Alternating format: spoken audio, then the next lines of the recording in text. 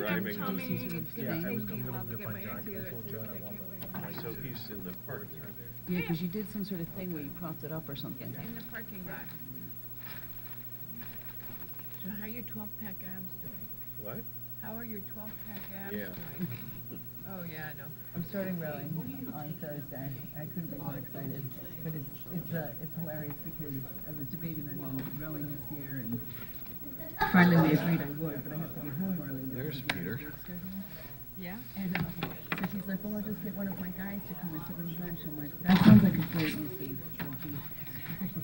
Who's gonna get a guy to sit on the bench? Larry's gonna get one of his co-workers, whoever goes to shoot strong, they can sit on the bench outside our house and listen. It doesn't really function. Well, it doesn't function if you don't use it. Unless Andy's there. What? It's funny, I was looking at this, Again. I'm like, well, that was useless. I see All you right, you making can't progress. do this. What? But see, I hadn't looked it up yet. You have to be centered, it makes me cuckoo. Do you need to move over one, you mean? No, see, You I'm, need all the audience chairs to move. Is that what you need? no, we have to be in the middle. Okay, we're pretty good, we'll share the middle. Don't, I wish you hadn't told me. Well, it depends on how many. Yeah. Finally making some progress. Yes, on this. I know, right? Finally. The big ugly hole for I'm too one of those long. I people know. who walks around straightening the pictures. No, Yeah, because we know that, we got it. some of the voting members aren't here, Okay, unfortunately. They David. can't hear us on the mic when we do that. Correct. Yeah, no, we would have, but we just don't have the. No, I the have a people. different plan. You know what I mean? That's even better. Or mine? Get up. No. Leave it where, no, I'm not leaving it up there. I know, right? You know, I don't think I need to do that whole intro thing. That would be easy. I mean, I could, I got it done, but. What are you doing? Oh, thank you. Oh, Nick, you're so smart. Do you want me to go back and tell the budget committee to fix these goddamn mics? No, when, Because I was literally just in front of them, and I wish you would have texted me. no. We told Jill. She was Yeah, she sitting in was the sitting- audience, and we said, look at what we have to deal with, and she cracked up, and she said, it happens to us too. We said, not funny. No, we talked to them. 3, Are you connected to the internet? Are you, are you 10. Yeah, I We just don't use did. the internet. I don't know what is happening here. 5, 6, 7, 3. Are you able to 9. connect? To the internet? Yeah. Uh-oh. 11, 12, 13, I mean, I'm 14. just so infuriated. I can't even open Explorer. Firefox is just twirling. When are we gonna see Dublin Hill? Next meeting. All Did right. they convert to preliminary? Yes. Oh, okay, good. It was, in here. You took this one up and I won the blank over it. Wave at Nancy.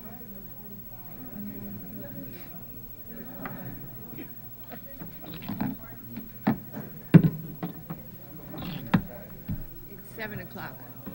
I think it's a.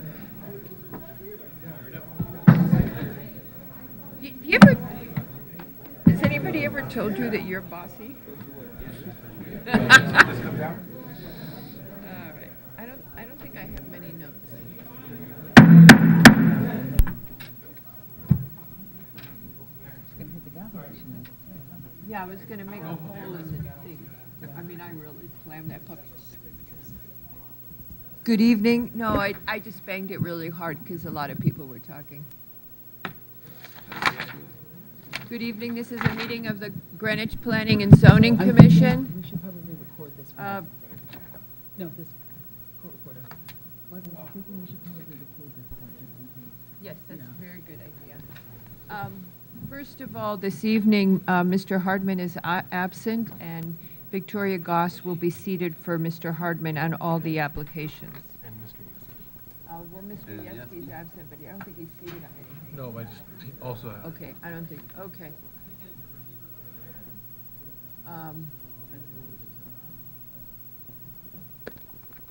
That microphone is for the in-room. It's for the speakers in the room here. Took my agenda. Did I take my agenda? Oh, that could be the case. Yes, okay, well, Andy had this one, and now I have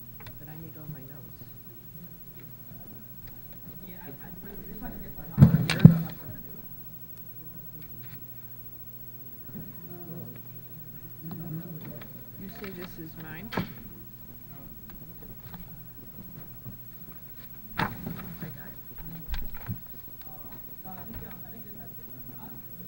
Okay, well, I'm really glad I called a meeting to order.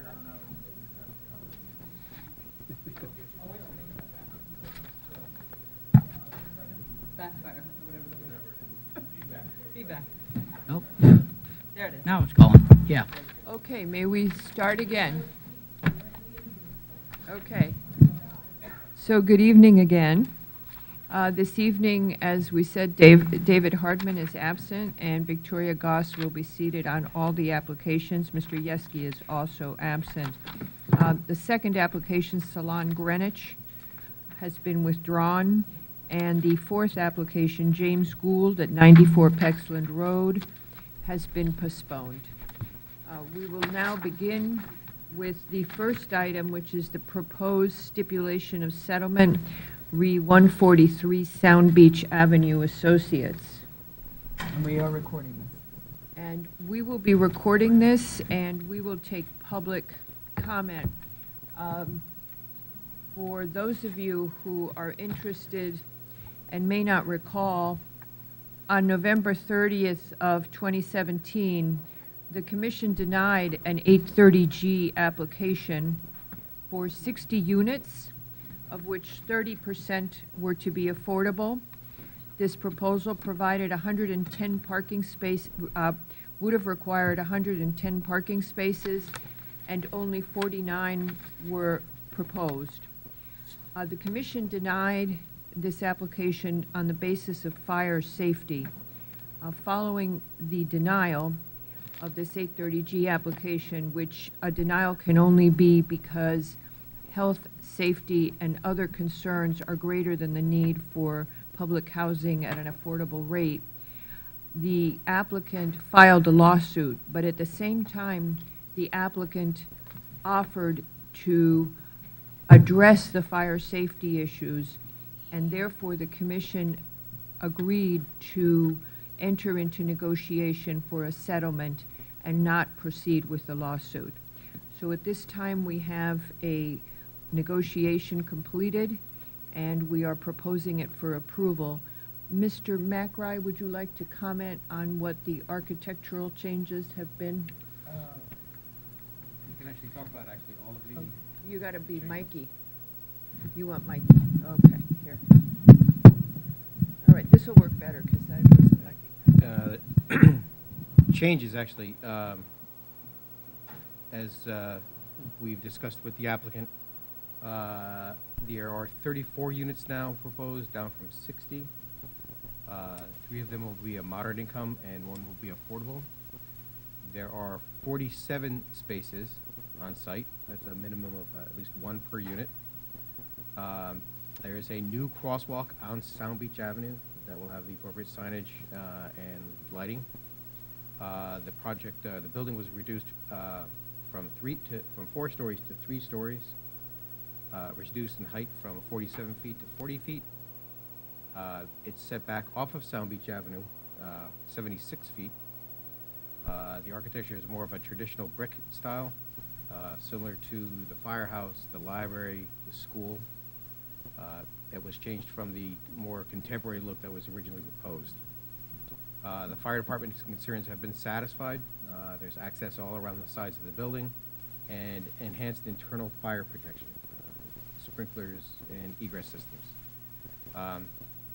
Rooftop amenities actually will be limited to the residents only. No parties, events, intense lighting, or loud music. And there's a prohibition on its use from 10 p.m. to dawn. There's a significant landscape all around the building, specifically on Sound Beach Avenue and at the back of the site that leads down towards the park.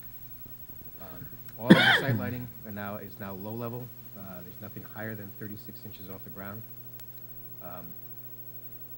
The facade lighting will be traditional style sconce fixtures as required by the sconces are at doors and exits. That's required by code, but they're more traditional to fit in with the architecture.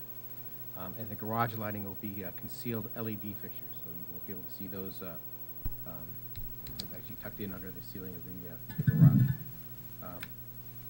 I think the stipulation actually, excuse me, the stipulation actually reflects all of these changes. Specifically, and then this has actually been revised a few times just to address, to make sure that actually all of the concerns have been addressed and met. The applicant has been very accommodating to agree to a lot of the specific changes and specific requests for in the architecture of the site, the lighting, that kind of thing. I feel actually we have a pretty good compromise here on this project. Do any commissioners have comments? Mrs. DeLuca, is there anything you would? We are open to listening to public comment if anyone in the public wishes to speak. Thank you.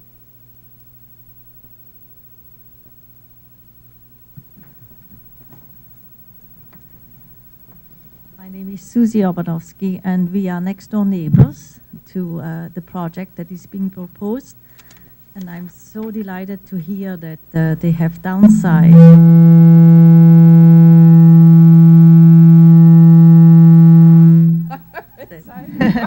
They have downsized the project, and my biggest concern just always is going to be the access, because right now when you drive into Ivy League, whatever, there's only one way in and one way out. And so I just hope that the access for emergency vehicles and whatever needs to be done for safety is being addressed. And that Mrs. Obanowski, the driveway actually is being widened. it's So being they'll have widened. proper, Okay. access and proper egress. Right. And the there's enough parking access. issue, obviously, because we are right next door, we do have plenty of parking. And anyway, I just hope that that's not going to be an issue. And the ins and outs of our tennis academy and of the new place are very, very tricky, because Sound Beach Avenue, as you know, is an extremely busy roadway. And I just hate to have somebody get into trouble. Thank you. Thank you very much. Mrs. Raymer?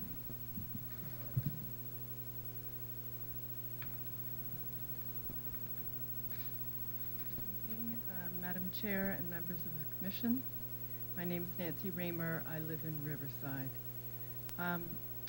I've read this stipulation, and I have the following comments. First, it delegates too much authority to planning and zoning staff. The Commission should retain authority over this settlement and not have it carried out by staff. The terms of the settlement, I think, are very vague. I think that this is going to become an important precedent in this body of law, and I think you should give great care to what goes in here and what does not. It should be very detailed. So the requirements for the LBR2 zone should be in there. 2.5 stories, 35 feet, FAR of 0.5, maximum building area 30%, maximum lot coverage 75%, as compared to what this stipulation proposes to do, which is 3 stories, 40 feet.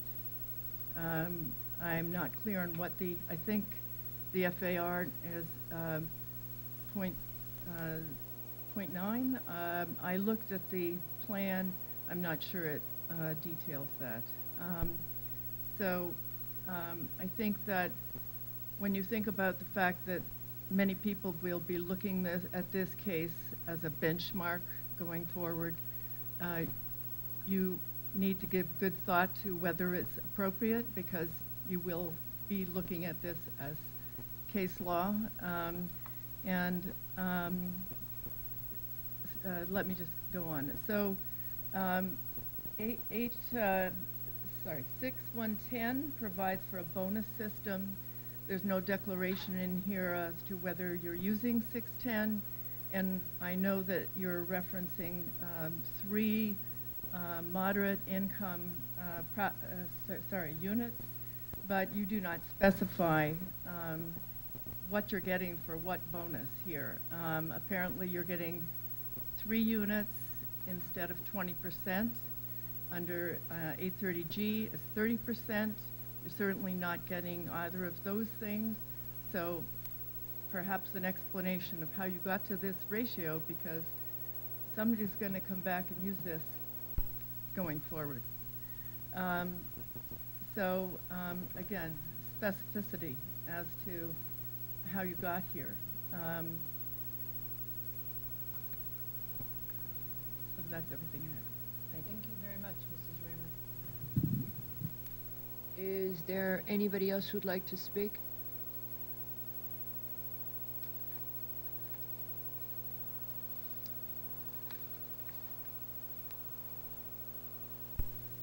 I guess not. Okay. So with that, any discussion from the commission? Mr. McRae, would you like to make a motion? Okay.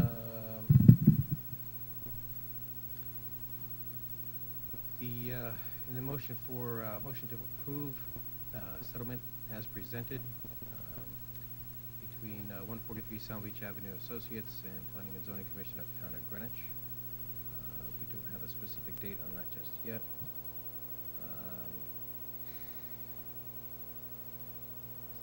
Pretty much it. I mean, do you have anything else to add? Yeah, I think what we could do is, I'm sorry, we could incorporate the information that was referenced by Mrs. Raymer could be added as an appendix to the agreement as an information piece. Would that be satisfactory? Would it make sense to incorporate as a reference point the decision letter Perfect. for the 830G, because that does explain in there I think that would do it. The issues of why it was Right. unsatisfactory initially, but there's a lot of comparisons in there about the rules versus the 830G. I mean, the complicated piece is that each one of these things is a separate and distinct review, because when the commission reviews an 830G application, you're not using our zoning regulations, you're using that different test that you mentioned earlier about the public health and safety versus the need for affordable housing. So that's going to be a different set of circumstances each time. Of course, the zoning remains the same for each zone, but zones can change. So I think it's a very valid point that it should be noted what the zoning is right now versus what they came in with and where you're landing. Yeah. So I think referencing the decision letter might be the best way to, or incorporating that into the settlement.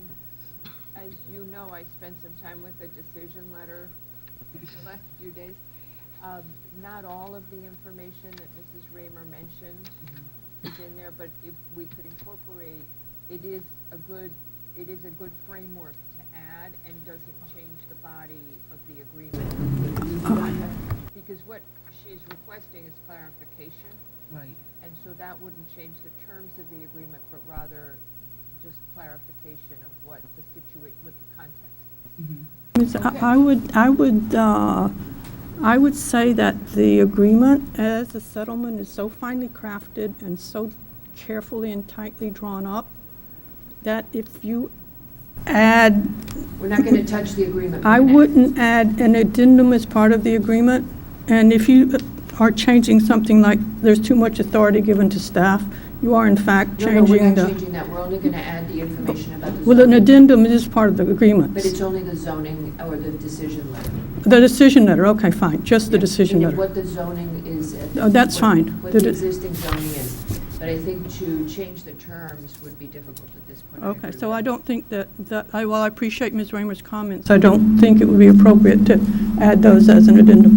Great. And just for everybody's comfort level, staff is staff to the Planning and Zoning Commission, and as you all know, but the public may not know, there's a very close relationship between staff and the commission, so we always like to have a back and forth with the commission, so we won't kind of go off on our own, if that's helpful to everybody. We always do check in with the commission, which the public may not know, but there is a very open communication line between staff and the commission, if that's helpful and eases anyone's concern. Okay, then, so do I have a second? Second.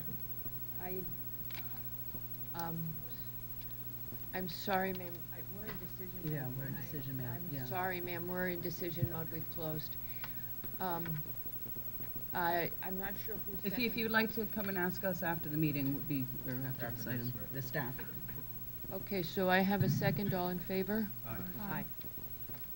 Okay, with that, our next application is Lucia and Tomaso La Roca at 74 Byram Terrace Drive for a final site plan to designate Unit A as a set-aside development under 830G. Good evening, Madam Chair, members of the commission. John Hegney for the applicants. We were last here before you on January 8th with some outstanding items that we have done our best to button up. In particular, we've provided floor area worksheets highlighting the differences between the units, provided a memo on the comparability issue as to whether Unit A, which we're looking to designate under the 8-30G standards, is comparable to the other units in the building. We've submitted an affordability plan, which Ms. Berry in the Planning and Zoning Office has reviewed. And now we'd come to ask for your approval for the designation of this unit to keep it in the building.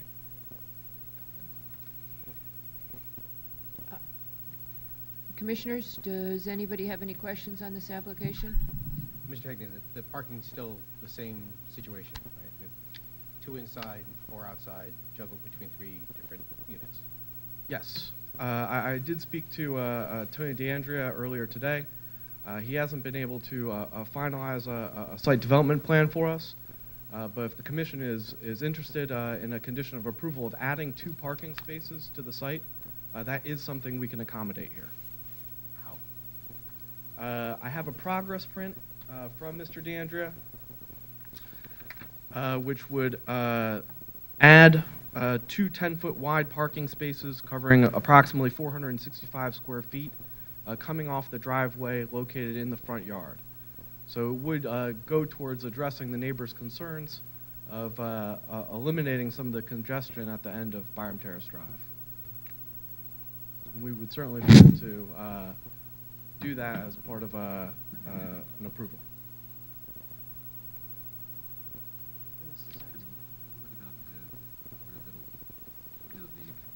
What about the Affordability floor?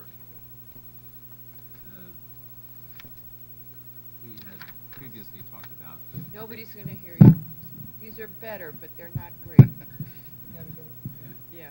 we had previously talked about the is it the affordable income unit or the moderate income unit? The affordable. Affordable. Affordable dwelling unit, yes. The basement is. There was a question of whether that really met the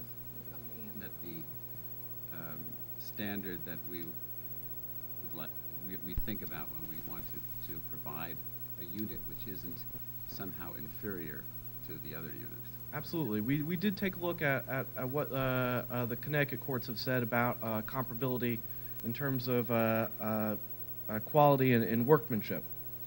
There are several standards, some of which the Commission highlighted at our last hearing. You can look to things like floor area, bedroom count, bathroom count, and then workmanship.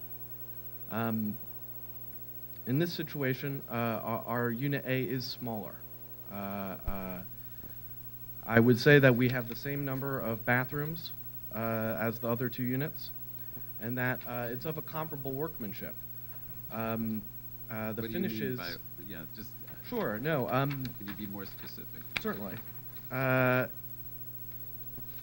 We looked at a case out of Berlin in which the developer had sought to designate certain units as affordable without finishing their upper levels. So essentially, they were comparable to the size of the other units as part of the development, but they had unfinished attics. And looking back on that, the court said that that's not comparable workmanship. In our situation here, we have the units with comparable finishes. The interiors are all, this is not new construction. They're all... Are they all new kitchens and are they all new fixtures? Actually, what? when the zoning enforcement staff first came to our clients to say that they had an unpermitted apartment in their basement, our clients removed all the kitchen fixtures. So the only unit that will have brand new kitchen fixtures in this building will be Unit A. And that is, all the other units will have slightly more dated kitchens. Okay, so in that Speak up. respect, Speak up. in that respect, you are meeting the standard, you think? We believe that we are.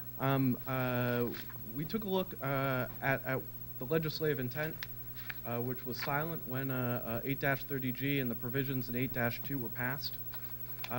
It's our impression or our belief that the commission has a wide range of discretion here. And we would say that this is something that would fall within a comparable style to the other units in the building. How about as far as the entrance is concerned? Unit A has a separate entrance from units B and C on the top. They share an entrance on the second floor. Unit A has its own entrance on the side of the building. Is it a standard door? It is. The entire lower level, where Unit A is fully above ground.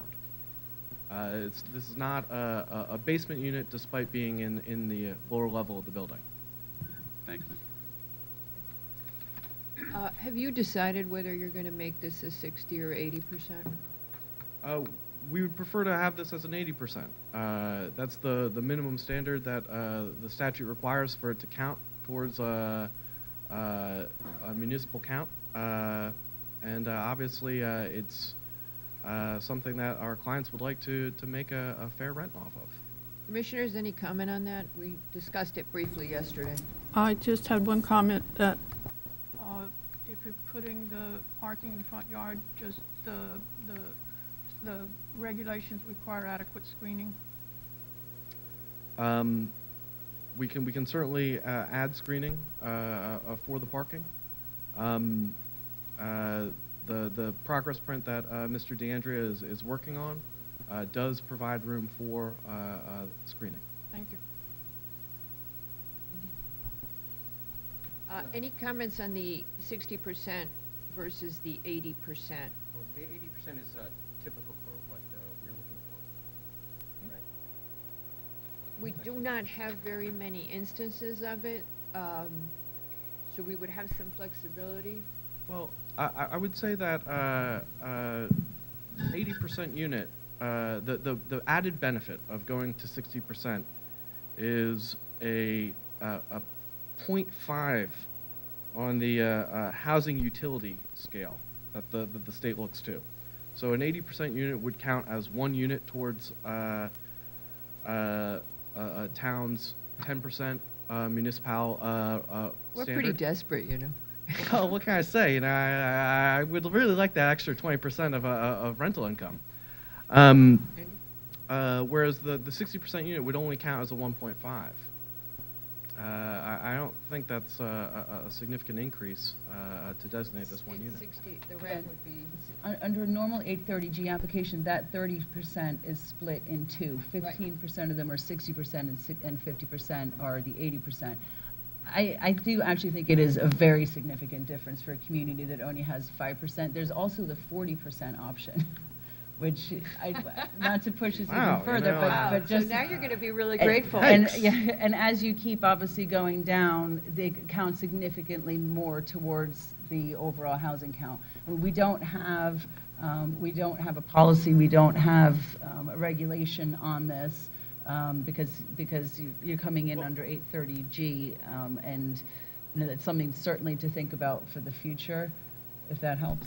Well, one of the things that Director DeLuca recommended that we do back in January was take a look at to see what the people up in Trumbull have been doing with a similar program that they've been running since the early 90s. What they've been doing is designating every single accessory or in-law apartment in their town that comes through their planning and zoning office as an affordable unit, restricting it to 80% of the median income of the area. Of the area, but Of not the area, not the state. Right. And so you're saying that, and that's significantly higher. In Trumbull, it would be than Yeah, other places in Trumbull the isn't state. Greenwich, but it is, I think it's got a fairly good area income because that whole area is a lot of commuting professionals. Certainly, and it's a program that they've been running with great success. What do you guys think?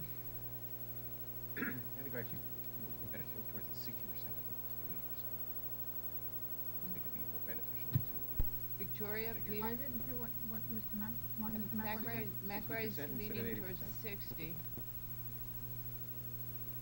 I will say that we are dealing with state standards. If we're using local standards, I can understand why a 60%. You're saying it's so low. We're dealing with very, very low numbers when you take the statewide median income. I'm on the fence, so somebody. What's the difference? Uh, Do the math for us. Well, It's, I think area median, you've got to do state median, and it's gone up. You're going to have to look it That's up. why- Yeah, I can't remember what it is. well, I will say that the HUD is going to change the standard next month. But using the 2018 numbers,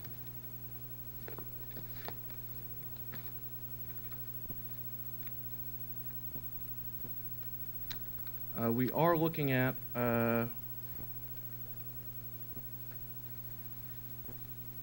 excuse me. Was not ready with my math homework.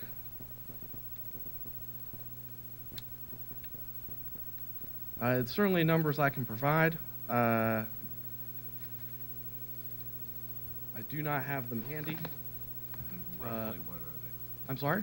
Roughly.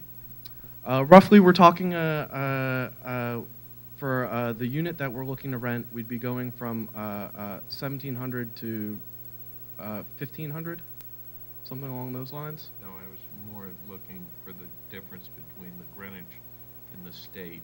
Well, they Ah. don't get the Greenwich regardless. Well, the Greenwich standard. Because it's 830G, so they have to. No, I be- realize that, but I'm I trying believe- to. I believe the Greenwich standard I was trying to see was- is 80% of the state. How's that? Can you go to I believe the Greenwich standard was somewhere around 77,000. Sorry, and that is based on the median income of town employees. So Correct. it's a different scale. It's not 80% of Right. that number. If you go to. It'd be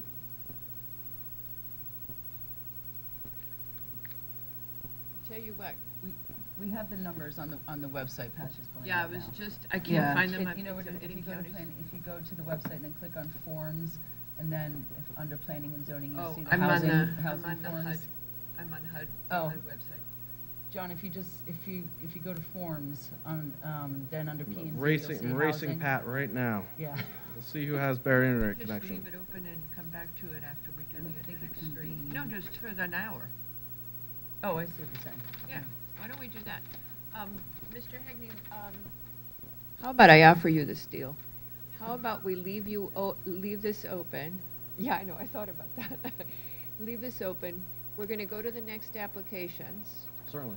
and then you can come back with an answer. How about that, rather than you try to, and then I'd we'll be happy to close do it and that. decide it once you've worked out your numbers. Because I Certainly. think that's the only open item that you have on this. I would hope so at this point. We've tried to accommodate both the concerns from the town and from the neighbors. Okay, so you don't have to hustle, think fast on your feet. I appreciate know it all the runs extra in time. It runs in the family genes, but we'll catch you a break. I'd just like to say wanted that we're actually doing this for our benefit, because I don't want to, kind of set a precedent here. I don't Yes. have it, I'll run back to my office and get it kind of thing. No, okay. I do think that's very important. The town is 5-6%. I think that it's a goal towards work towards the 10 to be exempt from the 8-30G applications that could come through in the future. All right, so we're going to go to the next applications, and we'll call on you after I hope to be ready. that. Okay. Ms. Albin, do you want to We're just gonna take a move. moment to shift the mics down? Okay. We're Victoria- having another sound system change. Which way are we going? We're going this way because there's an Yeah. extra one down there. And you and I are sharing well. Oh, no, but you move to the left. That one. I was whining about it. There. Now I'm happy. Now you get your own.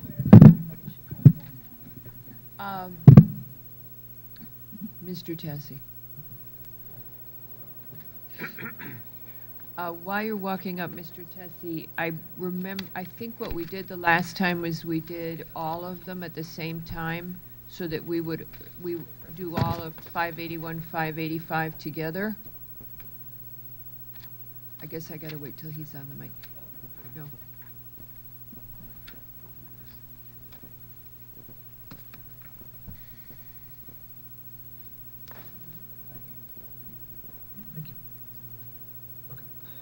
So, Mr. Tessie, we would do all of the applications together, the driveway as well as the proposal site plan? I just had a really question of Pat. Yes. Of Path or of Pat? Of Pat and Katie. When I submitted, it's more procedural for everybody. When I submitted my request to convert to Preliminary. final, from final to preliminary, Right. actually it was only for 500 and 600 West Putnam Avenue in 581, 585. Not the 3 office park applications. Okay. Now, the reason I did that was simply that we refiled those, if you recall, because we ran Right. out of time on the original. And we have so much time now on those 3. Right. Without extensions, we go into late So- July. That from a economy of scale standpoint in terms of procedure, Right. if I leave those open, Right. then you don't have to worry about writing a decision. Okay, and where it's noted here, where this is noted on the agenda that you're converting to preliminary, you in fact are not for the driveway applications. Yeah, I Because don't they- expect them to be heard Okay. until we refile, and I think it works, again, from just administrative economy for you all to, Oh, to so the you- extent there was a misunderstanding, I'd like to, with those, Okay. withdraw the preliminary, leave them as a final, But not open, not and not even discuss talk them. about them tonight. Okay, so we will now, that's fine. I've got no problem with that. So we will now start the public Well, hearing. hold on one second. I don't think withdrawal is the right thing to do. No, he's not Well, I withdrawing. didn't withdraw, well, I He's never just not- asked for it. I You're never saying asked post, for it. no, I Postpone. understand that, but then you just used the word withdrawal, so just want You to make didn't sure mean it. 100% clear that what you're doing is, there 5, 6, and 7 is effectively converted back to final, but you do want to talk about them tonight, presumably. I don't No. really need to. He Okay, wants so to we'll say postpone them. converted to Nothing new final, with those, postponed. and It they're kind of, remains final and they're postponed. Okay. yeah, and they're just then postponed, I We are think. now, and we will talk about application. Hold on, Here's the question, though. Yeah. If- Don't you need to talk about them, though, when you're talking about the access way to the office park? We're not Presumably- changing, we're not proposing to make any changes. Okay, so you just want to be silent on that, so to speak, for this Yeah, evening? well, you're going to, presumably, you're going to write a decision on the preliminary. Whatever you're going to say, you're going to say. How that affects them. I mean, I'm not trying to stand on, I'm just trying to move things along. Yeah, and do Kind it. of like, feel like Okay. I really am turning blue in my face, talking about these applications. Yeah, we feel that way too. Yeah, I'm sorry, I really think this is potentially a predetermination issue. Can we just please leave them open and Okay. It's up to talk you. about it? You I can think leave them it's not a open. good idea to separate it out like that, and it's Okay. no big deal to just leave it open. Okay, so I- we will include them in the discussion now as it is relevant, and we're still opening the public hearing right now, but as we open. Don't we want to go back to John before we open the public hearing? Oh, are you ready? I'm sorry, Mr. Tessie, it's a messy night. We just saved adjust John the about mics 3 one more hours, time? so. He owes you one. Courtesy, but I know the Hegneys always do. That's okay. Pass on the baton. I thought it was a courtesy for John's, not for Hegne's. No. Okay, sorry. The numbers are the difference in rental income from the 80 to 60% would be a difference between 1,335 to 1,083 for the one-bedroom unit that we're looking to designate. Say that again, please. 1,335 at 80%. I'm open. 1,083 at 60%. 1,083. So a difference of $252 Wait, per month. I would note that we are getting a restricted deed on this, which, we have to, because it's yeah, 8:30G. well, we have to. But as far as whether we do the 80 or the 60, I think that the applicant is giving a benefit to the town and giving the long-term deed restriction. I would like to add that this is just Mr. one of- Fox, your comment? Fine, either one. Mr. Fox is I- fine either way, Mr. McBride? Doesn't matter. Don't matter where. Okay, I prefer the 60 because I know it's very hard to find an affordable apartment. But I defer. It sounds to me like everybody else is okay with the 80%. Well, I would say that this is not an isolated incident in town. So much money. This is an issue that zoning enforcement is And so you think it's a flagging better in precedent? multiple places. Okay. I would say By that that. a lot of the landowners, in order to get to this point and present this application to you, are having to make significant upgrades to ensure safety in these unpermitted units. Gotcha. And can I just make one other point, is that the income of the 80%, the person cannot make more than 53,000 change, and then with the 60%, it's 40,000 and change. So just so you understand the All right, difference. I'm okay with the 80%. Okay. All right, Mr. McBride, could we have a motion? In the application PLPZ 2018 Wait a second. I forgot to ask for public comment. I'm sorry. It's been a messy night. Could we, do we have any public comment on this application? No. Okay, now you can go ahead. In the application PLPZ 2018-00536 for final site plan to designate Unit A, existing one-bedroom apartment as a set-aside development pursuant to Connecticut General Statutes 830G. Move to approve said application at the 80% rate. It's been noted that the unit has been endorsed by the building department for code reasons. There will be actually 2 internal parking spaces and 4 external parking spaces in the driveway. Can we make a comment about coming up with a parking plan that does keep the parking as far back from the street as possible? Well, they were going to come up with those 2 extra parking spaces, right? Right, so instead of putting them right up front, they can put them closer to the building. Do we want them to come back with No, and provide a parking I plan? think so.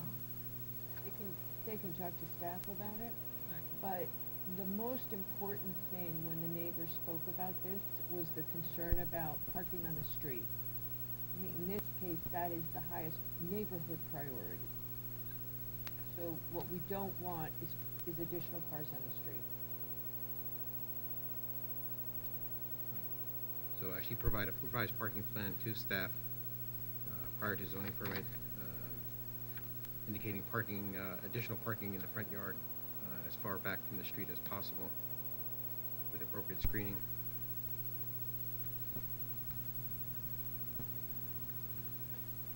An affordability plan has been filed. Staff has Draft, yeah, they're working on it. draft. Staff has indicated there are just I's to be dotted and T's crossed. Any other outstanding staff and departmental comments? And do I have a second? Levy? All in favor? Aye. I vote nay. 4-1? Thank you very much. Okay, and now, Mr. Tessie, and now the public hearing really does start, and hopefully, Okay, okay. thank you. What application is it first? Lost track. You lost track? We're now doing all of the applications for for the driveway, the 3 applications. Okay. As well as the application for the site plan itself at 585 and 581 Thank you. West Putnam Avenue. And maybe for the record, since we are in the public hearing, we should clarify that those first applications, the first 3 applications that pertain to the driveways, the driveway itself, are finals, and that the one for the building is a preliminary, has been converted to preliminary, whereas the others are final. Right, they're finals, but they won't be decided tonight, Correct. I don't believe. Okay, all right, Probably just for the sake of the public. Okay. yeah, okay. The, So we're doing 5, 6, 7, and 8. yes, We are doing them all together. Correct, but Yeah. we're really talking about number 8. We're really talking about number. Right. Yes, we are. okay. John Tessie, for the record, representing the applicants on each of the applications described by What's Ms. her name? Albin. And this evening, I have Mr. Molnar from Mr. Ferreri's office, his project manager. We have no one else. We felt at this point that we've adequately described the project in terms of its physical nature, and also will allow and uses subject to what we're going to discuss tonight. Now, you've made some We have- changes. Yes, we're going to describe those Are you changes going to now. summarize those changes Yes. now? Okay. I am. The changes we have made, and they were done with a mind toward commission member comments concerning the project, since we first started to present the projects to you, is to reduce the height of the building, front and rear, by, was it 4.8, 4 feet 8 0.8 or 8 inches? 4 feet 8 inches. So 4 and 2/3 feet. Okay, so you've reduced Or- the height almost 5 feet. Almost 5 feet, thank you, basically like a half a story. We believe that's significant given the concerns over perception of the building. We are, per your comments, particularly, Ms. Albin, enhancing the screening. We've actually I submitted plans did see that. in front of the building itself. We've also decided, and this led to, we, meaning Mr. Ferreria, my client, decided to forego the idea of a supermarket on the property. And that allowed for the 4.5 feet really to be reduced, because supermarkets are looking for more height, more stacking, et cetera. And what we decided to do is retain physical training, I'll call it spots, because we don't have specific tenants now, although he is talking to 1 or 2 tenants, to the rear building, so to speak. And so programmatically, those businesses don't really need street presence, as we all know. And on the street presence side, the front building, portion of the building, I should say, we are looking toward a retail uses in a restaurant, or food services. We see that mix. Mr. Ferreri believes he will also have a small, relatively small bank branch there. And that would also be, again, a retail type of retail bank. And overall, we can't, at this point, finalize our plan. For instance, in the back, we just didn't have time, right? We have this large loading dock in the rear. We don't see the necessity of that loading dock anymore. in terms of the floor area for the commercial, if you add up the commercial uses, you come to about 22,000 square feet. You know, you could in theory go up to about 52,000 square feet of commercial, so it's about 40% what otherwise could be used. I think from a parking and a traffic standpoint in the area, that's a significant reduction from what could be built commercially, even taking into account our 67 dwelling units. So overall, we think it's a win-win for everybody. Mr. Ferreri's comfortable with these changes. Overall, when we're coming back one way or the other, whether you like it or not, but hopefully you like it, we will have more of the details on the uses, particularly a restaurant. We would be showing the spaces, showing the kitchen, et cetera, what you normally see with a restaurant. And what changes have you made to the number of dwelling units? None. And their configuration? We were originally thinking we could add a few dwelling units and move downstairs some, which would have been 2. What happened was that as we looked at our floor areas closely, we were showing, because of the loading dock, we're showing floor area actually totally commercially close to about 28,000 square feet, not 22, but really that was combination of common area. We got rid of the mezzanine, which is another 1,000, I don't remember, Mr. Macri, it's about somewhere between 1,000 and 2,000 feet. So that's gone. So we only had so much really left here, which meant that we didn't want to lose those common areas. Mr. Ferreri needs to help justify this project some degree of commercial. We think the good fit is physical training. We have a lot of tenants, obviously, at Office Park. We think that could be a win-win for everybody because it's more people coming in early, less traffic. Those people could work out before or afterwards and maybe go have a drink and a cocktail and dinner. So I think those bringing physical training there, bringing a restaurant will actually help dissipate traffic in that particular area where rush hour itself, and I've talked to some of our neighbors who are in those commercial buildings, those office buildings. It's really not fun.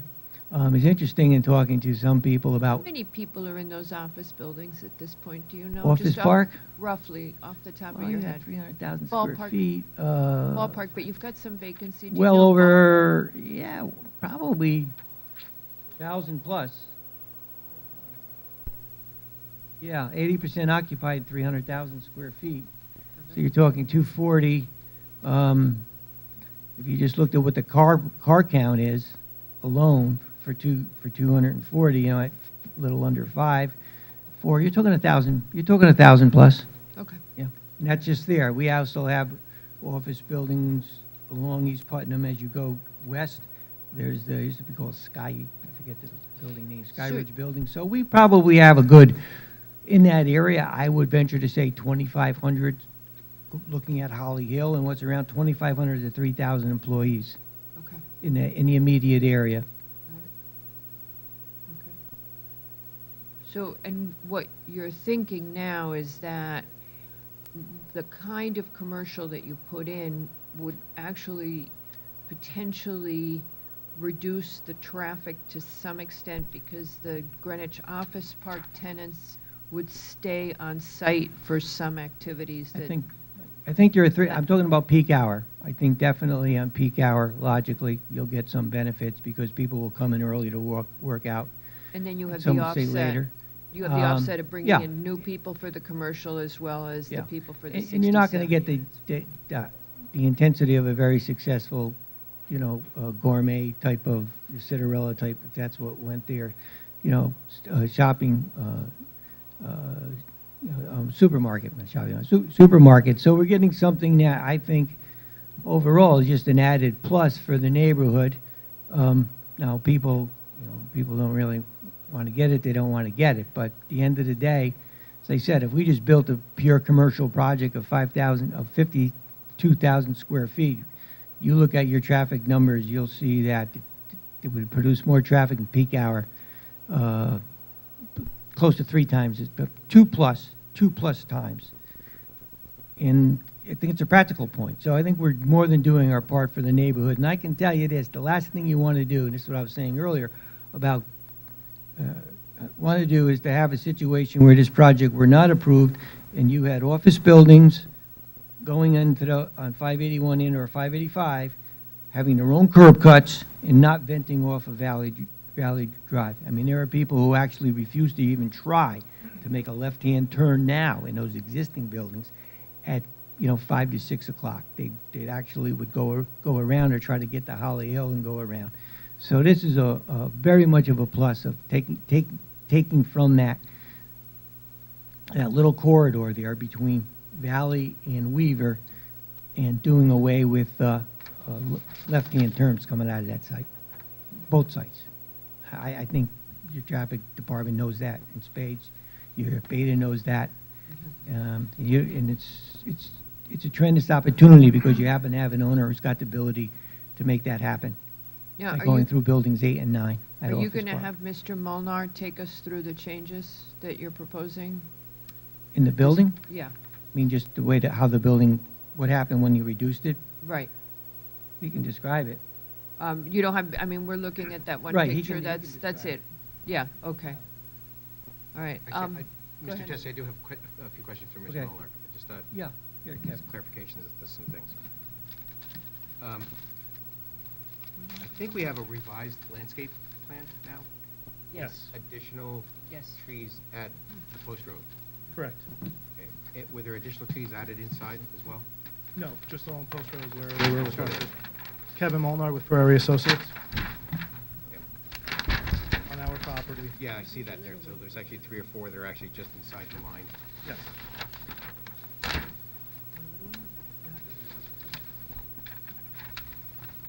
Okay.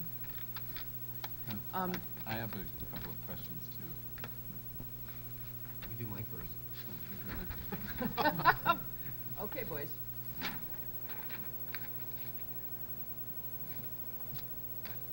So down lower left-hand corner, I guess it's those the 3 new ones are in that, Make sure the soil is sustainable. there, okay. Mr. Tessie talked about a reduction of 4'8". I was actually running the numbers, I came out to about 5 feet. If there's no supermarket now contemplated, then removing the required loading dock for the supermarket, can that 4'8" be increased and brought down even more?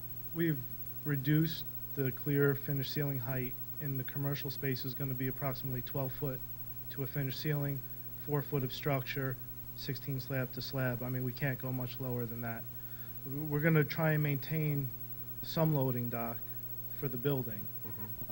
But certainly we don't need one to satisfy a WB 67 as we previously did. Right, okay, because I think actually the 60 inches is a really great start. The more, the better. We've worked very hard to get there. Did you have, or had you developed a comparison of the proposed elevations and the revised elevations, something you can kind of see as a graphic?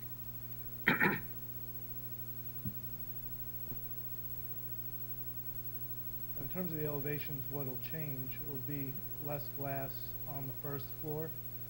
So I'm just going to show you the building section.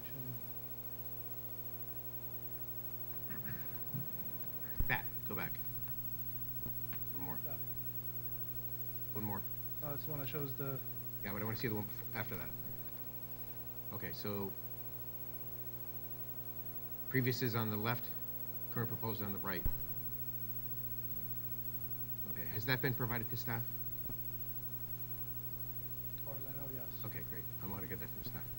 Okay, so the roof height, well, when we say roof height, we're talking about the garage, top of the building, and actually not the top of the parapet, but the top of the roof itself. Is that correct? Yes, Okay, so then we have about 4 foot above that for the parapet. yes. Same thing in the garage? Garage, yes. Okay, I just want to make sure that I understand exactly what the actual height is going to be. Okay, now we can go to the section.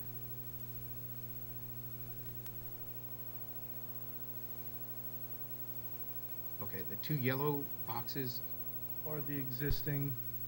Buildings. The yellow on the left is the existing 585 office building. And then on the right is the existing 581 Club V. the taller outline that you see was the original proposal. And then you see the line below that, and that's where our current height is. So we're just slightly below the top of the existing 585.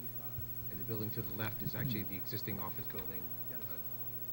Five. Weston's Jewelry, yeah. Okay. And you have a portion, that's a portion of Building 9 to the extreme right? Yes. Because you actually had a really great street section, actually, that kind of showed that. Do you have that? No. Okay. So we have the same number of units, so 67 units, correct. basically all of the height that was taken out was actually in the first floor area. Correct. That's been reduced down to that, okay. Okay. So the footprint has not changed.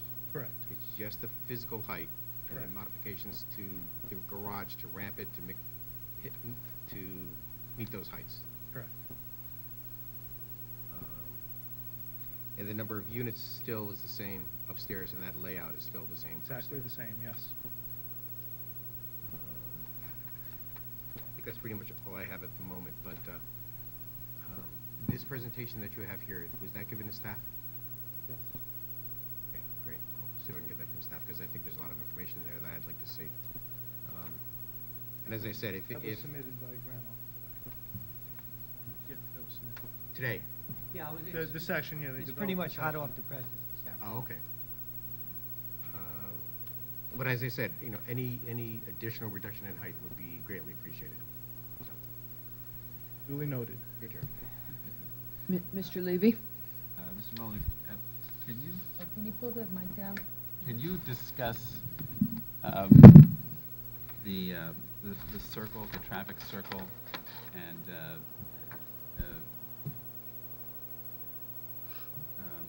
because now it looks like there's going to be a little bit less traffic, and traffic circle is a nice organizer for traffic, but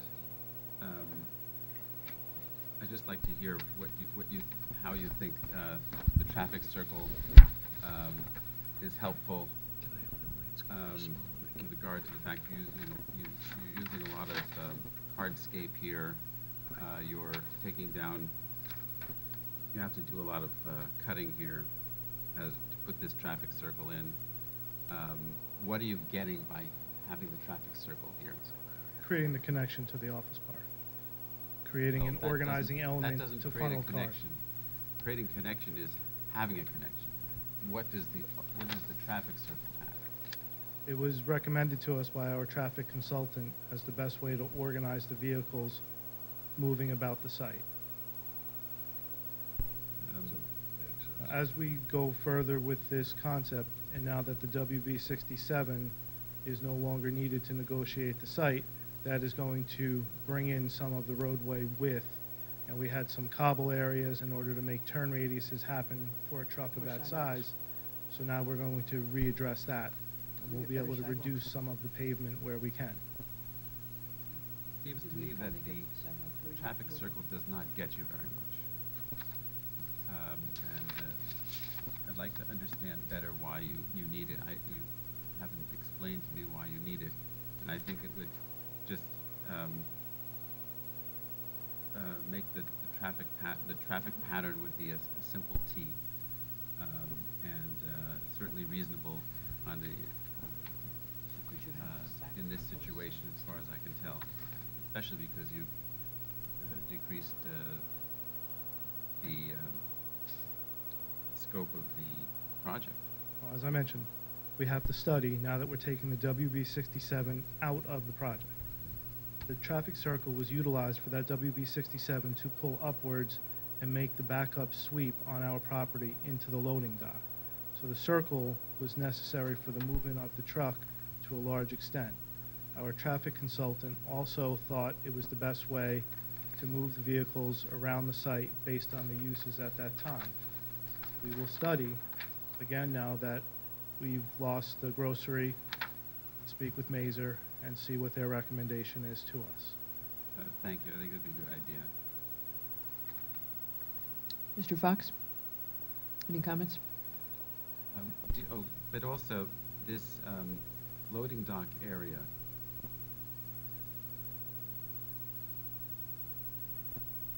I'm wondering if there's any way to move that and combine it with the other entrance into the parking, so you don't have. I won't have head clearance. We've reduced the height of the building, so I've lost height in the garage, so I can't pull a truck into the garage. We have building that understand. sits over the top. I see. I think actually burying it way back in there actually probably really gets any kind of truck movements, everything really away from where the real traffic's going to be, getting in and out of the garage. I mean, I don't think you want people queuing, trying to get around the truck. I'm just trying to think of, instead of having two different entrances. Okay, thank you. Okay. Ms. Goss? I have no comment. Okay. So just to clarify, this updated landscaping plan that we received on the 14th is going to be updated again to reflect that the larger trucks won't be here and the loading dock is going away, et cetera. We're going to study it, and we'll see what modifications are necessary. We still want to maintain a loading dock. It'll be for a smaller truck. Okay. So we want to be able to accommodate our tenants in the building so that their move-in, move-out operation is not in the trafficked way. And the last thing, I believe at the last hearing, we asked how important was the traffic connection to the office park to hit the other? And I don't expect you to answer it because you're analyzing the traffic now without the track, but I like it. It's very important to Mr. Ferrari, Okay. yes. I mean, it's important enough that he was willing to sacrifice his original programming, you know, with the food store. He just believed that that connection makes a lot of sense for the Traffic. office park. It's an entrance, you know, we don't really have an entrance on a major street, so this is all going to be essentially incorporated into one campus. So it's, to a degree, it's image. It's giving him some comfort. I'll defer to him. He's the client in the know when it comes to how to develop and how to operate, you know, his campuses and his buildings. And so overall, he has a certain vision. You've kind of heard it before, of what he wants to do for this area in a positive sense, and he just sees that as important. As one of the neighbors had said at a previous hearing, that is a park, office park. He's making internal enhancements there to make it more walking friendly, user friendly. He likes the idea of people coming in to enjoy it. So it's all part of his master plan, if you will, for upgrading the park and upgrading the area. Mr. Tessie, we've been getting feedback that two-bedroom apartments, particularly for the moderate, are the most desired. We had understood that you were adding 5 apartments. Now you're going to stay at the 67. What have you thought about in terms of bedroom configuration? Are you keeping it? Yeah, I guess you are at exactly what it was. Is there any consideration to increase the proportion of two-bedroom apartments?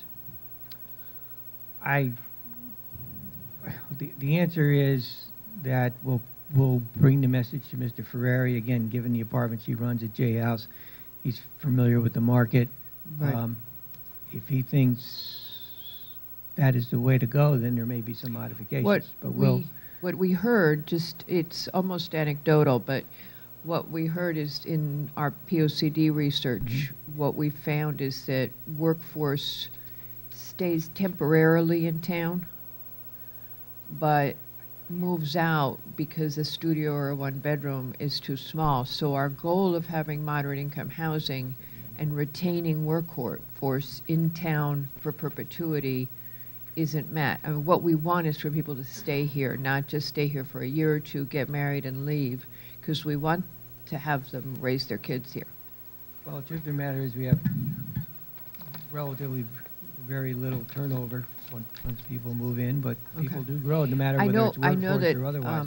I think that You've had little turnover at J House, you're saying? yeah, Okay. J lost, not J. J Hub, sorry. J lost. They have a lot of. We do that. J House, we have a tenant. Shh, don't even go there. Getting We do messy that, again. we do that a lot. J lost. The J's Bill, get mixed so up. do we. Okay. So I'm what- just putting it out there for you guys to think about it. You've got access to the market research, but that's what we're hearing as we're doing this work. And Yeah, no, then, I hear you, and we'll bring that message back. and then if Consideration. you don't have anything to add at this time, I could turn it over to public comment. Yeah, that was what we had, right. Sure, yeah. Okay. All right. We don't have a sign-up list, is that correct, Mrs. DeLuca? Right. Okay, so it's first come, first served. Please identify yourself when you come forward. Hello?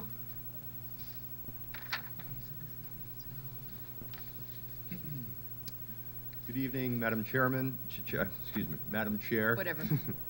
And members of the commission. My name is Michael Badama, and I'm with the law firm of Whitman, Breed, Abbott, and Morgan. We've been engaged by a group of neighbors who live in the Alden Road neighborhood, which is adjacent to and to the north of the Greenwich Office Park. We've taken some issue with the conclusion of Mazer Consulting and its traffic impact study that the proposed 581, 585 redevelopment will not significantly affect the area roadways. And I wanted to advise the commission that we intend to retain our own traffic consultant. We'll share those findings with this commission, and it is our hope that this additional input will help the commission in its review of the final site plan. Thank you.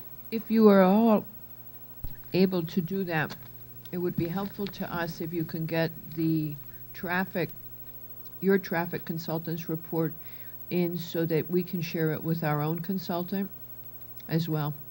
Absolutely. What do you think your timing is? We're going to try to get it done as soon as possible. See what happens. Yeah. No, I'm sorry, Mr. Tessie, you have to be at the podium on. The gentleman. This is a public hearing. I'm not arguing. The only problem is he's not going to have an application to file. We're going to try to get our new application as soon as possible in, but you're going to be closing and deciding the main application here. Well, I understood that the gentleman meant that he is in the process of getting the report, and he will be submitting it for the final. He just wanted to let the commission know. I was just saying that you couldn't really submit it if there's no application. That's all. You're still out of order. Thank you. You're still out of order, please. Since this- Yeah, that didn't, It's okay. Thank you. okay, thank you, sir. Thank you. Any other public comment? Okay. Sir? Good evening. I was here 2 weeks ago. My name is Tracy Lavery. Hello, I've lived Mr. on Lavery. Alden Road in Greenwich for 35 years. Yeah, make the microphone close. Sorry. My name is Tracy Lavery. I've lived on Alden Road in Greenwich for 35 years. My property abuts Greenwich Office Park to the north, and I oppose the developments as presented. I have a very two-sentence general statement and a couple of specific points to make, and I'll be done. The two rundown vacant buildings at 581 and 585 should be demolished, but the developer's replacement is out of balance and inconsistent with the suburban character of Greenwich. The density is just too much and should be scaled back. We don't need more commercial space in western Greenwich. US 1 in that part of town should not be defined by auto dealers' mediocre architecture, the destruction of environmental features like rock outcrop and mature trees, and the elimination of building setbacks and water features. There seems to be an opportunity here to create a project with better balance, better design, more environmental features, and less traffic, parking, and safety problems. And let's all look to the long-term future of Greenwich and work together to try and get it right. I'm speaking on behalf of, as a neighbor and with other neighbors. Then I have a couple of specific comments for the commission. We need to see drawings and renderings of the 581, 585 project from the north, where we live. And some of the residences are at higher elevations. We have not seen any such drawings. The site is not level. Measured from the grade level, say, of West Putnam Avenue, how high is the highest point of the building? How high is the highest point of the parking structure? We don't know what the structures will look like from the north, day or night. We need renderings of the building and parking structure, in our opinion, to see the visual and lighting impacts on the residences to the north. I think what you're asking for is what, not necessarily what the elevation would be like, but what would you see from the north in the winter? Correct. I mean, From the closest neighbors, what would they see of the building and of the lighting or whatever in the winter? Some sort of illustration of that? That's correct. Okay. And All right. right now, we have not seen that. The elevation above sea level or above, say, the grade level of West Putnam Avenue at the intersection with Valley would be a benchmark, say. But because the site is not level, I'm not an engineer, but 47.5 feet is 47.5 feet, but that might not, the effective visual height could be more. Right. And we feel like we're in the dark on that. And it's lost 5 feet, almost 5 feet. Mr. Mac, that's somewhere between 4.5 and 5 feet lower now. Because they've revised the proposal I mean, right now, tonight. Oh, Yeah. So what Mr. Tessie opened with is that they've revised the proposal to get rid of the supermarket. Right. And that they've lowered the building by 5 feet. So it should be, call it 43 feet right now, roughly. We're Lower is better, but I would still submit that we haven't seen anything to know what we would be looking at. And to be truthful, we have not seen much either because they submitted these revised plans late last week in response to the comments that they got from us, from all of us at the last meeting, including you. And to my knowledge, I don't even have a benchmark of having seen the plans that existed before what was submitted late last week from the north. I don't No, believe I we've don't seen think anything. they've given that. I think they talked about it, but they didn't actually give you a visual. Okay. Okay. Well, so my request Yep. stands that the neighbors would Yes. like to see that. Absolutely, we've noted it. The second point, which I was revising based on this, and I'm confused, and I suspect a lot of the members of the public are confused about the process and what's really going on here. There's a revision. I'm not saying it's haphazard. What it seems like is lots of information was submitted at the last minute. Staff has probably not had time to analyze it. And I don't know what the time process is going forward from here, but I hope that there's no rush to judgment, no rush to decide before people really understand it. Because certainly for neighbors, we're pretty much in the dark, and it's unsettling to think if this is going to go forward at such a rapid pace, we won't have time to analyze. One of the commissioners is suggesting that Mrs. DeLuca respond to that. Because the applicant converted to a preliminary, there will be Maybe you time. need to explain that whole thing. Yep, so there will be time. And the reason is that a preliminary site plan application doesn't have any legal standing, meaning that you can't take whatever action the commission takes and get a building permit and the story's over. What a preliminary does do, however, is it does give the applicant guidance from the Planning and Zoning Commission, which is more valuable, so to speak, than that of staff. So, because it comes from the commission and there will be a letter detailing the guidance. Okay. The process after that, assuming that the commission moves this to final, what that means is they're saying, go ahead and submit a final site plan and special permit application, and they will detail the things that they want to see in that application. At that point, the applicant would then, if they want to get something that has legal standing, they will then submit a final site plan and special permit application. That does have legal standing. If the commission approves that, they can then proceed to get the zoning permits and building permits. So to answer your question, there will actually be time because the commission, if they decide to move this forward this evening, will then have the letter that details the guidance. The applicant will then have to spend some time looking at the plans, addressing the issues that are raised there. They will then have to submit a final application. At that point, the record starts anew. So that's an important point because anything that you may have entered into this record will not automatically transfer to the final application. So there will be time for you to then come back at the final. And I also want to note that the abutters of this property will have to be re-noticed, so there'll be a new notice that goes out. And also on the website, you can continually check back in on the pending application area of the Planning and Zoning website to see what application has been submitted. You can also sign up for agendas, and you can there see when this final application would be on an agenda.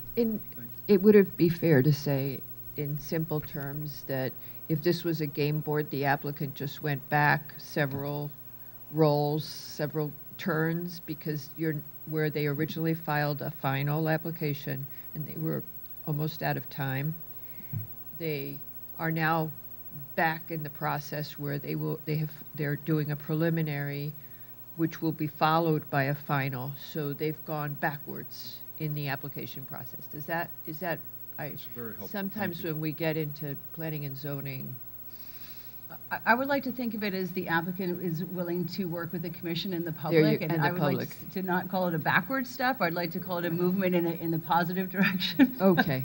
But I think from the timing standpoint is what Madam Chair is this referring is to. always the difference between Katie and me. That glass is always half full on Katie's desk. Okay. Thank you very much for that. I have one other brief comment, and the basic topic is traffic and parking, which some other people may talk about. And I understand that there have been questions about assumptions in the applicant's traffic and parking studies. And I wonder to myself, which does not have to be answered tonight, has a P&Z applicant ever submitted a traffic study that concluded that the project would make traffic and parking worse? Strikes me as unlikely. Yet we all know this happens, as with Citarella that opened in 2015 at 600 West Putnam Avenue. I don't recall being part of those meetings, but if there were a traffic study then that said all is good, I think it turned out that all is not so good, because some of the proposals for the current development are to fix the traffic and parking issues with Citarella. Two answers to that question. The first one is, that's why we have our own traffic consultant, and they get the study and they ask all the questions. So it's an And- iterative process. And then they comment to us and they tell us, and that's why a commission always has the right to hire their own independent experts. The other answer to the question, I'm going to confess to you fully right here. I was on the commission when we did Citarella, and I thought it was a great idea. And we knew the parking was going to be tight at the time. We did not foresee the home run that it would be. The place has been a home run, and we In didn't. terms of consumer demand. Of consumer demand, and that we didn't anticipate. We thought it would be like a nice thing, the parking might be a little tight, Right. and it'll be a really nice thing for the western part of town. We were right, except that we didn't anticipate what a huge success it would be. And that's so hard to predict, but we all looked at it and said at the time, wow, this will be great. People who live in the neighborhood are gonna be so happy. So I plead guilty on that, because I bought into what a great idea that was, and we just never dreamed how successful it was going I'm to a be. businessman, but not a retailer, and I've used a phrase in my own mind called sort of a destination store, and Whole Foods call it is a destination Absolutely. store, and Citarella is a destination Yep. store. And since you never know which future tenants are going to be places, it would be nice to maybe have sufficient parking and stuff to anticipate that and not have things crater if you do get a destination. I don't want to go down store. the rabbit hole, because somebody's going to start telling me to stop, but we compared it to Balducci's, which is should have had a similar standing, and Citarella was just a totally different game. Okay. Anything else, Mr. Lavery? No, that's it. Thank you very much. Mr. Lavery, I have just a question for you, something to think about. We're going to be in this process for a while longer. Okay. We're talking about an appropriate building in that site, that kind of thing. Can you think about what would be appropriate, or what would be a better appropriate building for that site? Understanding you've got office buildings on all sides. This is the Post Road, it's our commercial district. Right. What is something that actually, your thoughts, what would be different? Why would it be different? So when we talk about this again, we have a better understanding of what you're thinking about. I will answer that question. Thank you. All right, thank you very much. Thank you, sir. Somebody else would like to speak? Yes, sir. Please identify yourself for the court reporter. Yes, my name is Darrell Marks. I am a resident of Glenville. and I am a runner. So my usual loop takes me Weaver Street through Calhoun, around Edgewood Valley. I've been doing it for the past 20 years. I pretty much know the traffic pattern by playing dodgem with most of the cars. I can tell you the times that they come and the times that they don't come. My wife has an office on the Old Post Road. She also walks to work and is very concerned with the traffic that runs along Weaver Street. And we both cut through the office park numerous times. Okay.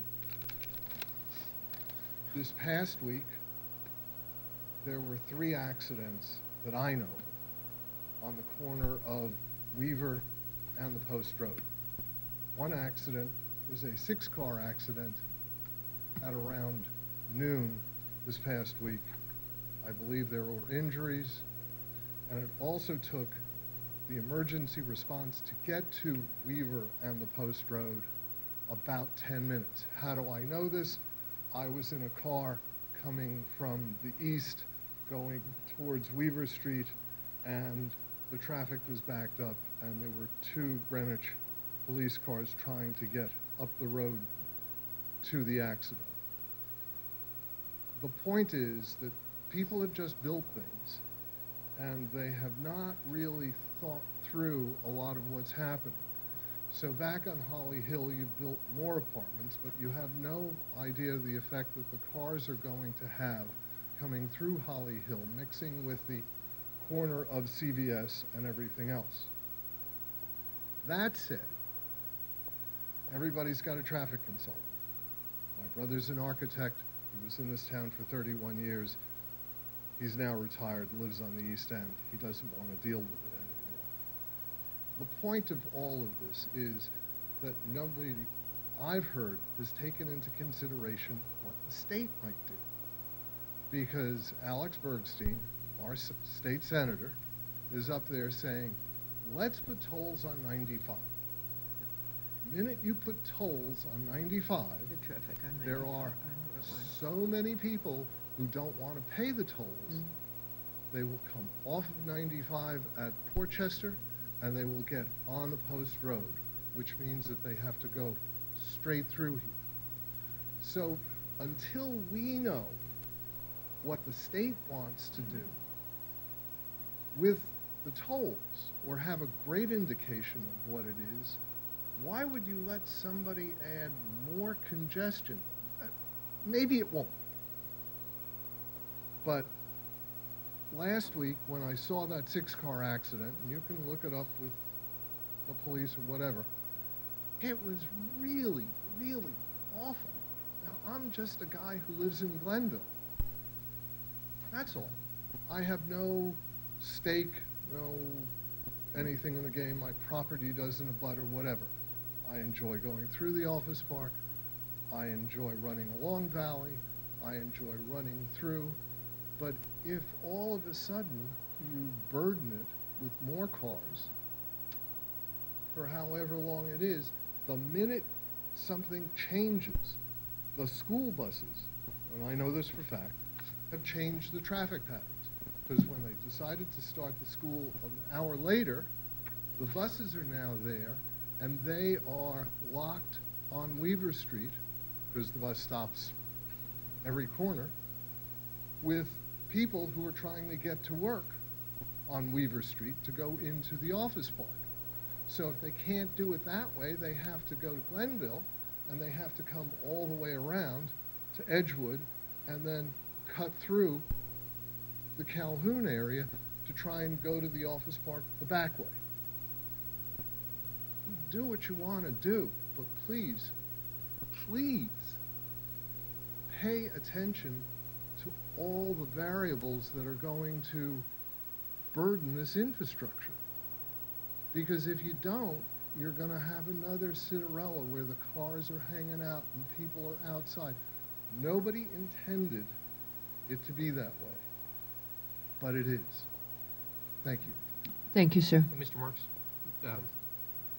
I've read a lot of things about the tolls, seen a lot of different things about the tolls. If you can can you provide to us any definitive information on the toll and actually where it's I going to be? think the best person for you to talk to would be Alex Bergstein. Yeah, we're planning. Okay. She's the expert. She's the one that's driving it through the state. And she's a very determined woman, if you don't know her. She would know actually where the toll booth, if you would be located. So if you It's a do that. plan on the Merritt and on 95. I'm more worried about coming down King Street and going through Glenville than, I mean, getting to the, for 95, they'll probably come up exit 2 and Well, and go I don't know Ham whether, Avenue, but whether you people have been long enough on the commission to remember Harold Coleman. And Harold Coleman was on Porchuck, north on Riversville, and he went to make a left-hand turn, and a semi trying to bypass the traffic on 684 came barreling down Riversville Road and didn't see Harold Coleman. And that was the last we heard of Harold Coleman. So it happens. Nobody intends to stop development. Nobody wants anybody to lose money or anything else. But you've got to work. We all have to work together. I'm just a guy who runs. Oh, happy running. Thank Thank you, you. sir. Who would like to speak next? Hello, ma'am. Make Good sure the evening. mic reaches you. Yeah, I think, yeah. Can you hear me? That good? You have to look at him, and if he's good, yeah. Okay. He doesn't look unhappy, so go. Good evening, Madam Chair and members of the commission. I am Annette Wilson. I live at 28 Alden Road. We're glad the applicant has converted to a preliminary application. This allows time for the commissioners, the Architectural Review Board, and town residents to lend their valuable input and their guidance. Given the scope of these two projects, we are presented with an important opportunity to set the visual architecture of Western Greenwich going forward. Good architectural design creates a space that we're naturally drawn to. Here we have an opportunity to create a comprehensive vision that is compatible with its surroundings and incorporates both functional and aesthetic considerations. Currently, the two proposed developments are primarily made up of studios and one-bedroom apartments, like you referred to. However, I believe the town's goal is to provide long-term housing solutions for our public workforce, and that means residences that are large enough to accommodate them and their families. That goal is met not by building studios and one-bedroom units, but instead by increasing the construction of two-bedroom and three-bedroom apartments. A local town realtor conducted a study of the sales in the past 12 months and has found that a vast majority that sold were two- and three-bedroom units, and I would say the emphasis was actually on three-bedroom units. Importantly, outside of this, we also see a vital need for the addition of green space, a community area for these families and the residents to enjoy. The applicant's plan eliminates the willow trees, the bridge, the fountain in front of 500 West Putnam, and instead is inserting a grand parking lot. That's the next application, just so I think we did this I dance. promise this is going to be predominantly 581, Okay, 585. we had to do this the last time too, I remember, okay. It's hard to separate the two because they're fairly integrated. The addition of a spacious courtyard or central plaza at 581, 585 West Putnam would provide a welcome space for residents and patrons to relax and for children to play, while providing a visual buffer from West Putnam Avenue. With over 100 residences virtually across the street from one another, it will be important to create these vibrant gathering spaces. We accept development on West Putnam Avenue, but let's just make sure it's properly balanced so we can sustain the uniquely beautiful residential character of our town. If we value our workforce, and I know we do, we should strive to create living spaces that provide more diverse aesthetics. not erect bland, uniform units. If they're properly scaled and we add depth and dimension and incorporate a different palette of materials, we could differentiate the apartments from one another, providing each resident with a unique sense of their own personal space. Rather than construct large, urban-like box buildings, we recommend building smaller buildings that are smaller in scale, both in bulk and in height, with integrated connected passageways enhanced by the community green space. Together, we could vastly improve residents' quality of life and provide a personalized retail experience for its patrons. Greenwich is a sophisticated suburban town, and we deserve new architecture that is modern, inspiring, and built for decades and generations to come. These two developments provide us the opportunity to set a different path forward, to create a standard for future design and architecture in our town. Thank you. Thank you, Ms. Wilson. Who would like to speak next? Yes, ma'am. And then after that, it's Ms. Lavery. Thank you, Madam Chairman and members of the Commission. My name is Carolyn Lockhart. I live at 5 Alden Road. My husband and I have been residents in this area for well over 20 years. We love the trees, small hills, undulating streets, rocky areas, ponds, and the feeling that we live in a beautiful area of New England. We live very close by to the proposed developments, and we know these projects are going to be built. We applaud the fact that there will be moderate housing in them, but we would like to see them to be more in keeping with the topography of the area. Could the buildings be limited to 3 stories, as are most of the commercial buildings in this nearby area? Could there be more of a residential feeling of the softer architectural component of clapboard, slanted roofs, peaks, warm, inviting exteriors, as opposed to the massive glass and metal box-like structures reminiscent of urban hospitals or office buildings? The renderings of the proposed development on Sheep Hill, East Putnam come to mind as a less industrial-looking development. The office park behind the proposed 581-85 is composed of 3-story structures with trees, winding roads, bushes, rock outcroppings, all designed to make it more appealing and user-friendly. As 581-85 is directly in front of the office park, could it be designed to feel more connected and more harmonious with the topography of the area? I'm not going to repeat what Annette said. One part of the natural topography of this area that the developers wish to eliminate is the 300,000 square yards of ledge in front of 581-85. This is of grave concern to the neighbors, not only because it would destroy a beautiful natural sculpture, but also because of the months of blasting, filling trucks full of stone and then carting it away. The noise pollution would be difficult to bear, not only for the residents, but also the occupants of all the offices and stores around, not to mention the dust and the dirt. I will not even go into the traffic. 3.5 years of construction is bad enough to have to live through, but is the elimination of this ledge absolutely necessary? Why not construct around the ledge like Office Park and all the houses around the area that have ledge as part of their property? Also, who will oversee the construction? Where will the trucks park? And where will the workmen park? Thank you very much for your time. Thank you, ma'am. Ms. Lavery, you're next. Good evening. I'm Lynn Lavery, and I live on Alden Road. I'm the president of the Edgar Manor Association, which has 14 homes.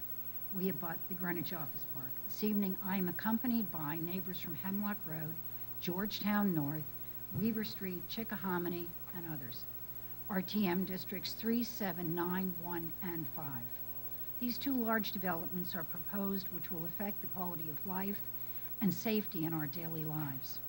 In order to present our concerns clearly and concisely and to not waste too much of your time or not be redundant, we have organized our thoughts by topic, as you can see from my neighbors. Guess what I won? Parking structure. So that is my focus. This is going to have an extremely serious effect in our life and potentially lasting and profound effect and implications for our town. In order to maximize this very tight space, the developer proposes a 5-story parking structure with parking on the roof. It will serve the residents and the shoppers. It is virtually unacceptable.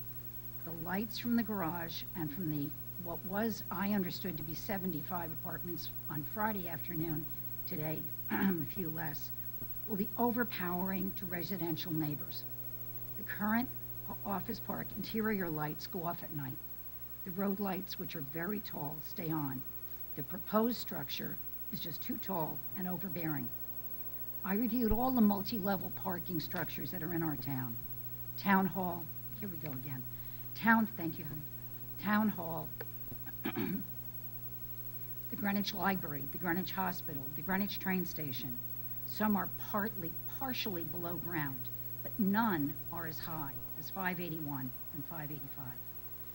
Do we want a 5-story parking structure in our town? The proposed structure will set a precedent for the entire town. It doesn't exist so far. This parking structure is out of balance with the town. It's an urban solution. The city of Stamford has multiple story parking lots, as does Portchester. We don't need them or want them in the town of Greenwich. If the lot size is too small for the projected parking needs, then reduce the size of the project. Is this commercial space really needed? I don't think so. A bank? Community development projects are usually given 1-story higher variance, not 3. As I exited CVS yesterday, I looked up at 580 and 585, which are built so high up. They're 3 stories high. The proposed structures should be no higher. I want to have you think a little bit about the train station plaza right over here. It destroyed the view of Long Island Sound. It is a visual barrier in our town. The proposed parking structure will outlive all of us, just like the parking plaza does. How do you fix a bad outcome? You can't. It takes a lifetime.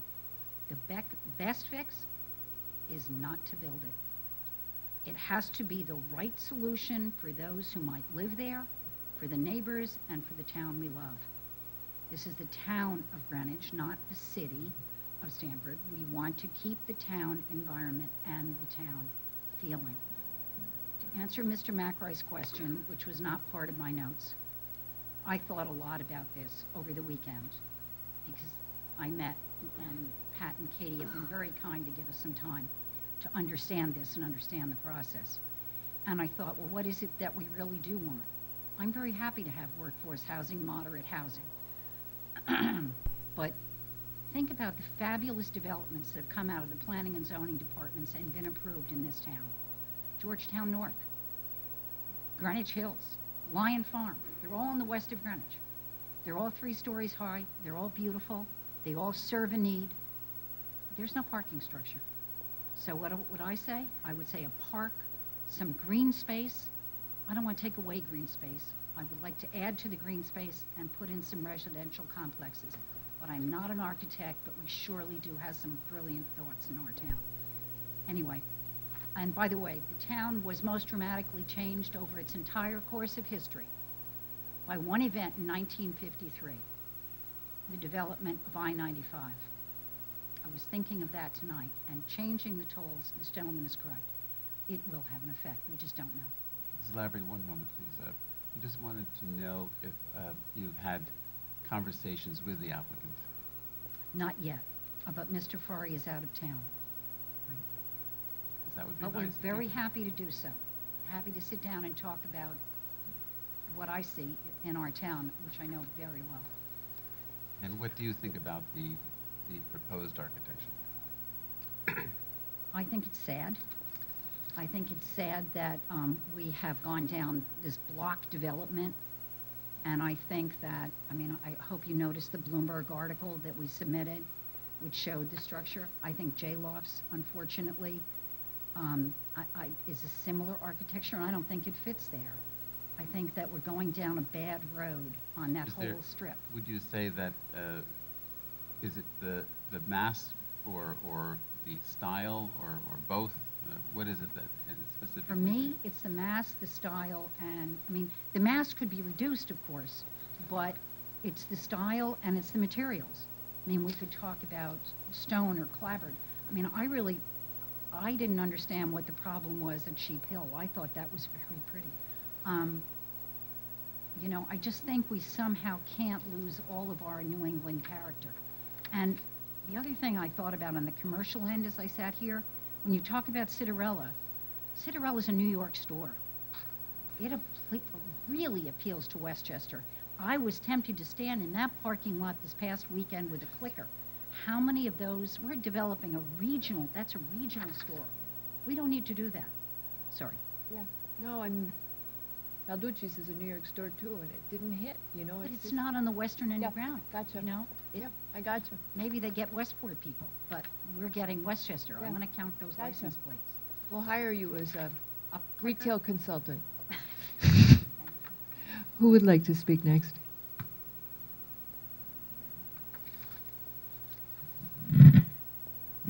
Hello. Thank you for the opportunity to address you guys again tonight.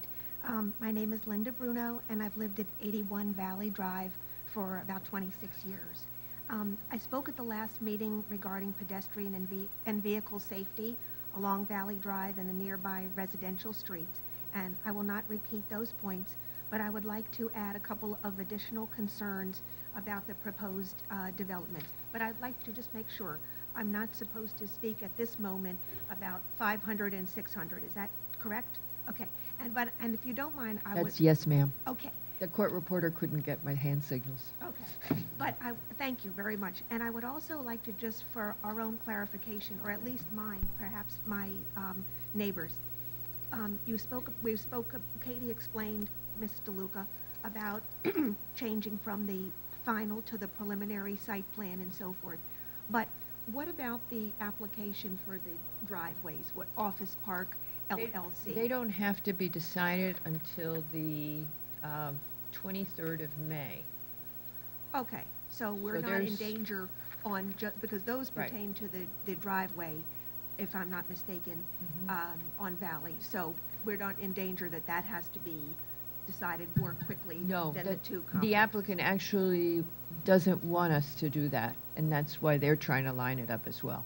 Okay, great, thank you. So in other words, you can rest assured there will be no action on Okay, 5, 6, thank you and so 7. much. It's very helpful. And I just wanted to say also, as others have stated, that we appreciate that the applicant has a right to develop the property, and also that the idea of a supermarket has been tabled at this moment. I just want to say regarding 581 and 585, just a couple of things. I feel that a driveway from the proposed complex there onto Valley Drive, it's going to serve a majority of the patrons and residents of the complex. I just would like to find out more about the applicant's specific plans to handle the increased traffic flow on Valley Drive, especially given the point that I made the other evening that 7 other driveways exist from other office buildings, post office, and 15 and 25 Valley Drive, and also the other entrance to the office park. At peak morning and evening traffic times, there are often 8 or more cars on Valley Drive approaching the light at Putnam. And if you can visualize a line of cars passing right by the proposed driveway, it is uncertain to me how cars would enter and exit safely and easily from the proposed driveway onto Valley if it's already blocked. I believe part of the proposal is to widen Valley Drive a little bit so that there's more of a right-hand turn lane. I don't see that that would solve the problem. I'd also like to point out something additional that maybe only a resident of the area would know about, which is a pedestrian and vehicle safety hazard currently existing. At the corner of Valley and Putnam, you have the Riverside Service, auto shop, and they also do towing because they handle AAA. Yep. If someone is in a car approaching Putnam, you're on Valley approaching Putnam, and you want to turn right, right now, right turn on red is permitted there.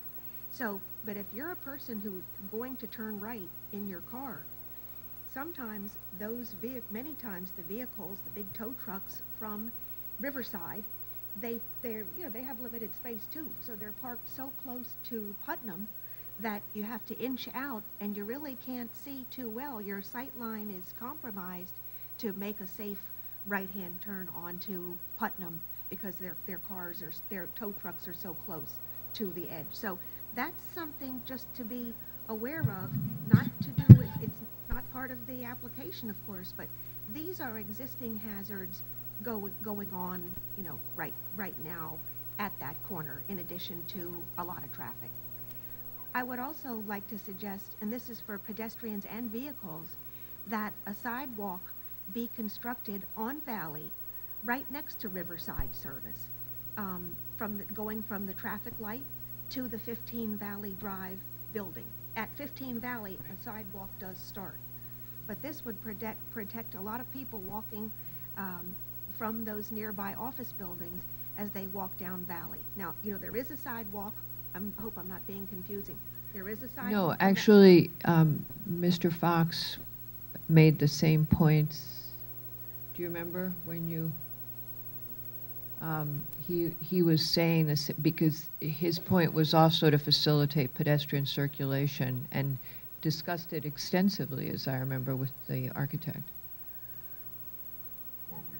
4 weeks ago. he Okay, says. I appreciate But yeah, that. he's Thank been you. shares your Okay. idea. I appreciate that, so I'll save the rest of my comments for... For No, this is 500, for 600. 500 and See you 600. later. All right. Okay. I just would like to point out also that due to the comments made about the Riverside service, we did ask the zoning enforcement officer to go out to the site, and there were some issues there. Yes. Which have now been cleared up. Yeah, because one of the commissioners raised it as well. I think Dennis Yeski raised it at a briefing as well. Okay. Who would like to speak next? Good evening, Madam Chair and members of the Commission. My name is Mary Ann Gattinella. I live at Georgetown North, and I've been there for over 20 years. And as part of my address this evening, I'd like to talk about pedestrian concerns that would be impacted with the proposed development. Earlier this evening, you heard from a runner. Well, I am a walker, and I have walked Valley Drive many, many, many times over the 20 years that I've lived at Georgetown North. I've walked to the post office, I've walked to the Riverside Station that we've talked about, and I have walked to Citarella. And what I would like to point out to these members of the Commission are some concerns that I have from a pedestrian safety perspective. The first is Valley Drive was not designed nor built for pedestrians. It is a narrow 2-lane street with no sidewalks except the ones that have just previously been mentioned by the post office, by the Riverside Station, and by the office park. The road curves just at the post office, which is very, very difficult for cars to see pedestrians and pedestrians to see cars. As I mentioned, I've walked that many times. I know. The road is dark at night with limited street lights, so you have no ability as a pedestrian to walk that area. There's very little accommodations for pedestrians with wheelchairs. It is not accessible, and we're not even spoken about people on bikes. And finally, the car dealership uses, as you know, Valley Drive for test drives, where many times they're going over the speed limit, which again is causing a tremendous hazard for pedestrians like myself walking on Valley Drive. So for these reasons, the proposed development would increase pedestrian concerns along Valley Drive and would make a difficult and potentially dangerous situation even worse. Thank you very much for your time this evening. Thank I you very appreciate it. much. Maybe they need speed bumps. Who would like to speak next? Thank you. Good evening, Madam Chair and Commission members. My name is Susan Walforth, and I have a very, very few and very brief but very heartfelt comments. And I have also been asked to speak and read a statement for Mr. Nick Cataldo, who is out of town on business. So for myself, I have lived in Greenwich since 1974 when I moved to Alden Road with my parents. My father still lives there, and he's 91, and he moved when he was in his 50s. In 1982, I moved to Zacchaeus Mead Lane, where I currently still live. And I can honestly say that I travel on Valley Drive and West Putnam Avenue almost on a daily basis. And like many residents here tonight and many more who are not present, I am very concerned about the over-commercial building and traffic safety in this part of town. And in the past few years, like that very eloquent gentleman who spoke earlier, I have personally witnessed many accidents and even more, many near accidents which have occurred in the stretch between CVS and Anthropology. The applicant has every right to build on his property, absolutely. But in my opinion, the scale and size of the buildings, road congestion, as well as traffic safety and pedestrian safety are major issues. We must protect the character, history, and beauty of this town and the safety of our residents. And for these reasons, I am opposed to the projects as they are currently presented. And finally, I would personally like to thank all of you, the members of the Planning and Zoning Commission, for all the work that you do on behalf of all of us in this town. And now, if I may, I will read for you Nick Cataldo's statement as he has written it. For clarification, Mr. Cataldo is an engineer and a member of the GNPA, the Greenwich Neighborhood Protection Association, and he lives with his family on Hemlock Drive. Good evening, P&Z members and members of the Commission. I apologize I was not able to attend this hearing this evening in person. However, I do want my comments read into the record. Based on my review of each of these applications being discussed this evening, I find that in general, the scope of these projects is overbearing and taxing on the community, and the overall traffic safety of the area is being compromised. I feel that this entire project, as presented, is an imbalance of benefits to the community. The commercial footprint of these buildings needs to be scaled back, and a more suburban feel should be captured in the designs.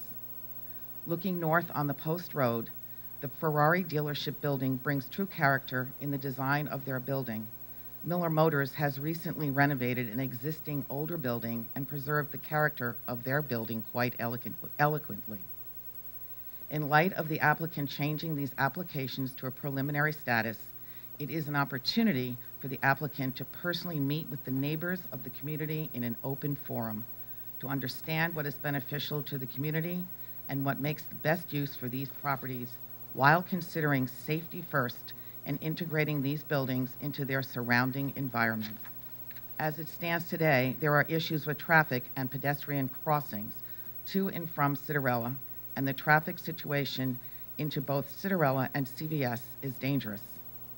The applicant should first consider correcting these safety issues before compounding them further with new projects. My recommendation for these proposed buildings is more of a theme, capturing the beauty of Greenwich, working with the existing rock outcroppings, integrating this into the landscaping at 581 and 585, and preserving the mature trees while capturing the beauty of the conservation area as well as the office park settings. Leveling and destroying all of these natural elements as they exist today is taking the easy design approach. The beauty of the existing natural elements can be captured by a meaningful, well-considered, nature-focused landscaping design. We look forward to a private meeting with the applicant to discuss the best development for the community and for his properties. Thank you. Thank you, ma'am. Who would like to speak next? Is that it? Any movement? Mr. Tessie, I'm going to get there. You guys are all so bossy. Mr. Tessie, I have an out-of-bounds question to ask you. Mr. Ferrari owns the office park. And one of the things that I've been looking at in this building is to compare it to its surrounding neighborhood, the character of the neighborhood. And when people are making comments about Greenwich losing its look, its community character with this kind of application, I agree in a lot of other locations, but in this one I struggle because the surround is not inconsistent with what you're proposing. The actual office park, as it looks today, and the south side of the street, as it's been developed, when were 500 and 600 built, do you remember? 80s? Well, 600 was actually a converted company called CCO Brothers, dating myself, which was a construction company. Yeah, and they... And CCO Brothers, Right. and then it was, after that, actually the original Ferrari dealership, Luigi Cinetti, had a dealership there, and then it was ultimately converted to an office building, and there it is today. So, but 500 looking- was built in the late 1970s. Looking at all of those buildings, that group of buildings, Yeah. I've been struggling with how would you define community character and what would you do that's more consistent with the surrounding community than what's being proposed. Mrs. Lavery mentioned Sheep Hill, but to me, Sheep Hill works in the neighborhood that Sheep Hill is in. But this is a very different setting. And so I'm having a hard time picturing, and feel free to jump in and help me out because I'm kind of thinking out loud about this. I assume that Mr. Ferrari is going to redo, facelift a lot of the office park over time. I assume the buildings are dated. Over the time, look is certainly the park basically- setting there, he wants to make it more, More parky. well, more parky, but more, But you more, basically more popular for tenants to go there. But you know, see what to- I'm to- asking To move you there is- by making it more attractive. I'm Yes. struggling. I'm I think struggling if with. you take a look at Office I- Park, and the buildings in Office Park, They- its setting is very park-like, but the architecture in the Office Park is very static. Yes. There's really not much you can do to those buildings to change them, to make them different.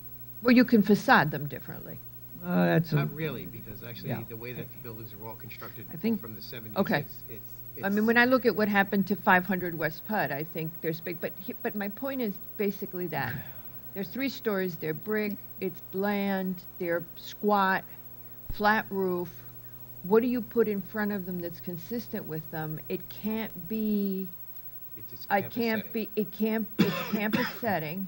That's- I'm trying to look to how we give guidance to you going forward. Well, I can But I interject a few don't things. see- Do you have thoughts, you two, Well, I since? think one of I the think- things that I'm seeing is there's discussion about a different type of architecture that has more New England charm, or New England. But how do you do that in the setting? Okay, well, what happened, I think, in my opinion, is that if you actually put something in with clapboard and gables and that kind of stuff, it would actually look odd. That's my sense too, and I It didn't would want to actually say it seem- as would seem distinctly as almost that, even but. more out of place than what's being proposed. Kind of. Well, what's not being proposed is, that and that's where they. Hold on a second, let that, Mr. Levy speak. But what Ms. Lavery and others have been pointing to, and I think is approaching what the real issue is there's a certain mass that can be articulated differently. So if you, in an urban environment, you can have townhouses and high-rises, but one modulates against the other. So in a high-rise, in a moderate income high-rise, there's a problem with keeping people in the neighborhood because you build these high-rises and then there's nowhere to go once your family starts growing and your income increases. And that's where they're you creating. leave the neighborhood. Right. And so one of the infill projects that seems to be a good idea is to build smaller imprint townhouse kind of units in those neighborhoods so people can stay in the neighborhood. And that idea of scaling is a relevant one here. The buildings that you're building are fine, but for the massing of them. If they were articulated differently and as was stated before, broken up a bit and given some air between them and creating more green space, you've created something you can, regardless of whether the architecture is New Englandy or more contemporary, you've created a something which is much more relatable to our town. But by having it less articulated and very massive, regardless of the fact that there are other buildings in the area, that's still not a model that we are looking to repeat. We're looking for something which is more generously open and a part of the town. Well, let me say this. I think you have, this commission has to make a decision on whether or not they're serious about inducing property owners to forego the commercial development and incorporate housing projects with a moderate income component, okay, in the commercial areas. That is something you're going to have to decide, because I'm hearing a lot of backtracking here. You sat there and said a lot of, I wouldn't say welcoming things, but basically over the last few years, you've articulated, both in writing and verbally, your desire to see developers embrace your new zoning regulation, 6110 as it's written, which included, of course, an increase in bulk and density by its very nature. Okay? You are going to experience, as you're experiencing this evening, people, I won't call them necessarily neighbors, but people in the area.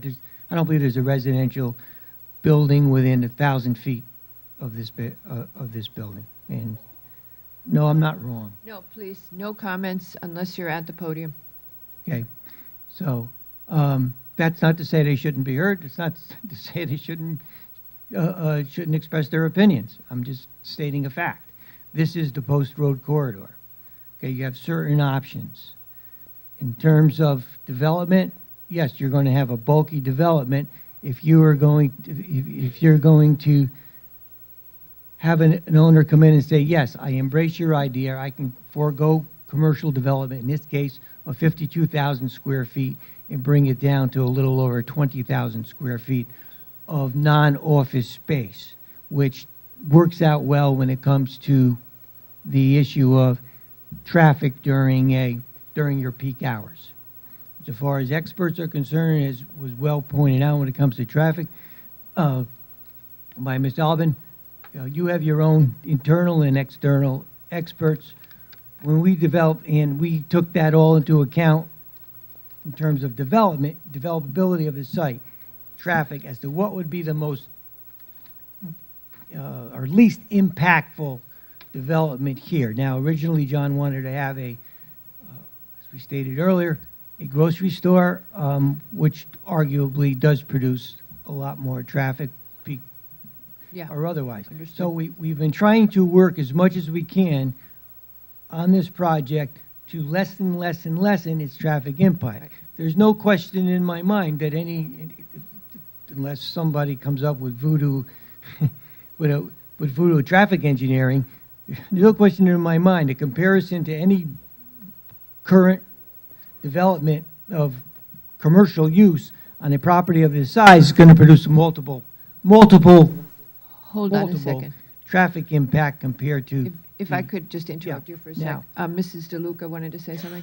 Just about the community character look of Yeah. the building, just before we change topics back to the traffic. One of the things that Well, I is, kind of wanted to stay on the community character Yeah, question, because that's what the feedback's about, and I think we have to give some kind of input to you Well, tonight on what you're doing here. Yeah, because well, you're we hearing believe all what- these comments, so let Okay. Katie go so ahead. one of the things that's kind of curious is that the Catterton building that they've just reskinned, so Yeah, to I know. speak. I was And in that's the a very Catterton light building. color, that's a very light color, as is the one next to it. Mhm. The one next to that is, the 585 is a darker color, but it's much shorter. Right. So I've noticed that the buildings that are darker, like Citarella and 585, they're only 2 stories or 1 story. And my question is, why did you choose to do a dark building where you've removed the rock, so you've removed the natural barrier, so to speak? Like 585 has that rock, so and it's also a much shorter building, and it's darker. But then now what you're doing is you're having a very tall building that is very dark. So I'm just kind of curious why you would have done that as opposed to a lighter building when all of the buildings are lighter, behind walls, behind a lot more landscaping. So is there something to be explored there in terms of the massing as it relates to the material you've chosen and the color that you've chosen? And I'll just give one. First of all, rest assured, I didn't choose any of the colors. and one more point on that is Kevin could basically speak to that more than I could. Because one more point on that is, as you're traveling west, you see Yeah. the Office Park building that's brick, and it's back, and it's Yeah. got trees in front of it, but you do notice it because it's dark and it's. You're talking about it's the corner, exposed. building Yeah, I'm 9. talking about the corner one, but it's Yes, it's building far enough 9. back that you have it behind the trees. So that was Not the question is, why are you making it so look at me? And maybe that's the point. That Well, you we're do not want it to be looking. a look at me. Well, kind of I'm not so building much. since it's the I'm not entrance, sure how much look at me is, particularly since we added more trees, as was suggested by Ms. Allen and was discussed at our last 2 hearings by our Craig Studer, our landscape architect, in terms of how many trees we do have in front of that property and how the building itself, and how there is that modulating effect by doing that. The Architecture Review Committee held a number of hearings on these buildings, and ultimately, as you all know, approved them. Now, they can only prove them in the sense of a recommendation to this commission. It's not an independent approval, as you know. But we spent a lot of time on those buildings. Mr. Ferrari certainly has tried to work with the recommendations of this commission and the ARC. But, you know, you're sitting there going to say, look, you've got to reduce your bulk. Well, then you're not talking about this project. You're just not talking about the project. There's a situation here where we have the total land area of about 102,000 square feet. So, yeah, you're going to see with a 0.9 FAR, you're not going to see a park. You're just not going to see a park. But to Ms. Albin's point And the earlier. point- oh, Keep going. But the point here is that we do a fair amount of landscaping. We try to create circulation, and we've tried to create a streetscape that, from our view, is appealing. People may not like that particular architecture, because you're always going to have people who have certain tastes. But it comes down to the fundamental question of whether this commission is serious or not about incorporating housing, as I said earlier, in moderate income housing under our zoning regulations for our workforce. You're asking a on these big, sites. you're That- asking a big strategic question, and Well, I that's was part and asking. parcel of your I was asking a feedback. smaller one. The first piece of feedback was, we've heard concerns about the massing, and you're trying to address that. Yeah. And then I keep hearing concerns about community character. And I'm trying to think that through, and I'm literally thinking out loud, how do we integrate this input that we're getting about community character in this specific part of town? Because this is not the same, well, no part of town. One of the things that's beautiful about Greenwich, we keep saying it, is the incredible diversity as you drive through town. It's cool. But this part of town, is there something that could be more consistent? I don't know the answer to that question, Well, I and can I'm tell- hold on. And so And I'm throwing it out to the commission and to Katie and to Patrick, to everybody here that has heard the input. I'm throwing out the question, what could we do in terms of guidance for the applicant, in terms of a response to the applicant based on what we've heard? Go ahead. So I think along those lines is, what is the building relating to? Because you've got 500 across the street that again is a lighter building, but behind you, you have the office park, which is brick, right? So what is this building supposed to be? Is it an object building? Is it relating to the Catterton and to that row Well, you of have a buildings? diverse, look, let's face it, you have the 644 building, right? Across the That's an street object down the road. building. No, I'm just saying, you don't have a specific character of Right. the area. You don't, you have the Citaretta But building. okay, you've got to try to You've figure out what reskinned- it is. No, I'm just But- telling you what it is. It's eclectic. I mean, that's the bottom line. It's obviously eclectic. And you've got the Citarella building, and Mr. Ferrari just redid the 500 building. That's the truth of the matter. That's what you're going to get, and you're on a commercial corridor. So you have to decide. It's up to you to decide. It's unfortunate you'd be deciding it now if you go the wrong way, whether or not you're serious, again, about inducing commercial property. You're I'm not changing the changing. subject on I'm me. not changing, because we We're can always trying to deal. work- We're trying to work first. You're changing the scope of our question.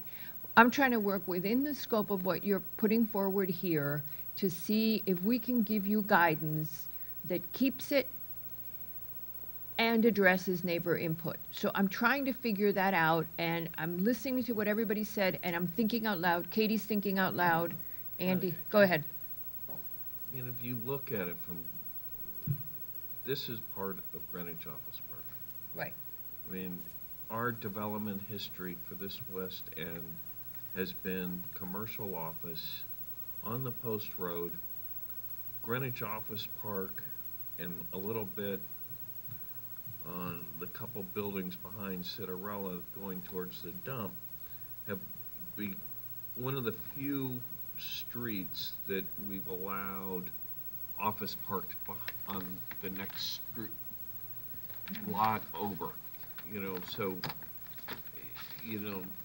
we've been very consistent lately. Andy's looking at Google Earth as he's talking to you, if you're wondering what he's doing. Yeah. And so, this building, to me, I'm less of an issue trying I know. to relate with Greenwich Office Park, because this building needs to relate to the street front of the other offices. And I so where think- would you go with that? And I think that, Mr. Tessie is looking for guidance, he has the right to develop this as a commercial office building, and, quite frankly, much bigger per zoning, and he's Trying to work with trying to what say our goals are. to add, and, we just spent an hour on one unit, and here we're getting more units. I think the comment that you made about having more two-bedroom units is a good one. I think And that reduces the traffic, hopefully. the other thing, my only thought is on this building, with this many residents, we bring it up with is the residents do need some kind of, if you're bringing family, they do need some kind of outdoor area. Well, we have And I don't know if you're gonna allow dogs, but, playing, if you want Yeah. kids, there needs to be Well, we have the some- rooftop, and there's also the area, right?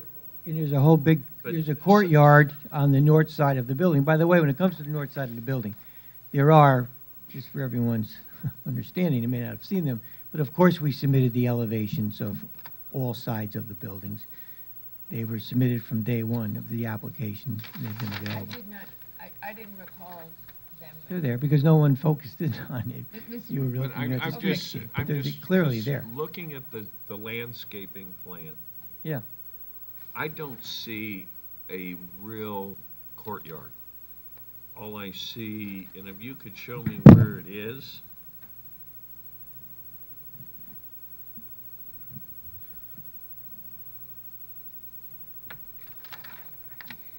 You're looking at a lower level site plan. There's a courtyard that is in here on top of the roof over what was the grocery. There's a big courtyard here that opens up on the promenade that we've created along the pond. Can you put this up on the screen, and can you point at it so that everybody can see it? Because we're not supposed to be like having private conversations back here. I know we sometimes fall off our own wagon, but.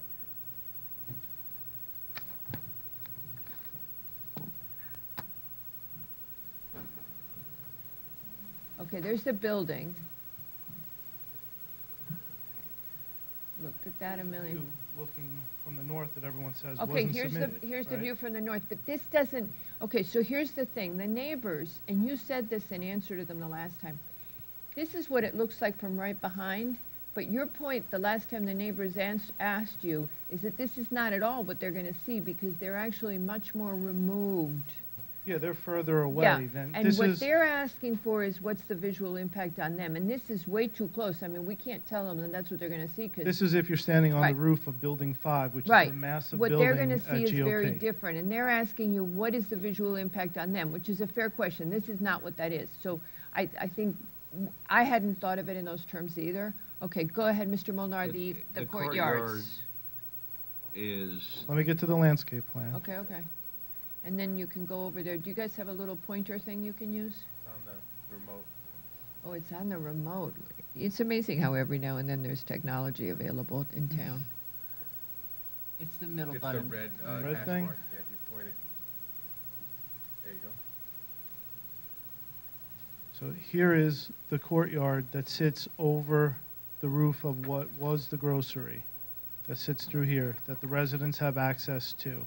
That courtyard opens up onto the promenade that goes along the backside of the garage and comes out and links up with the pedestrian pathways that bring you into the office park. This promenade has benches, seating, landscaping.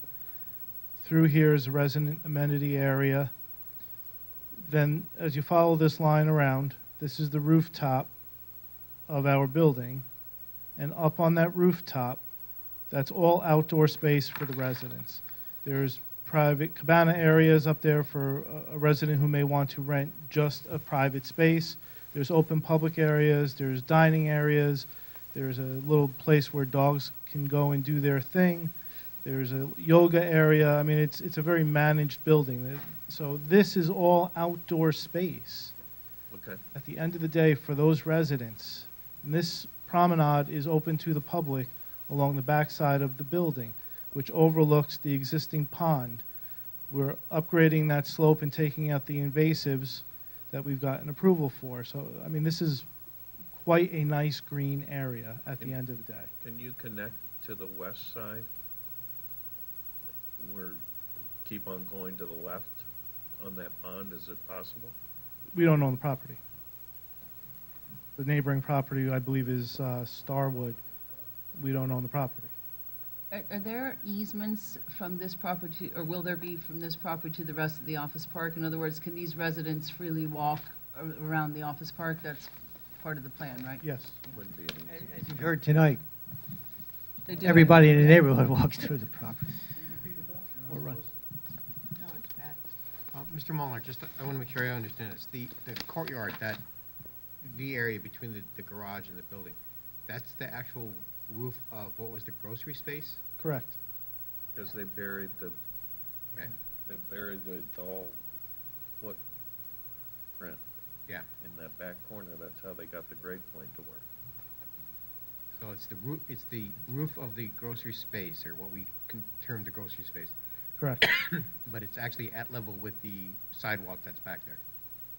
Correct. Okay. You know, the building is built into a hill that is on the backside of the property. And what is that space below going to be now? Are you, That's fitness and residential amenity area. As we mentioned earlier, the grocery use has been tabled. and is there, at the grocery level, there's also parking down there as well, correct? In the garage. In the garage, as you come in, it's the same level as where the grocery store was, right? Correct. The same base elevation is consistent between parking and the first floor of the building. And the height of the height of the building above the courtyard is what, 30 feet, or what, at that point? It's about right. We have, yeah, it's about 34 feet. And just, can you, are we losing one half of the deck? Did I hear something about that? We're gonna study it. You know, it's interesting because there were also comments made that we have to make sure that we have, you know, more than sufficient parking. Under our original program, we were about 50, 60 cars over parked, I think. But then we were taking 12, we have to add the 12 in from across the street because we're going to leave them there so we have more parking. We talked about that last time on the 500 project. And so we're going to program out a restaurant, which generally requires more parking now than originally proposed.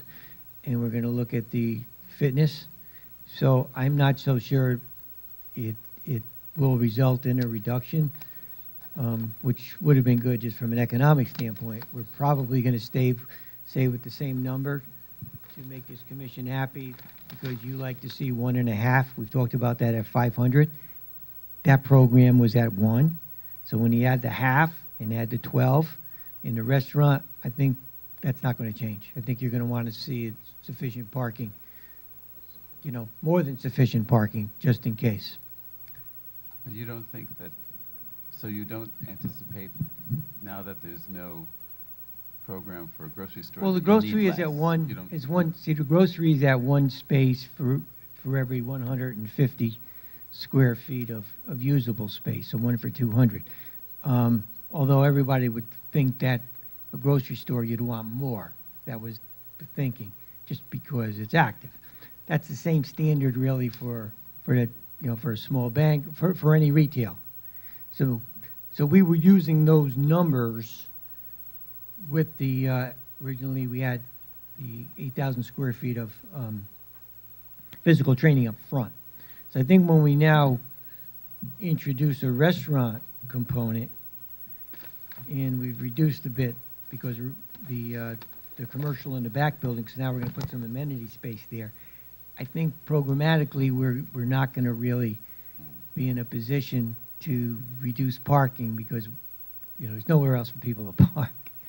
And so, and at night, if we have a restaurant, restaurants really competing with restaurants really competing with residents because you're there at the same time during the evenings.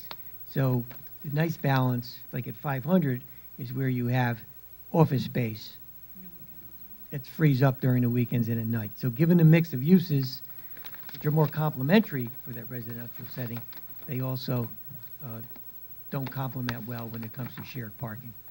We'll have to accommodate for all of them.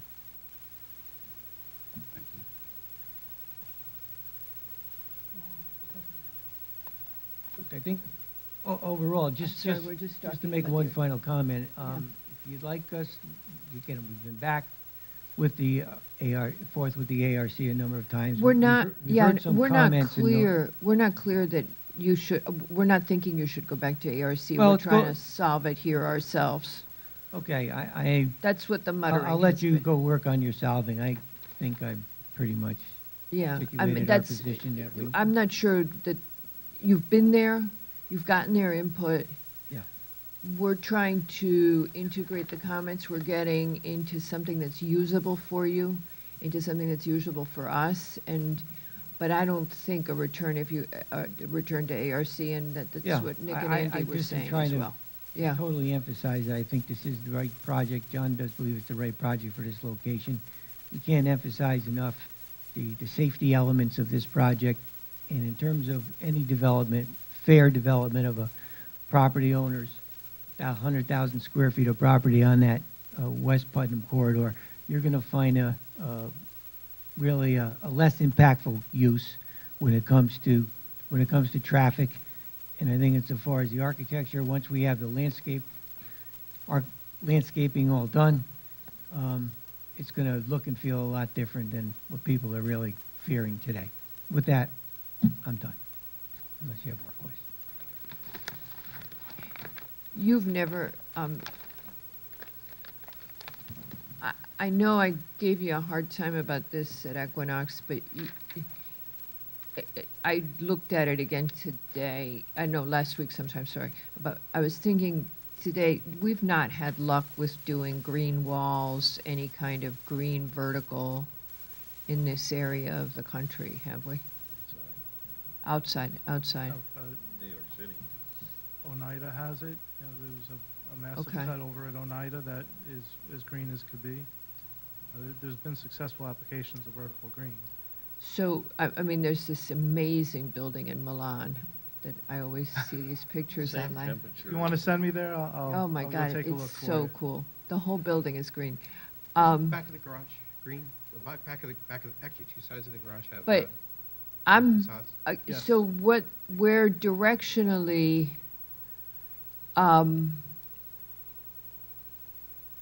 what is the salient characteristic of the north side is that this is a park.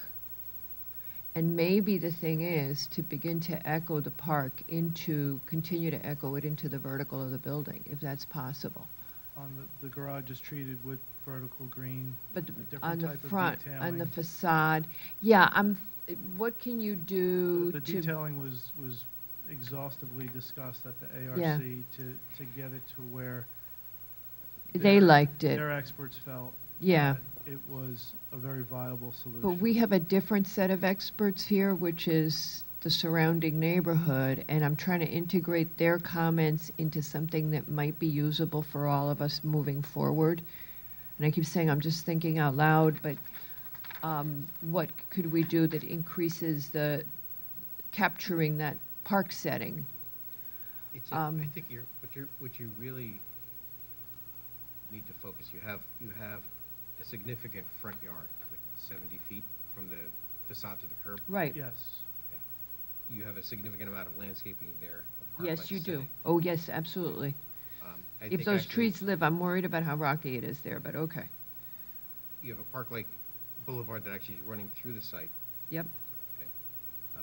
You reduced the height by almost 5 feet. I think actually trying to force a kind of a residential character on a No, building I'm not asking for residential character. I totally get that. to look, as I said. No, I opened with that comment. The first thing I said was that I heard the neighbors talking about it, and I don't think that makes sense for this area, because that's not what the office park is. If you suddenly went to siding and had clapboard and cute little pointy roofs, you can't do that here. It would look crazy. I get that. Not an I know office that park. that's what This we is- love. These are residential units, so. No, but it's set in an office park. If they pay us the big bucks to look at consistency with community character. Then there's. What's then the there's character of no the surrounding? consistency between residential and office. They're But different. what's the community character right there? What's the character of the surrounding Multi-story area? And office it's building. multi-story office building. That's what's These right are there. residences. I get that, but you have to be consistent with the character of the surround. I don't think you put in a bunch of little New England houses in that setting, because I don't think it works. But you can change the massing. But they have changed the massing. The economics don't work for 6110G unless we give them some kind of bonus. Right. Okay?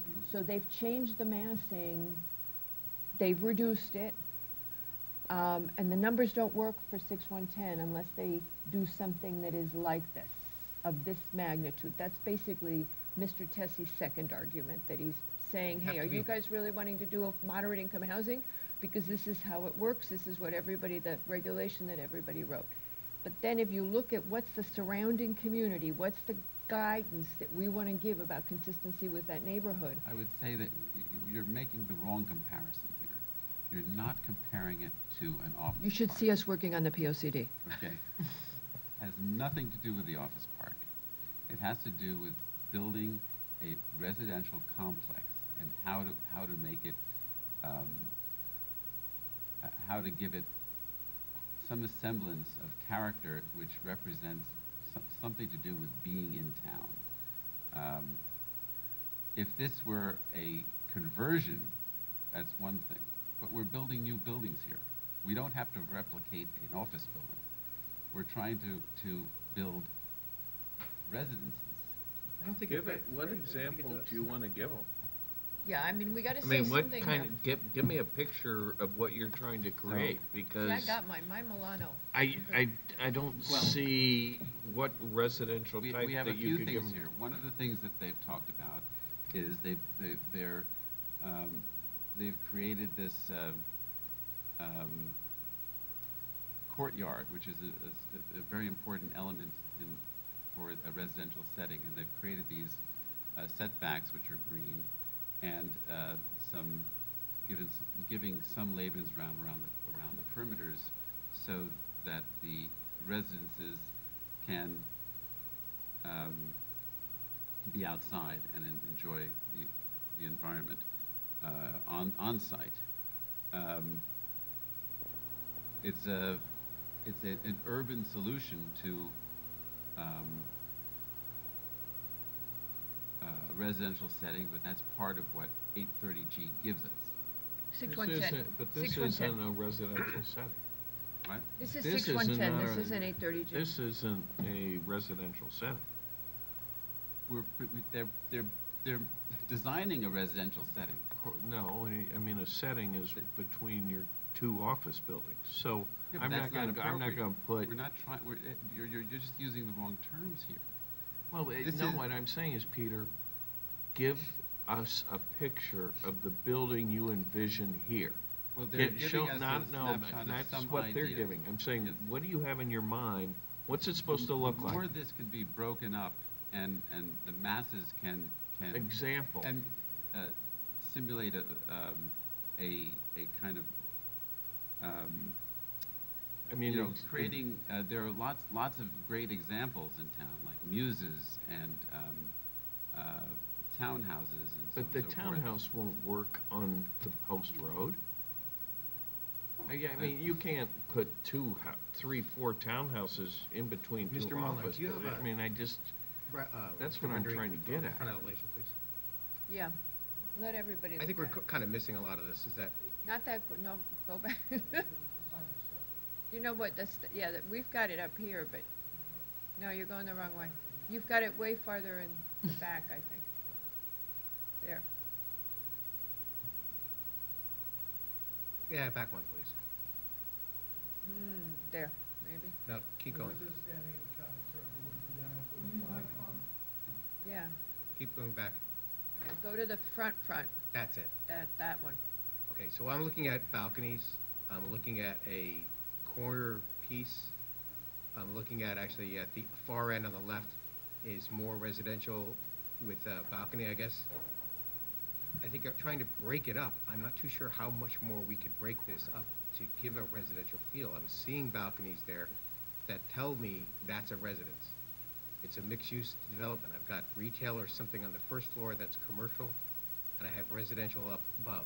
The thing that confuses me, or maybe out of context, is the corner piece, because I'm a little confused as to what that is, and that looks a little bit suspect. But I And that want to piece make on the left. sure that actually that any changes or any designs don't dumb the building down, because we don't want to go in an opposite direction where we get something that actually is too plain. And how high now is, now you have a 12-foot height on that first floor, and it was finished ceiling to finished ceiling. Yeah, you can pull it out, you know. I know. It's been a long night. So, but there's gonna be a lot more Only trees. 9:30. I know, but we started talking about 7:30. But there'll be a lot more trees in front than Yeah, what you you're guys showing here. added another 3 trees in front of the building. Because one of the suggestions is that The you, large caliber trees that we're putting in here, they're not, because we don't want to put a tree in that's going to be a shrub and No. block our retail. So, you know, we're forced to put in significant trees here. So the canopy's going to be there on day one, screening the upper floors of the building. because the buildings down the way either have a wall in front of it or they are on the rock. So what if there was some sort of wall in front of this one with the trees? Which would tie into the other walls. Well, I think, actually, as Mr. Molnar said, I think actually you want to have the retail that's there a little bit more inviting to the street, and I think that's I mean, I think its relationship to the street. the wall you're referring to, I think, is a horrible mistake that wall is there, because it blocks off what is a beautiful green space in front of Catterton from the public. But, so to the point that the commission was making at the last time, then they want this to be the beautiful green space with, so that doesn't really reflect what it will look like, right? Because it's been significantly enhanced. We've added more trees to it. There's a meandering path through it. We've got sculpture. I mean, we've been down the road, you know, for a year and a half on But that on what doesn't is show that green that, though, space. that's what's confusing. should we render every, annual that's going to be there? It's representation of the building. That just shows 2 trees, though. I mean, I understand. Because it's- when we do the renderings and we go to ARC and we put all the trees in and you can't see the building, they're like, well, what's the point? Right. So you But I can't think show every maybe single since tree in this the is rendering. Since this is a preliminary, that might be one of the things the commission wants to see at a final, is to see what the landscape plan will look like from this point of view. I mean, this is the main point of view, right, from the post road? Here. Not every annual, of course, but I mean, it's certainly not 2 trees. I know we're doing this. It's very unorthodox. They're doing something very unorthodox. I was just saying that when they come in for final, it would be maybe helpful to see what the actual landscaping plan looks like from a rendering point of view, for at least this elevation, since this is the main one from the post road. And this was the one that, and Mr. Granoff's designs have a signature to them that may be part of the public reaction. I don't know. I mean, and then mentioning sculpture also, it's kind of nice to see where and what, and that sounds lovely, but we don't know. Kind of early in the process. Yeah, I mean, even if it was, yeah, I mean, you Katie, should. you know Mr. Ferrari. But the idea You know board that Mr. you Ferrari showed had and what his some, commitment is. If he Right. makes you the commitment, he's going to follow through. He hasn't let you down. the idea board, the art and the chairs and all that stuff was lovely. And so I think seeing it actually, like, this is what we're gonna do, might On the be. landscape plan, if you read the print, it says sculpture here, bench here. It's all been submitted. I'm talking though about the elevation so people can visualize it. That's all. Okay, so what we're going to do is, we're going to close this, and I'm sorry. Please, if you would, please come forward to the podium. Mr. Tessie is now walking back to the podium. Yeah, so we're going to go ahead and close this, Welcome, Mayor. and I think that the plan, please come back, Mr. Tessie, so I can keep talking to you. Sorry. Sorry, I didn't mean to be rude. I know it's cold in here, isn't it? Yeah, so we'll do something about that, but we're going to close this. Everybody's in agreement, and then we're going to put together, I hope we can do this tonight, put together the most complete laundry list of guidance that we can give you, as deeply into the weeds as Mr. McRae would put it, of guidance we can give you for coming forward with the final. Yeah, we prefer into, not weeds, but flowers, Yeah, trees. dandelions. And so we're not closing, as you said before, 5, 6, and 7, but just to clarify, it's. Yeah, just so the- we're just only closing this application. 5, 6, and 7 stay open, and I'm hoping that we can move this one to final tonight, so that we can give you some concrete guidance on this, where you are now and going forward. Okay? Sure. All right. Thank you. Thank you. Sense to you? I mean, to me, I'm sort of hearing so many ideas till if I were the applicant, I sort of wouldn't know which way to go. Well, you're going to be discussing it, We're gonna give him a hopefully whole not lot of into the guidance. morning, after you go through the We're gonna give rest him of a the lot of application. What can I say? Be gentle.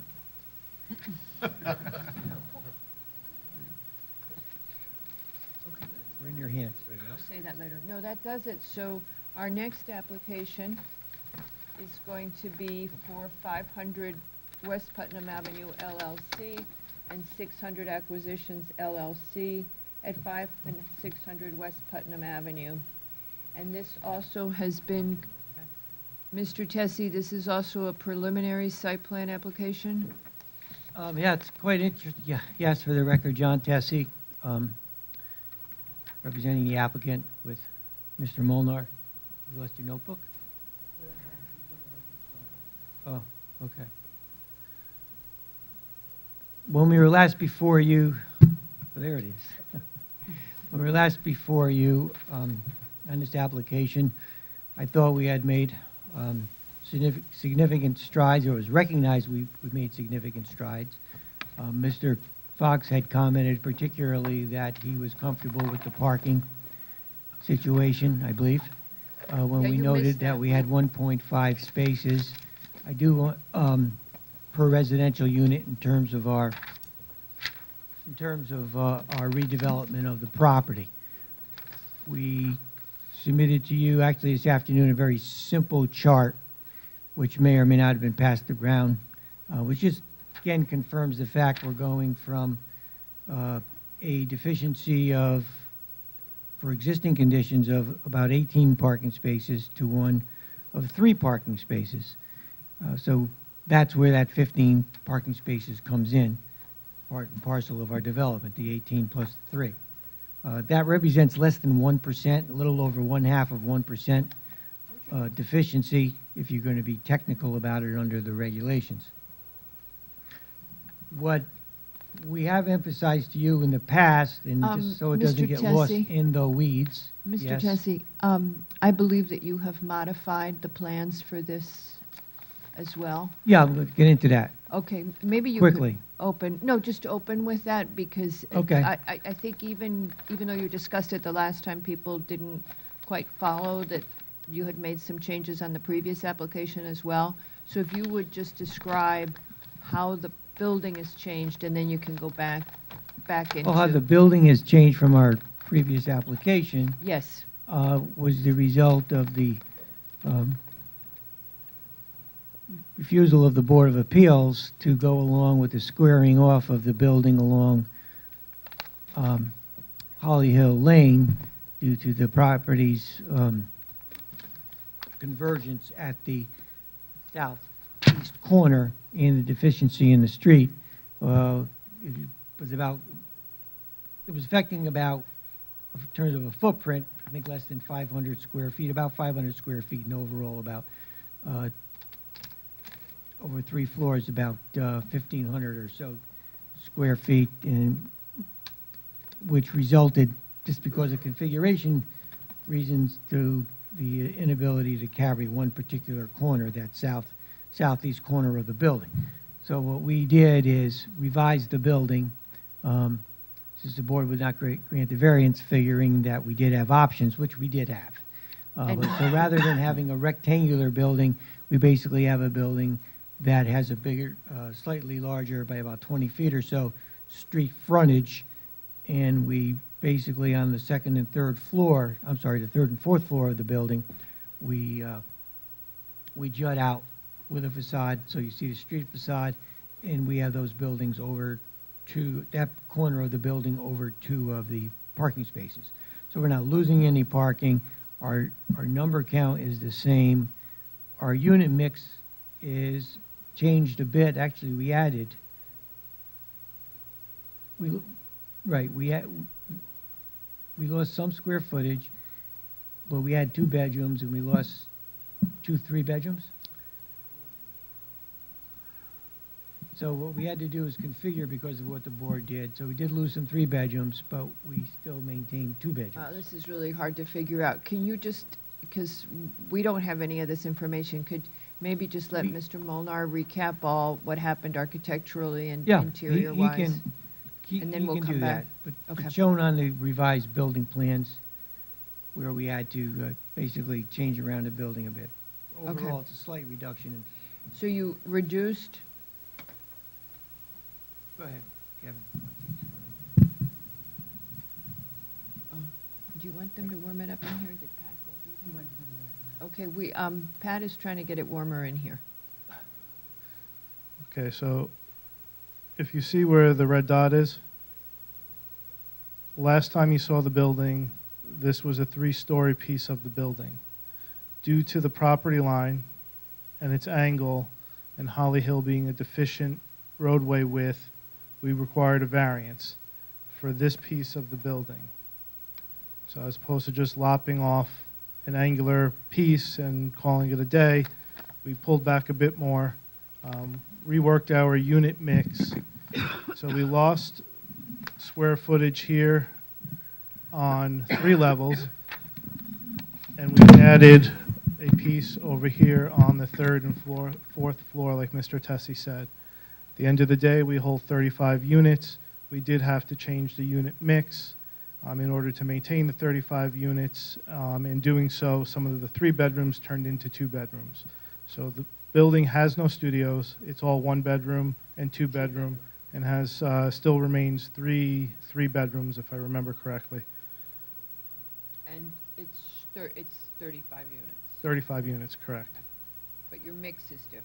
The mix is different, and the building, like I said, we also lost a little over 3,000 square feet.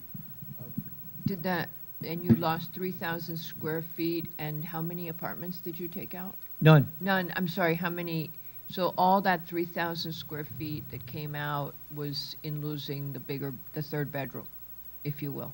Okay. What impact did that have on your overall parking demand, or have you not? It's exactly the same. Okay, because you always did demand, Well, not what you're supplying, but demand.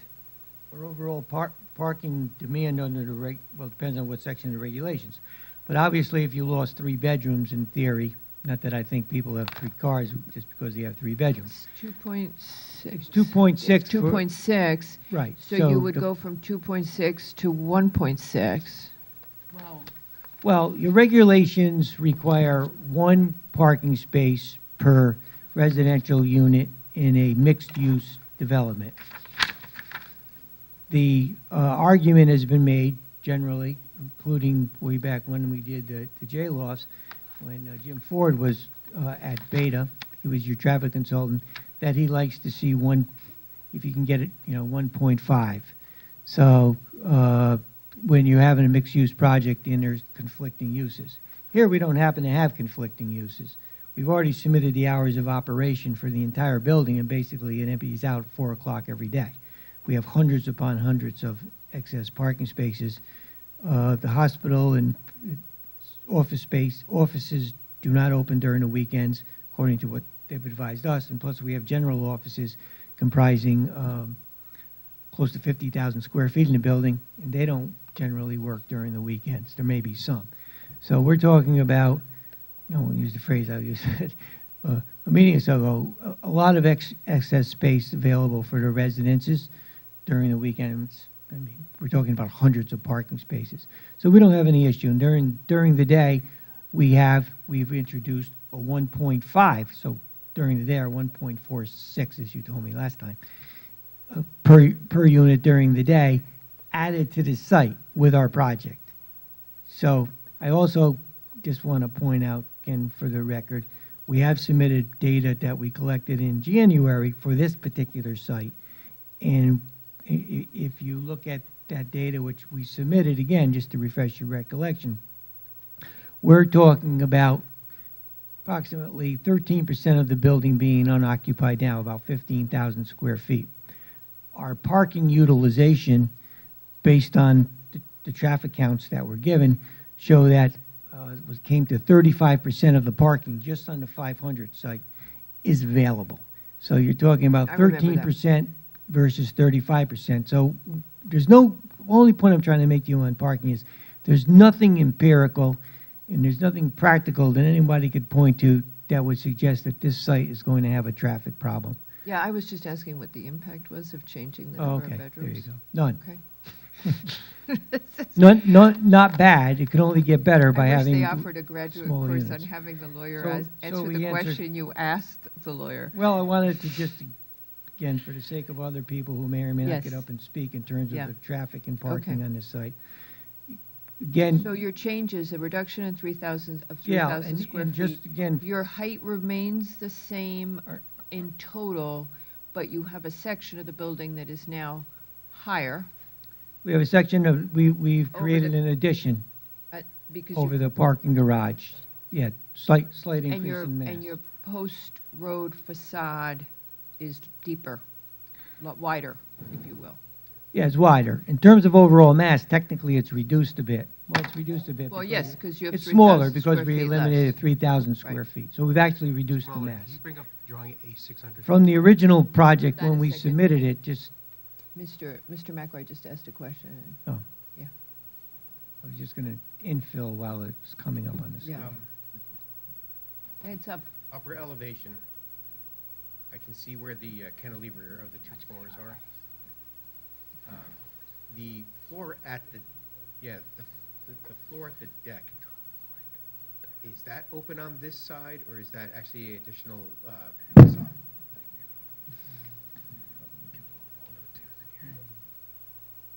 You're referring to this piece here? Yeah. Well, under the logic from last time, where I was asked to put a facade in front of the garage in back of my green screen, I did the same thing here. Okay, so that's basically. It's a glass wall with a parked car behind it. Okay. Down the bottom, Name, that's actually the castle that has that. I drove around Portchester today. it's for you. Yeah, okay. Okay. Just 1 second, real quick. Or do you anticipate a column on the other opposite corner? On the opposite corner, yes. There's ample space to bring the column down to structure without affecting parking. Great, okay, so it actually, it's not a true cantilever, it's actually kind of sitting on two. Yeah. Okay. So as I see it, I have the same facade on the corner on both sides then now? In essence, Both left yes. and right? Yeah. Okay, great, thank you.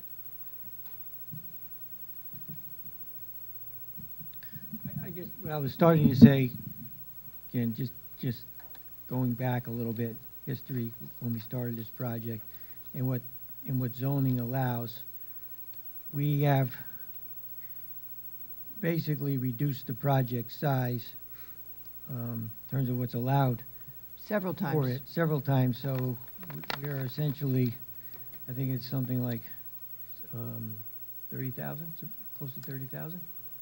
Yeah. It would be an interesting thing to. 30,000 square foot less of bulk, or less floor area than could be allowed under the zoning regulations on this Yeah. property. It's 30,000 less. It's not an insignificant amount. No. In fact, so much that we could leave 600 the way it is and not incorporate it into the project. But Mr. Ferreri is committed to making the area safer. As you know, we talked about that, and in fact, coming up with the new solution with the exit You don't on need the 500. FAR anymore from No, 600. we didn't need it the last time, and he's, despite Kevin and my position, thought that that's a lot of money, because he probably is going to be spending over $1 million and making improvements to the area for traffic and parking coming out of the 600 site. But he feels it's the right thing to do, and he wants to continue it, so. All right. Commissioners, any questions before we turn it over to the public? Just one quick question, Mr. Mulder. The gap now between the building and the ramp, that's actually the lower level parking still, right? Correct. Okay, so it's actually, there's no landscape or anything, it's actually part of the parking lot that was already there. Correct. Thank you. The ramp is not adjacent to the building anymore. It was before. Was it like, so now there's a gap there. So what Yeah. goes on there again? Yeah, we've talked about that. We're going to talk to Jody a little bit in the meantime. There's this, I don't call it zoning anomaly, but there's, the goal is to be able to infill it. I had mentioned to Katie, basically with a planter. Just have to figure, because you can't have a planter, you can go up a certain amount of height above grade, and so that's going to at least, because we don't want to leave it open. But we only had a week or so to work on this, so between now and when we come back with a final, I believe that'll be, it'll be greened up. We just have to do it in a way where it's zoning compliant. It's tricky. We could follow the slope right up and just have a hill, and maybe when it snows, go down the hill, I don't know. But we got to work the slope, and maybe it gets tiered. We're going to work with Jody, the zoning enforcement officer, on our options there. Fire department issues of the connection to Holly Hill, that's still in play, right? We can explain it. Nothing's changed with what we've submitted now. Right. From what we had previously submitted when the fire marshal approved the site. So that mountable curb to the He deck wanted the is still mountable there. curb Right. to access that upper deck. Right. Thank you. You did receive revised Department of Public Works. Mhm.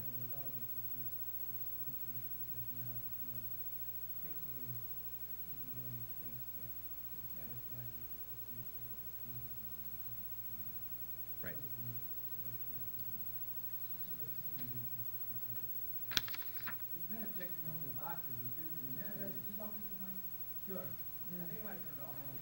No, it's on, the red light's on.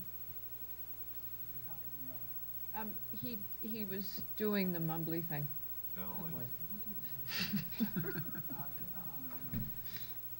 he can have mine. Yeah, you want one of ours? We'll stop Take asking mine. questions. So I heard now. Yes, John, take just- hers, just- so she doesn't do the John, can you karaoke just thing. take Andy and see if that works?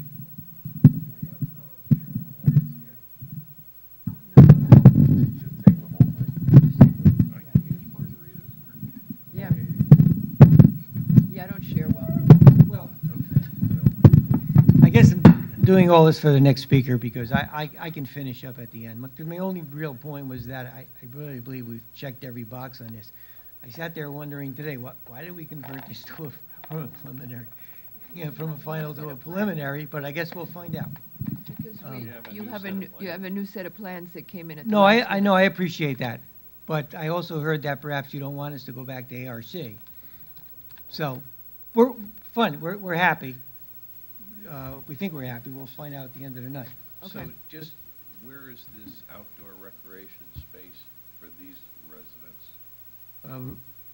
Kevin will take you through the roof plan. So only on the roof? Only on the roof, but No, there's a bit, that's not true. it's not only on the roof, but he'll explain it to you. It's primarily, Mr. Fox, so you do have the rooftop, which again is 100% greened up. There's yoga area, there's a dog run, outdoor grilling stations, some private cabanas, fully worked up.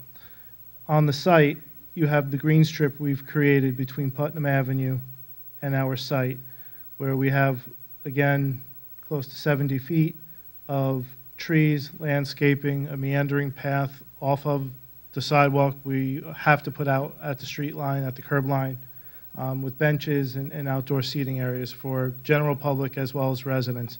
In front of the residential building, it's a little bit deeper over there with a patio, as well with benches and seating area that's, again, open to the public as well as the residents. And this entrance is not lined up with the new street light at this point? No, the entrance here hasn't changed from what we've always had, where the curb cuts are being, 3 of the curb cuts are being removed, the 1 new curb cut installed opposite Valley, with the new face put on the Valley traffic light to control all the volume coming in and out. This is opposite Valley, it doesn't look, Here's, I don't know where, it doesn't quite there's look- Valley, and then here's the curb cut. it's just hard for you to see if the valley's there. Okay.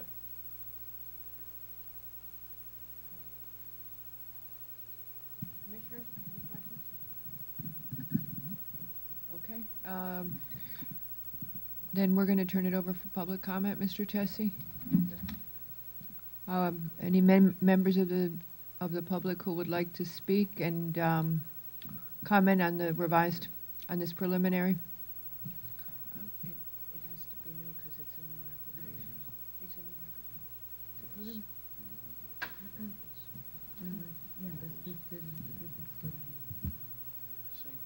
Oh, 'cause It's the next Okay. final, so just. Okay, all right, sorry. Yes, Yeah, okay, sorry. So Tra- anything that, they're all reminding me that when you convert to preliminary, the old record stands, and that anything you said the last time is already in the record.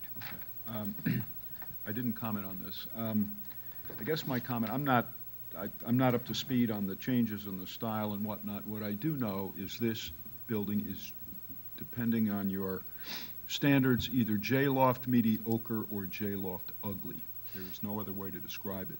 And this is totally representative of the architecture that some magazine articles say is sweeping the nation. It's cheap, it's efficient to build, it's 3 or 4 stories, and it, I don't think it represents a style that should fit well in Greenwich at all. And if you go look at J-Law, renderings always look good. Blue sky, lots of trees that won't quite be there, you never see the adjacent buildings and stuff. And in my opinion, this is going to be essentially an eyesore on the post road. But that's probably a matter of taste and judgment. Others may disagree, but I think it's wrong for any space in Greenwich. Right. Thank you. Okay, thank you. That was helpful. Ms. Wilson? Oh, sorry, yeah, yeah. And now we get the 500, 600 section. Yes.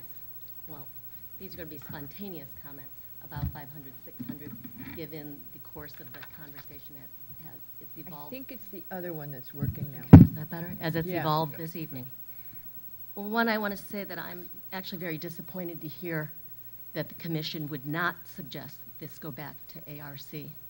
I thought when I was listening to Katie, you spoke about the fact that this is going back to preliminary, so the town and residents would have plenty of time to actually give suggestions and input and give considered architectural design ideas. I do not believe it is fair to point out that somebody, just in trying to talk about something that's architecturally softer, mentions the word gables or mentions the word slanted roofs. That does not mean that's exactly what we're proposing and that we mean that that fits into the western part of Greenwich. Gotcha. We understand Very that western helpful. Greenwich looks totally different than Sheep Hill. Got it. I think the point about Sheep Hill was it was in keeping and an improvement Got it. to Okay. its area. That was a very helpful clarification, because I was really struggling with how we could integrate that. No, we're Thank not you. trying to look like Central Greenwich or Riverside or Old Greenwich. We gotcha. We understand that. Got it. But that doesn't mean that we should follow the path of least resistance and say we already have commercial buildings. Let's just put in another commercial building. I think we should be trying to find a healthy compromise that actually says, what do we want Western Greenwich to look like, given that we have commercial buildings? How do we create a modern, inspired look for Western Greenwich that also has commercial developments? And I think that if the town has a chance to sit down and develop some architectural ideas and sit down with Ferrari and his design team, we could create a healthy compromise that is something that the town can be proud of. So I hope that we would have the opportunity to, if we're going back to preliminary, not rush it and have a really concerted effort as a team, Okay. as a town. And then I want to change the topic, and I just want to go to parking a bit.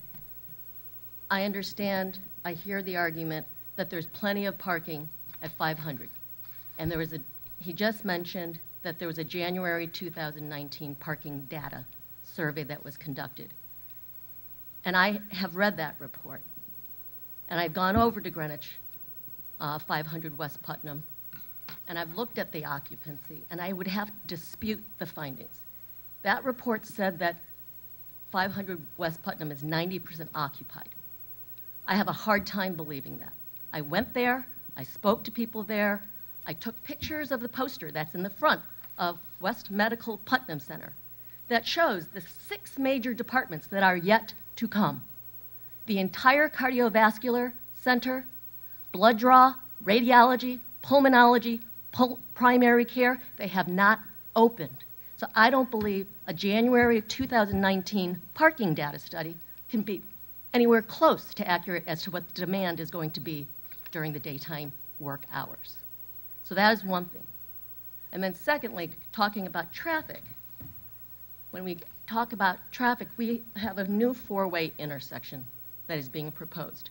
I understand that to do a coordinated traffic signal study, we'd have to involve the town, the State Department or something like that. However, I just think of it from a layperson's point of view, and I actually looked at some of the past traffic studies that were actually the traffic impact study from October of 2018. And there are a lot of numbers that were thrown out there that I had serious questions with.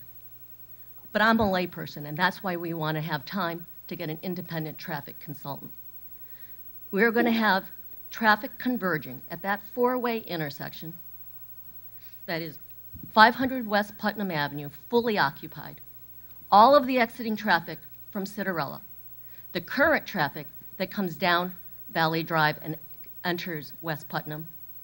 And according to the analysis they had provided, 65% of all traffic going in and out of 581, 585 will come in and out of that single driveway at Valley Drive, dumping onto Valley Drive.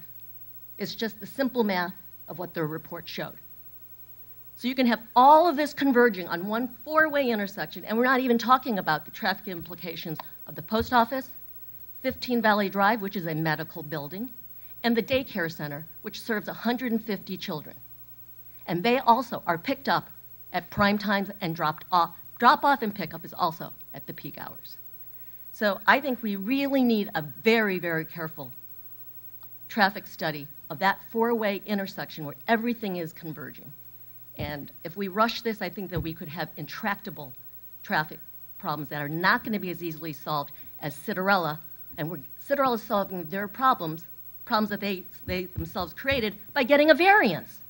And it will not be easy to create a variance that would actually solve the problems that could be created by having a four-way intersection that has a massive amount of traffic that's all converging on it. So that's what I have to say. Thank you very much. Thanks. Oh, by the way, this is a picture of West Putnam Medical Center showing what is currently open and what is yet to come. Oh, thank you. Oh, watch the cord. Yeah, don't kill yourself. Thank you. Okay. Ma'am? Just one brief thing to say. I'd like to mention here that, you a just saving, identify I'm sorry, yourself for that the a court saving grace to 500 West Putnam. Ma'am, if you could Oh, just. Carolyn Lockhart. Is a small park in front of it. With the trees and bridge, it is a landscaping design that developers should emulate instead of tearing it down to provide more parking spaces for commercial buildings. We need to see more beautiful landscaping on West Putnam. Thank you very much. Thank you, ma'am. Is there somebody else who wants to speak? Okay. As you all know, this has not been a rushed project when it comes to traffic and parking. We've been working for 2 years now with your DPW and Beta. This plan, so far as the convergence, if you will, on Valley Drive, is something that your Department of Public Works and your engineering division and traffic division have lobbied strongly for. And both here and at the state. That's something they want to see happen. It's their view that that is the most prudent way of handling traffic, given the conditions in the area. It's not the cheap way out. As I said earlier, for our client, he's willing to do it. He doesn't have to do it. I think that I appreciate everybody's comments and concerns here, but we have to all be realistic about creating an environment here that does, in fact, help the area. It's not going to solve, it's not a panacea. You're not going to solve the problem. There are just too many cars on that road going east-west. That's just the way it is. But I think this is a responsible development and a reactive development to what the state wants to see and what the town wants to see. As far as the architecture is concerned, the gentleman said, everybody can have an opinion. Okay, get that.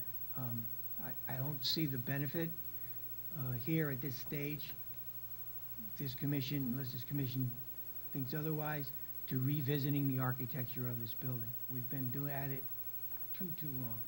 At the end of the day, with the softness that's created through your efforts, Katie's efforts, when it came to revising that building, to pull it back and to add all of that green space and your windows on the lower level to create a certain feel, we basically have reached what I think is the end of the road when it comes to the architecture. If we were going back, we would only have to do it at one level, in my view. I can tell you, Mr. Ferrari has been very patient, working with all of us and being very reactive to do what he believes, and I think what this commission should realize is in the best interest overall for the area. I'll leave it at that. Okay. Thank you. What do you guys want to do with this? I think we can move to final. You want to close it for now? Okay. Ready to close this and give me some guidance? Give some guidance. Andy? Okay. So, they're being, the commission is closing this preliminary which will give us an opportunity to move it to final with all of the input that we have on what we want to see in the final. And in that, we will incorporate our discussion at the end of tonight or whenever we decide to do it. I'm not sure that we will do that tonight, as well as what the public input we've received. Thank you very much. And so with that, do you guys want a break? Yeah. Sure. No, you don't want a break. I'm leaving. Oh, you're leaving. You're not going to come back? No. I was going to say that. I have to.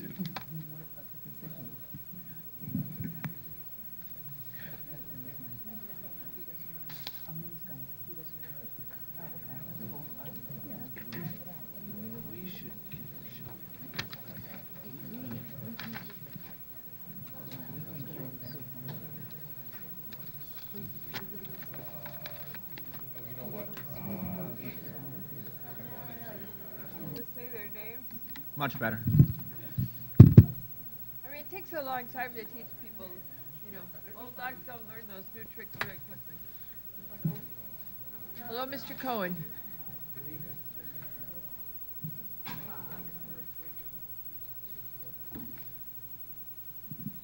One, two, three, four. Fox. No Fox. No Fox. That is a microphone. We need the town planner. Has anybody seen the town planner? Hello, hello. It's back on.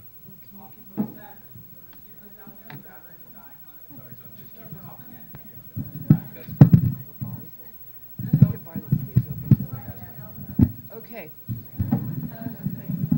Okay, could everybody let us start, please, folks? Okay, Patrick, I'm just going to go ahead until Katie gets back. Mr. Cohen, as I believe you are aware, there are only 4 of us here right now. And that you have said you have no objection to that? There are only 4 commissioners? No, you have not said that, or? No, I have no objection. Gotta be careful with lawyers. Yes, I have no objection. Okay, all right, and so with that, this is the Stanwich School. Stanwich School, Inc., record owner and Greenwich Country Day School applicant for a final site plan and special permit at 257 Stanwich Road. Oh, that worked better, sorry. And Mr. Cohen, if you would proceed. Thank you, Ms. Albin, members of the commission. I'm Bruce Cohen, and I represent the Greenwich Country Day School and the Stanwich School. And this relates to applications, as you stated, Ms. Albin, before you tonight, to modify prior approvals that were granted by this commission to the Stanwich School for the property 257 Stanwich Road. The school use of this property goes back to the 60s, when it was owned by the Bridgeport Diocese, and a girls' high school was located at this location. Property was subsequently purchased by the Greenwich Reformed Synagogue and occupied in part by the synagogue and in part by the Stanwich School. Whoa, look at that. I think you can pull it out if you don't want to walk around with a stand, but That doesn't work that way. It doesn't work that way? No, it doesn't. Better listen to him. For the purpose of kind of running through the progression of the approvals to bring us to where we are right now, we prepared this board, and the property started out looking sort of like this. We don't have that. That doesn't look familiar to me. Well, I'll leave it with you then. Great. I think it's helpful just to understand Yes. how the various approvals work. So starting at the upper left-hand corner, this was the school when I first started to work with the Stanwich School. And they basically occupied these buildings that you see there in yellow, and the synagogue occupied a portion of the north building, and they rotated hours, and it all worked out well. And there came a point where the school and the synagogue reached an understanding about a common use and a common development of the property. And that's when we came to you, and in 2009, you granted a site plan and special permit approval to do the things that are shown on the upper right-hand corner. And those things were to eliminate the north building altogether, and in its place to build a separate freestanding synagogue building, to add a western wing to the remaining buildings, and to build a new large freestanding school building with a number of facilities in it. And as a part of this application, two playing fields were approved. A very advanced wastewater treatment system was created and approved, with a wastewater treatment plant up here, and a set of roadways and parking areas were also approved. But as life went on, the synagogue decided they would like to move elsewhere, which you know about. The school purchased the synagogue's interest in the property and came back to the commission with a reduced plan to some extent, in that the synagogue building was now missing. Instead of the west wing and east wing, now known as the Commons, was approved, and basically the same infrastructure was confirmed. That was the last version of what this commission approved.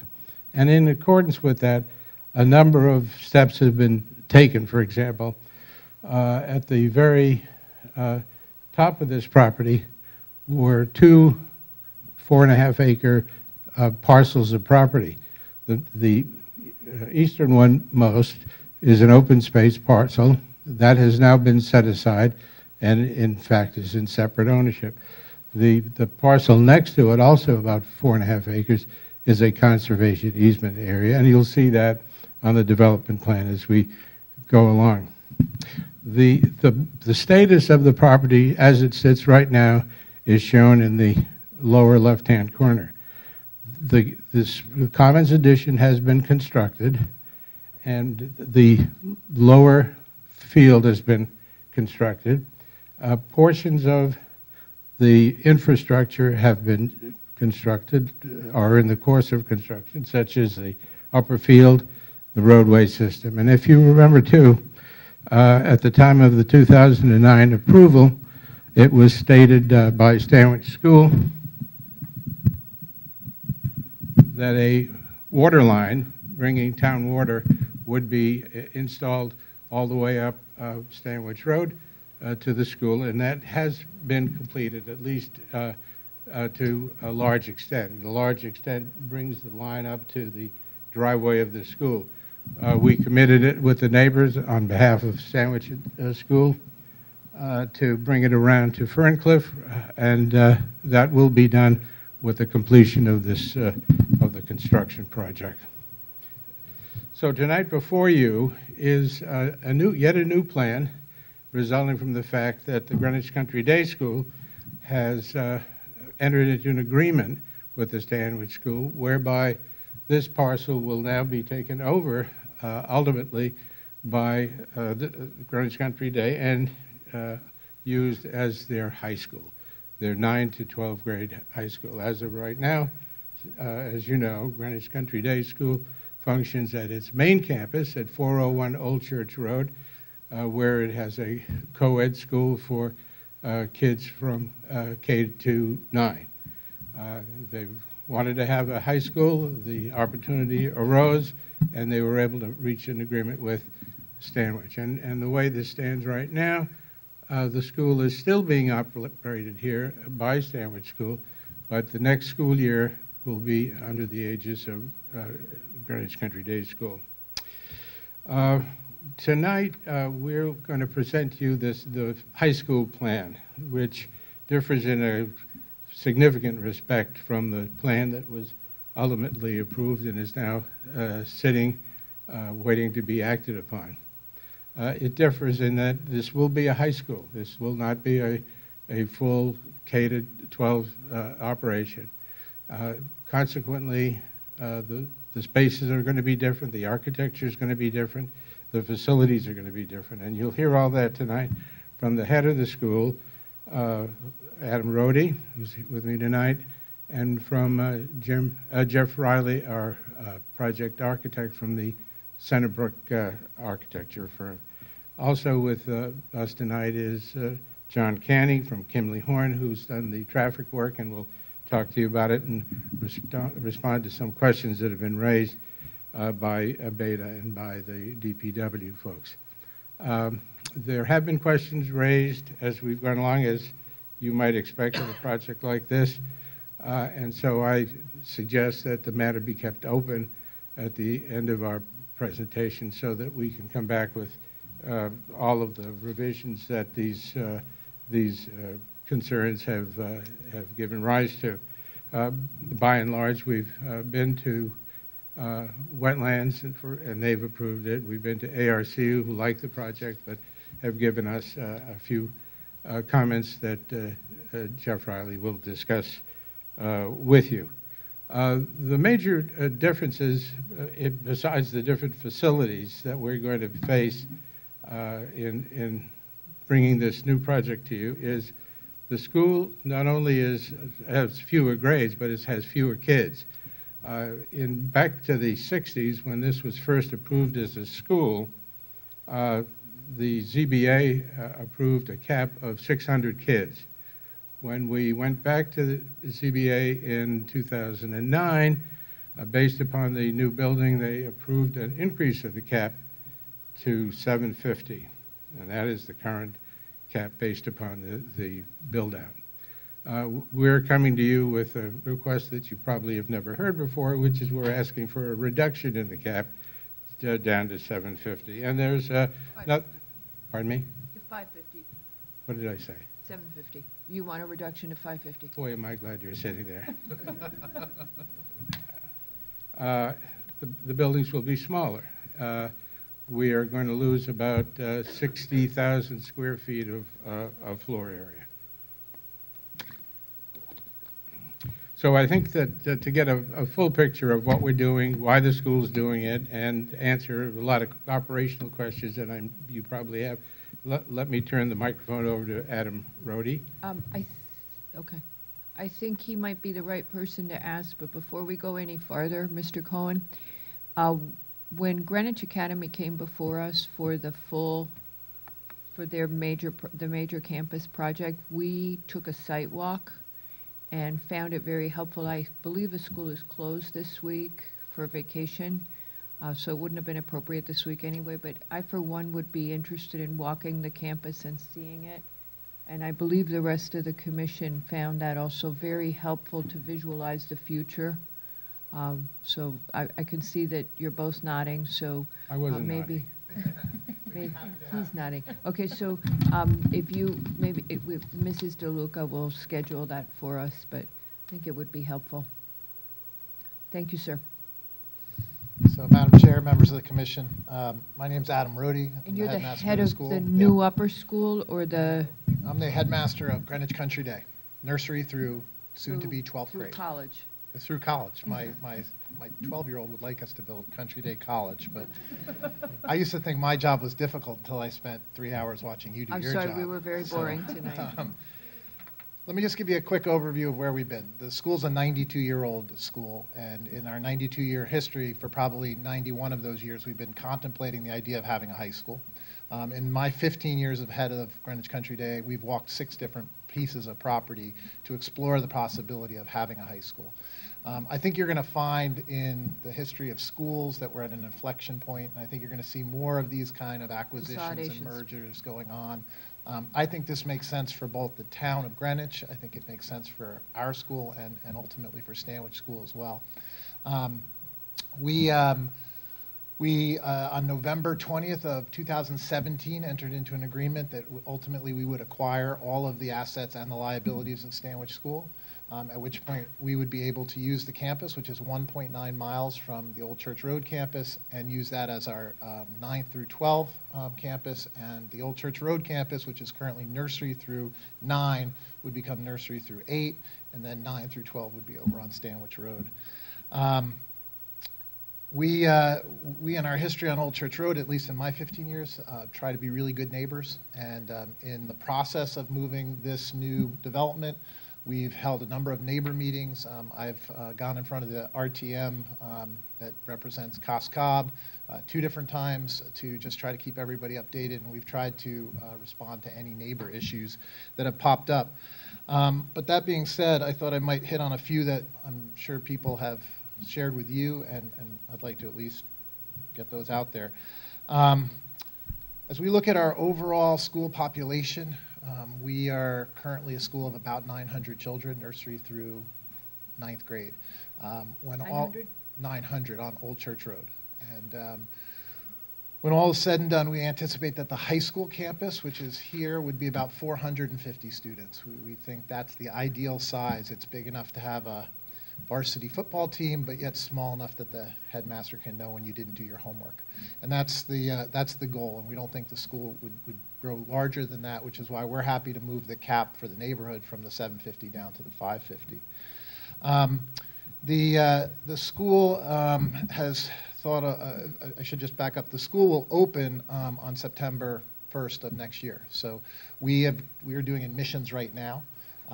There has been no co-ed independent school in the town of Greenwich, with a town of 70,000. No high school that is an independent school, co-ed. So we do think it fills a niche, and we're a little concerned, if you build it, will they come? We've just gone through our first application year, and the numbers for our 9th grade have been off the charts. We've had 135 applicants.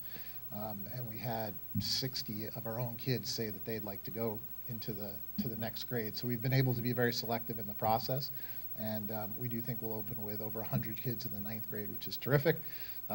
We think we'll have about 40 kids in the 10th grade. We'll have 12 kids in the 11th grade and 12 kids in the 12th grade. So cool. Those are the current Stanwich 10s and 11s as they age up. So in our first couple of years, we'll be small. 200, under 200, and then each successive year we think about 100 kids will come into 9th grade, getting us to a 450-person school. So obviously that's going to lead to questions around transportation and traffic, and Mr. Canning will tell you the specifics, but I can tell you just a couple of broad stroke thoughts. Number one, we've been thinking about staggering times for pickups and drop-offs, so that should help both on our Old Church Road campus and on the Stanwich Road campus. And we also understand that these 2 campuses will be linked, and so we will create some linkage to them. And by that I mean, if you're a parent who happens to have a 10th grader and a 7th grader, you're only going to drive to one campus, and then we're going to run a shuttle that'll go between the 2 campuses. So one of the things that was not addressed, and we were going to talk to Mr. Canning about this, it's not addressed in how this is submitted to us, is that what you called, Pat, that interconnectedness between the campuses, the impact of that interconnectedness is not addressed for us in the application. And we had a lot of concerns when Stanwich came before us with the original big high school project about the traffic in the area. Now we see the moving back and forth, and it would be great if when you got, and we're going to ask Mr. Cohen to address that. But while I interrupted you, you're making an assumption in who is going to transfer into that Greenwich Country Day, that the Old Church campus will increase its enrollment temporarily by 9%. And it's temporarily 9% to reflect Stanwich kids currently there who are now going to go to Country Day. How did that 200 get estimated, and what does temporary mean? So the number's actually lower than 200, and if your math is good, the 9%, you're just reading off the, yeah. I'm just quoting you what I read. Mr. Cohen writes it down, and I ask the question. So what we did was... So if his math is no good, His math is really good. He's a sharp guy. What we did was we told Stanwich School this, in 2017, as part of the acquisition agreement, we told Stanwich that they would close admissions. So no new kids were admitted to Stanwich School last year. Okay. So then... What's their enrollment at right now for the lower... So this year at Stanwich School, there's 210 kids on campus. They're going to graduate 12 of those, and then we're going to have a bunch of attrition, which we already know about. We will have a few council outs. We anticipate, and then of those, 30-something, 40-something are staying on that campus.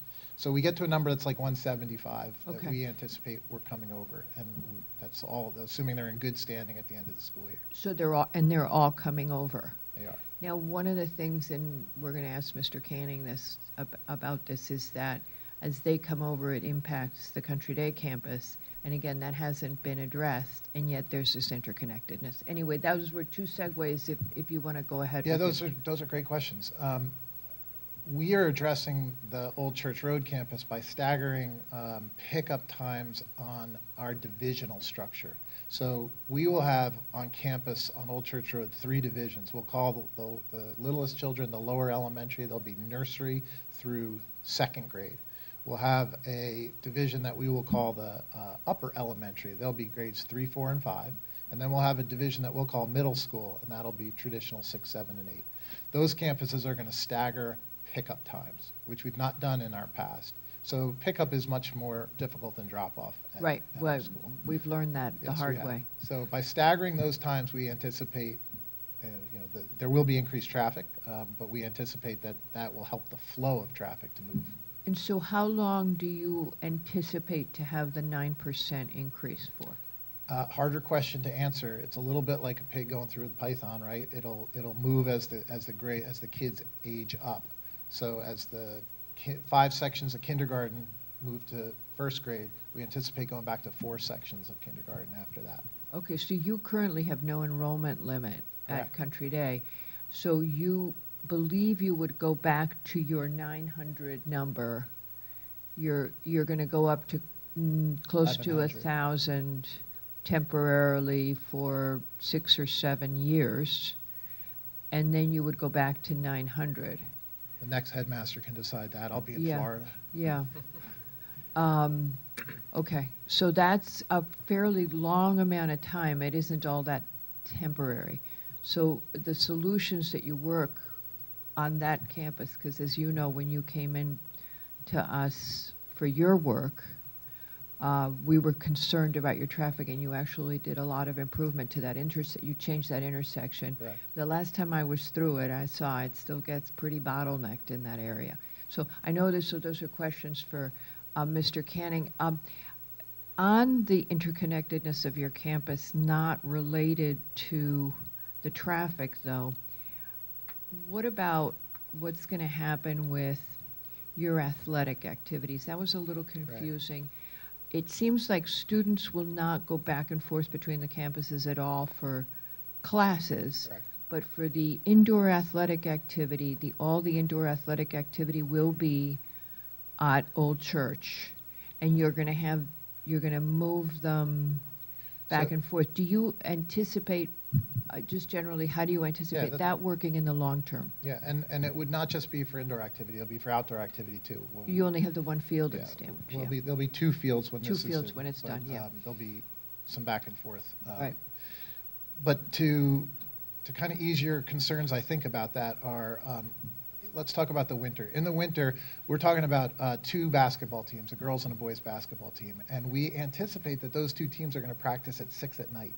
So we have a full program for athletics that runs on Old Church Road, starts at 3 o'clock. It doesn't end till 5:30-ish now. And so the high school program, which won't have an athletic gym on Stanwich, will come over and run their practices 6 to 8 at night.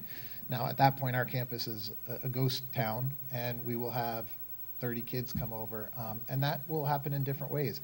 I do anticipate that in the fall, the soccer team will actually jump on the bus and take the bus over to Cardinal Road to practice down there if that's where they happen to be practicing. And then their parents would Potentially pick them up on Cardinal Road, or potentially they'll take the bus back and shower at the Stanwich School and go Because I from there. wasn't thinking, okay, all right. So some of this is a work in progress. We're building the plane as we're flying it, but we do anticipate that back and forth, but also highly regulated.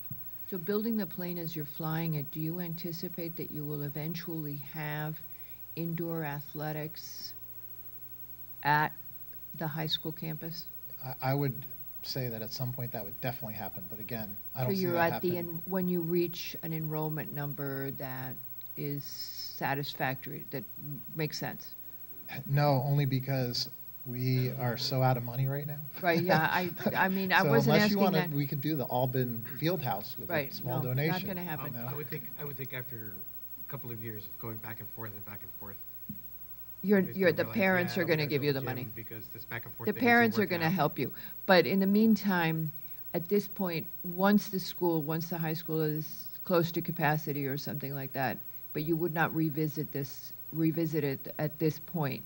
So we're looking at this again being a fairly long, medium-term situation. Yeah, I mean, we're going to come back in front of you for some improvements on Cardinal Road, which are going to help us with outdoor space. Yeah, So- I was guessing you might be doing that. Under the banner of full disclosure, Yeah. we'll be here shortly for that. Okay. But no, I do anticipate, look, in the winter, it's the basketball teams that we will run squash. We already have an agreement with M Squash in Portchester. We will run a hockey team. That'll be run out of Chelsea Piers in Stamford. So lots of moving parts, but none other than the basketball do I see coming back to Old Church Road. What about gym classes? All that kind of stuff? No gym physical Well, education classes. But you have physical fitness requirements that are not team. How are those going to be met on the campus? Interesting curricular question. I can tell Well, you have two, we had a long discussion about this yesterday. You have two of each, right, Mrs. Two Goss? leadership, They have two leadership, two leader- two team. two team and two orient- fitness Right, and for- so we think a team is the robotics team and the debate team and the musical, those all count for teams. So you can solve your team problem that way.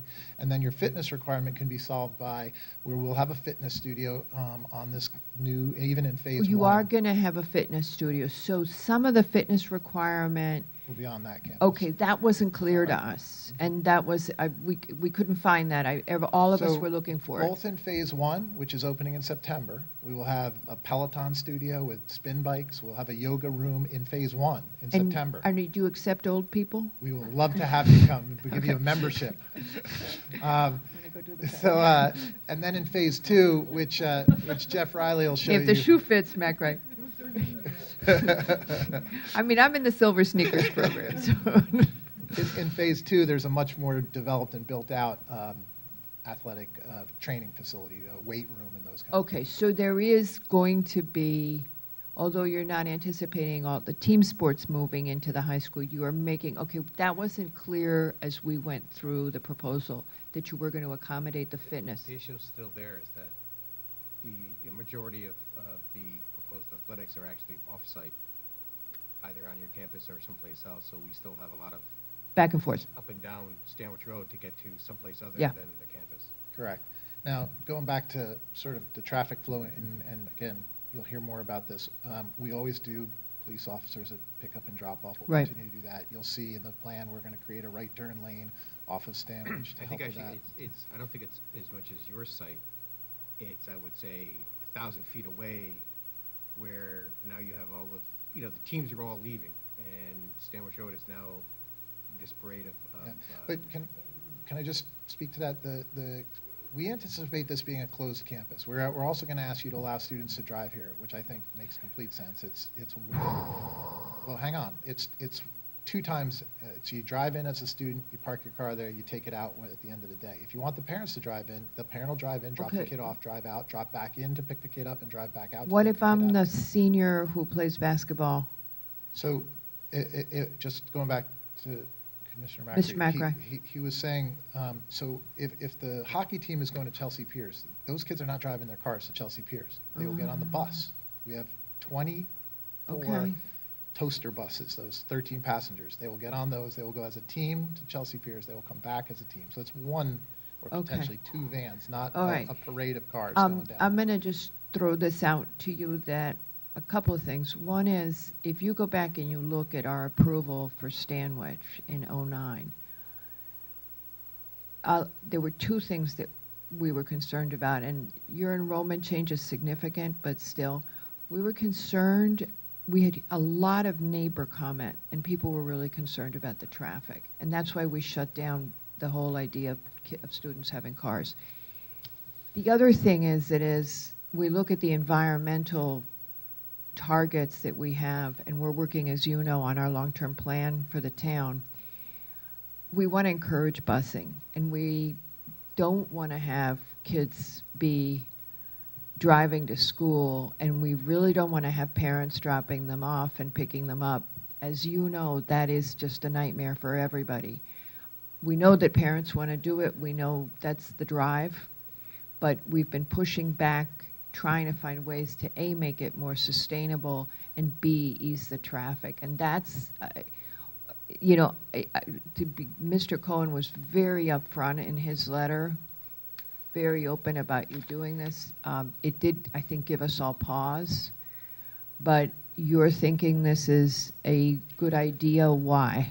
So I would posit that there's not a school in town or any organization in town that is more green and Than environmental Country Day. than Country Day. I would agree We are with- leading yeah. the league right now. Yeah, I think you've done an And we amazing apologize job. for blocking your front entrance on Friday of last week, as we had 250 of our students in front here with Congressman Himes. That was us. Well, No, we I like apologize for that. But it is in part of where we are as a school. It's now built into our curriculum. We are trying to not just, you know, put photovoltaics on the roof, but we're trying to change the hearts and minds of our kids. And we have a person who's dedicated solely to busing. And, you know, sort of off the record, on the record, the town of Greenwich is poor in its availability and its ability to work with the independent schools on busing. Let's put that in the POCD.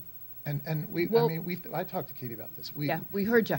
And we would make it, for right now, a kindergarten kid to get on the bus in Old Greenwich to come to Old Church Road has to get on that bus at 7 o'clock to get to our school at 7:50. And if you tell me you're going to put your 5-year-old on the bus, no way. You're going to get in your car at 7:45 and be here I at get that. 7:55 I mean, in the car, in the Different SUV. when, the only thing is, what's weird is different when we were kids, because people plunked us on the bus and we rode, I hear you. right? And But we that's would, a different world. But we would love to work with the town. We've started our own private busing. We're calling it Tiger Rides, and we now have 2 buses to Okay. hotspot locations where we have density of ridership. We are doing afternoon busing on our own dime to move kids from the school to places where they're going, you know, field club or the YMCA, and so we are committed to this. We have staffing just for this issue right now, and we would love to increase it. Why are you a proponent of all the high school students being able to, all the seniors being able to drive, and some of the juniors? Why are you proposing that? I think it becomes, I think it's better for the environment. I think it's unrealistic to, if my parents live in Rye, which we're now getting kids to, who will apply from Rye, they're going to drive from Rye with their mom, who's going to come and drop the kid off at 8 o'clock. They're going to turn around, they're going to drive and do whatever, right? Now they're going to come back at 4 o'clock, and then they're going to pick the kid up, and they're going to drive back again. I'm proposing that the kid from Rye gets in his car, he drives there, he parks his car, takes his classes, does his athletics, gets in the car, he drives home. 2 trips versus 4 trips. Better. Will those students who are allowed That was to drive, convincing. would they be allowed to actually leave during the day? and No, come back? closed campus during the day, and I want to reiterate that. You're not allowed to go out for lunch. You're not allowed to go around the block for a smoke. That's not allowed. Your car's on campus until you're off campus. And that's obviously going to just be a management issue, but we're pretty good at those management issues. And I would just tell you, as you look at the designs that Jeff will take you through in a second, we're on Old Church Road, the building that you all approved that we are now in. It's wonderful. And I just, to your credit and to our credit, last Tuesday it produced 117% of the power it needed to power the building. It was plus, we were putting power back into the grid. We anticipate that over the course of this year, it'll produce 97% of the electricity needed to run the building will have been produced through the photovoltaics and the insulated concrete form building style that we were using to build the building. The rain gardens that we put in have been awesome teaching tool. We tend to take the kids out there. We show it to them when it's raining. You know, the system that Jeff will show you about gray water capture is going to go back more than You're 50. still going to do the gray water capture? Even though you now have town water, you're going to continue to do, on the Stanwich campus, you're still going to be doing the gray water? Because that Well, wasn't clear in the application. Let me clarify. So some of the concern around our wastewater treatment plant Yeah. which I spoke to at the RTM. So the wastewater treatment plant, they anticipate can process up to 10,000 gallons a day. Right, because you're going to state-of-the-art, Yeah, but wonderful, this is marvelous, state-of-the-art. yeah. It produces drinkable water, drinkable potable water when it's done, but then 50% of all the water that goes through the system cycles back into the building to be used in gray water for urinals and Wow. bathrooms and toilets and things like that. And then the other 48% goes through this system, which is, and everything exceeds the DEEP standards, and it's monitored weekly, and it has a electronic, it sends an email if the system ever goes down. It's also not connected to any bigger water system, so if you get a flood, this can't overflow like many systems can, some of the town systems. I mean, this is a $7 million wastewater treatment plant. Talk about the sexy first $7 million that we spent. It was for a wastewater treatment plant. I think the lunchroom facility, you have like the first dining. No waste dining hall in anywhere that I'm aware of. Country, what is it? So in our dining hall, we feed 1,000 meals a day at lunch. We don't have a single piece of disposable waste at the end of lunch. By that, I mean we compost all of the edible materials. The napkins are compostable. They all go in a compost heap. That's the only trash that we create. There's no wrappers. There's no containers. There's no cartons. And every kid knows what we're doing and why we're doing it. Bones are compostable? Yep.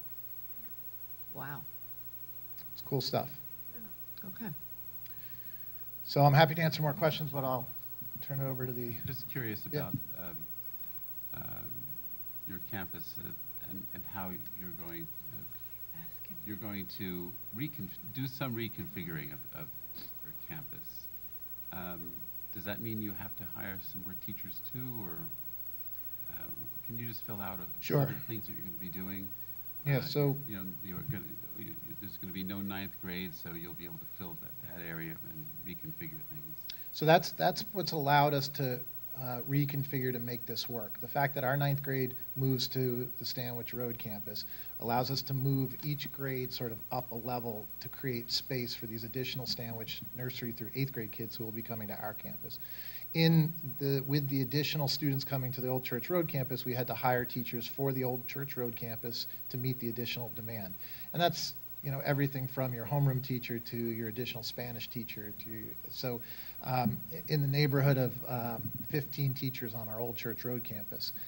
The Stanwich campus has been both an incredibly exciting and at times terrifying proposition, but what it is we've been able to whiteboard a high school from scratch. Think about curriculum from scratch without any limitations on what you've taught in the past, what traditions you had, what shackles have kept you from doing educational things that you wanted to do. And so that's super exciting. And then we were able to build a building that would meet those needs, and that's sort of our phase one, and you're about to see our phase two. And then we were able to hire the teachers that would execute in what we think is a really different approach to education than some of our brother sister schools in town. And I think you'll see that as these first generations of kids start to go through the school. One of the comments, and one of the things that is different is that you're changing the size of the classroom size is very different. And we heard that as well from the academy when they came in with their proposal. That reflects the same kind of thing that's going on in elementary school, that you need sort of more breakout spaces? Okay. Yeah, I mean, we're looking at a more project-based, more cross-disciplinary, more voice and choice for students, more exhibitions of learning. And those things don't happen in a traditional classroom with desks nailed to the floor in rows with the teacher in the front on a chalkboard. I think, thankfully, those days are in the past, and we're heading to something very different. Wow. Okay. Anybody else? Questions? Katie? Pat? Okay. I think you're going to hear from our architect. Yeah.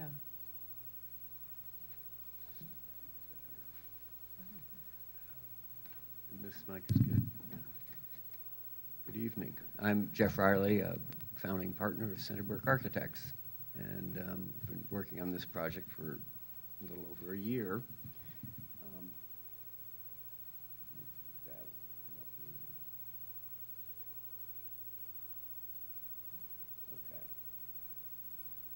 Sir, I just, unfortunately, we glance down sometimes and see, I just got a comment from our viewing public that Mr. Levy, Mr. McRae, and Rhodey, yeah, were hard to hear, so if you could keep, I think Mr. Cohen did an outstanding, yeah, just pull it, and you have to, it doesn't come out, apparently you need a Phillips head to take it out.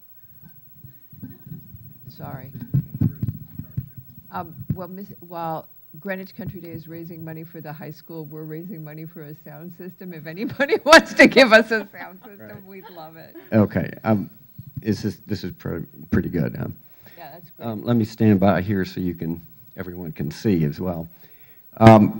So this is the phase 1 that you're looking at now, which is the former Stanwich School, which has that building and this building, and then that's the building that is currently under construction called the Commons Building.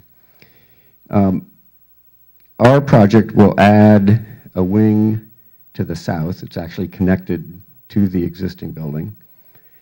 And then it will demolish the old building there and add another complex to the north, which is really, it's an arts complex. It's a village of little arts pavilions, if you will.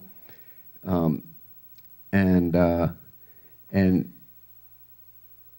here it is again. So here you'll see the phase 1, that part right there is the existing building. It's the Commons Building under construction. It's classrooms in this end, and that's the dining hall. Our project is going to actually create 3, call them outdoor rooms or enclaves. The very first one is the entrance enclave, and that has the main entrance that is part of phase 1 under construction. However, that entrance is also not handicapped accessible because it's up about 18 feet of steps. So we have actually a second entrance off of, this is visitor parking right here, and this entrance here will have an elevator and will provide handicap access to really the whole complex. There'll also be in front of this entrance, the buses will line up. There's space here for 6 buses, which is actually more than are anticipated, but as Adam said, I think the goal is to increase bus utilization. Along here is an arcade that will be the major drop-off pickup spot for parents. And right inside of that arcade is a dance studio and the fitness center and the lobby to the theater. So it's a very lively indoor scene as well as, it's just a great place to hang out and wait to be picked up by parents. The second courtyard, and there, I'm sorry, this is, that's the theater wing here. So this is now the entrance into the theater from the combination of staff parking, but in the evenings and weekends it will be visitor parking. So you have daily visitor parking here, and then another 102 spaces off of here that will be used for the theater. The second outdoor room is a courtyard created by the theater wing, and this part here, right here, has a chorus room and a ensemble band orchestra room that is above that dance room and fitness center that I mentioned a moment ago. That little courtyard, we kind of consider it kind of the performance wing courtyard, but it also is directly off of an environmental studies classroom and the biology classrooms. So all of those connect to the wetlands, the marvelous wetlands which will remain untouched, but become an integral part of the educational experience. Then as we come over here to the arts group, it's a collection of little pavilions. This is a two-dimensional art room. This is a flex studio, which will have everything from kind of black box to dance to art exhibits. It's truly a flexible space.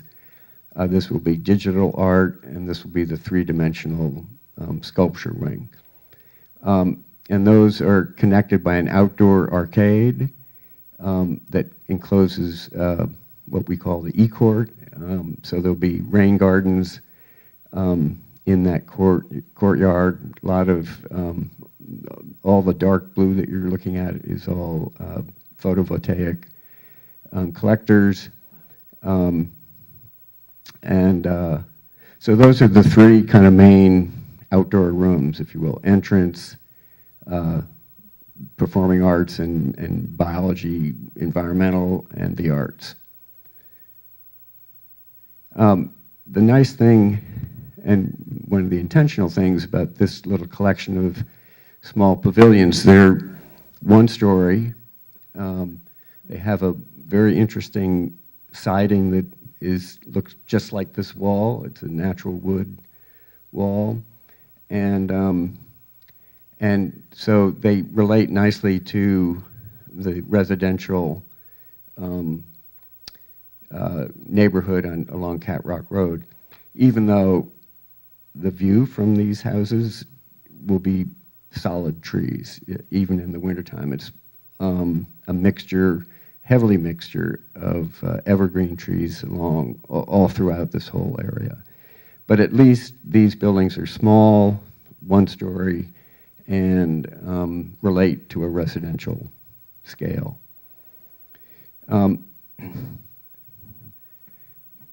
Over here in the theater is the one rather large part, which is the fly loft of the theater. As you probably know, fly lofts are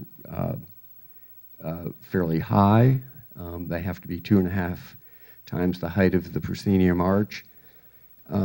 And so we located it in the back side of the site as best we could, so that the views of it are diminished from Stanwich Road. It's as far away as we could kind of get it. And then in addition to that, we have a service entrance to the back side here into the shop for the theater, and we have another service entrance here to the kitchen for the dining room. And then lastly, we have a small, it's very hard to see from way back here, but there's a small little stair tower that brings you down to a science pond, and this will collect water from the various hardscapes and become literally an outdoor classroom for students. I should point out that a good part of this parking lot will be pervious paving, and this pond here will have a natural kind of bioswale cleansing plants along it. So here you have kind of a bird's eye view. That's the main entrance right in here. This is phase 1, currently under construction. This will be that second elevator tower in the arcade, the lower arcade, where students get picked up and dropped off. Here you can obviously see the fly loft of the theater, and that's the arts complex up to the north. Here's an entrance. This is the entrance into the theater. And then this is the little entrance into the shop area for the theater. And then that's the entrance into the service area for the kitchen. Here we have the entrance kind of courtyard, set of steps that takes you up to the door, elevator and stair in this part, and then an outdoor arcade that connects those two, that also kind of animates this whole entry courtyard. This is obviously the first part of the complex, part of the school that one would see as you arrive. And I think it will be quite lovely with beautiful plants that Stimson landscapers have designed, and then the arcade, which has stone columns. I think it should be really, the scale will be beautiful, and kids will be hanging out there. Here you see phase one, and this is the rest of that's that elevator shaft here, and there you get a glimpse of the arcade that is the pickup arcade. Now again, there's the pickup arcade here, and here's that connector. But this is the courtyard formed by the theater and the environmental studies and biology that really relates to the wetlands area. And here you see it from the other side. There it is again. And here, this is a science solar terrace outside, environmental studies down here, biology with mudrooms and outdoor porch along here. And as we kind of settle down into that courtyard, you can get a sense of the scale of that. So a great place to hang out. Here's the solar porch up here, and this is the side of the theater. Then into the E-Court in the arts complex, there's phase one with the dining hall. This is the kitchen loading dock service entrance, and here are the four arts pavilions. So the 2D art, Flex Studio, digital art, and the 3D studio, all surrounding and enclosing an outdoor courtyard that has rain gardens. So here you see that, and then when we dip down inside, you can get a sense of that courtyard. Very low scale, very intimate, lots of views into the art programs, and a beautiful vista out to the west. Yeah, this is these columns will be what's called a peeler log. When they make plywood, they peel a log.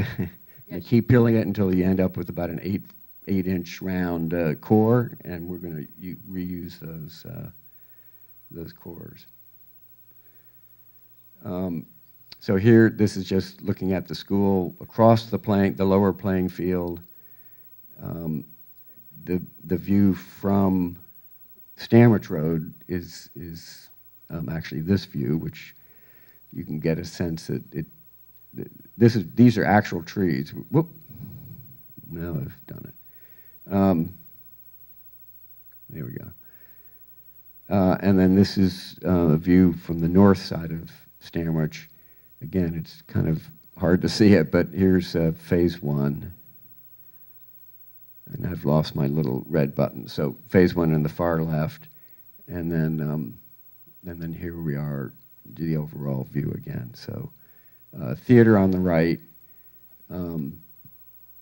the arts, performing arts, chorus and band and ensemble, dance, fitness, all that in that center section, classrooms, biology, chemistry, environmental studies, physics in the middle section, the commons in the new part that's under construction, then to the left of that, the dining hall, and then the small little arts village. Sir, Yeah. If I could ask you a question, and I do this with a lot of trepidation because I'm not an architect, and you have the expertise. Greenwich High School was originally designed to have outdoor space that people could mill around in. And the architect was apparently from California. And the high school ended up enclosing that space because it didn't work for them because it was too cold. And the kids weren't really able to take advantage of it. How do you envision that this will work differently, be more successful? I was looking at your FAR numbers, and if eventually you want to expand facilities, I realized you could bump into the FAR, but how do you envision this working better? Because we had a bad history in town with our public high school. Well, first of all, I wish my button was working, but Oh, yeah, well, we're sorry. apparently not. The technology, we're going to get money but we're going to raise taxes. Okay. No, I'm just kidding. It's just a light moment at 11:12. And now it's not even advancing. So, so the performing arts courtyard is just simply a courtyard. When the weather's nice, you're out there, and it's at the very least there's always views from the chorus room, Okay. from the dance studio, out into the wetlands. So it's as powerful visually as it is utilization. The arts courtyard is very different. The arts courtyard is surrounded by a covered arcade, and the roof of the arcade is in some places 15 feet deep. So it's actually part of the curriculum that the kids get outside to go to various parts in the building. They actually want the kids to get outside and not just sit inside all day long. Okay. So that was part of the curriculum, just the path to the various arts pavilions. Okay. If they use that courtyard, great, but it's got a lot of plants in it, and the intention is that it's a They're what's that? bringing you new technology. Yeah, no, the show is gone. So. It's not Yeah. the clicker, it's the computer. No, usually it is my fault, but it. No. So that I think they're going to be very. I mean, I grew up in Greenwich, and I know the winters, Okay. and I actually grew up about in the corner of Dingletown Road and Stanwich Road. So I know this site, I know this place, and I know you have a very short period of time where it's nice, but getting outside in the middle of winter is an important thing because kids can stay inside much too much. And Laura, who's head of the environmental program, is very keen on this whole notion of having an outdoor, basically an outdoor hallway. Okay. Yeah. So I think they'll work. Mr. Riley, Yep. the outdoor spaces, are they integral to the curriculum? Or, you mean, you, in effect, actually, do the children need to be outside in these spaces as part of the curriculum for day-to-day learning? It's not a mandatory part of it. It's certainly a desirable part of it when it's available. The biology labs and the environmental study labs have mud rooms so that when the weather permits, you can go out and do various observational things, whether it's in the little pond that we created out front or elsewhere in the whole rest of the property. They can come back and kind of take muddy boots off and so forth. So it will get utilized, but certainly if there's bad weather, you don't do it. So yeah. Is the building, when complete, would it be all interconnected, or will you have to leave the building to go down through one of the arcades to get to certain parts of it? It's all interconnected until you get to that arts group there are actually 3 buildings in the arts group that you have to be outside to get to. But that outside path is under as I said, a very broad a covered porch. It's in some places, the roof is from that wall to here. So it will always be a covered walkway. But yes, they want them to go outside. Yep. Yep. Victoria, Peter? Your show's gone. Apparently. And I was told that it wasn't my fault, so I'm feeling. Take it to the bank. Yeah.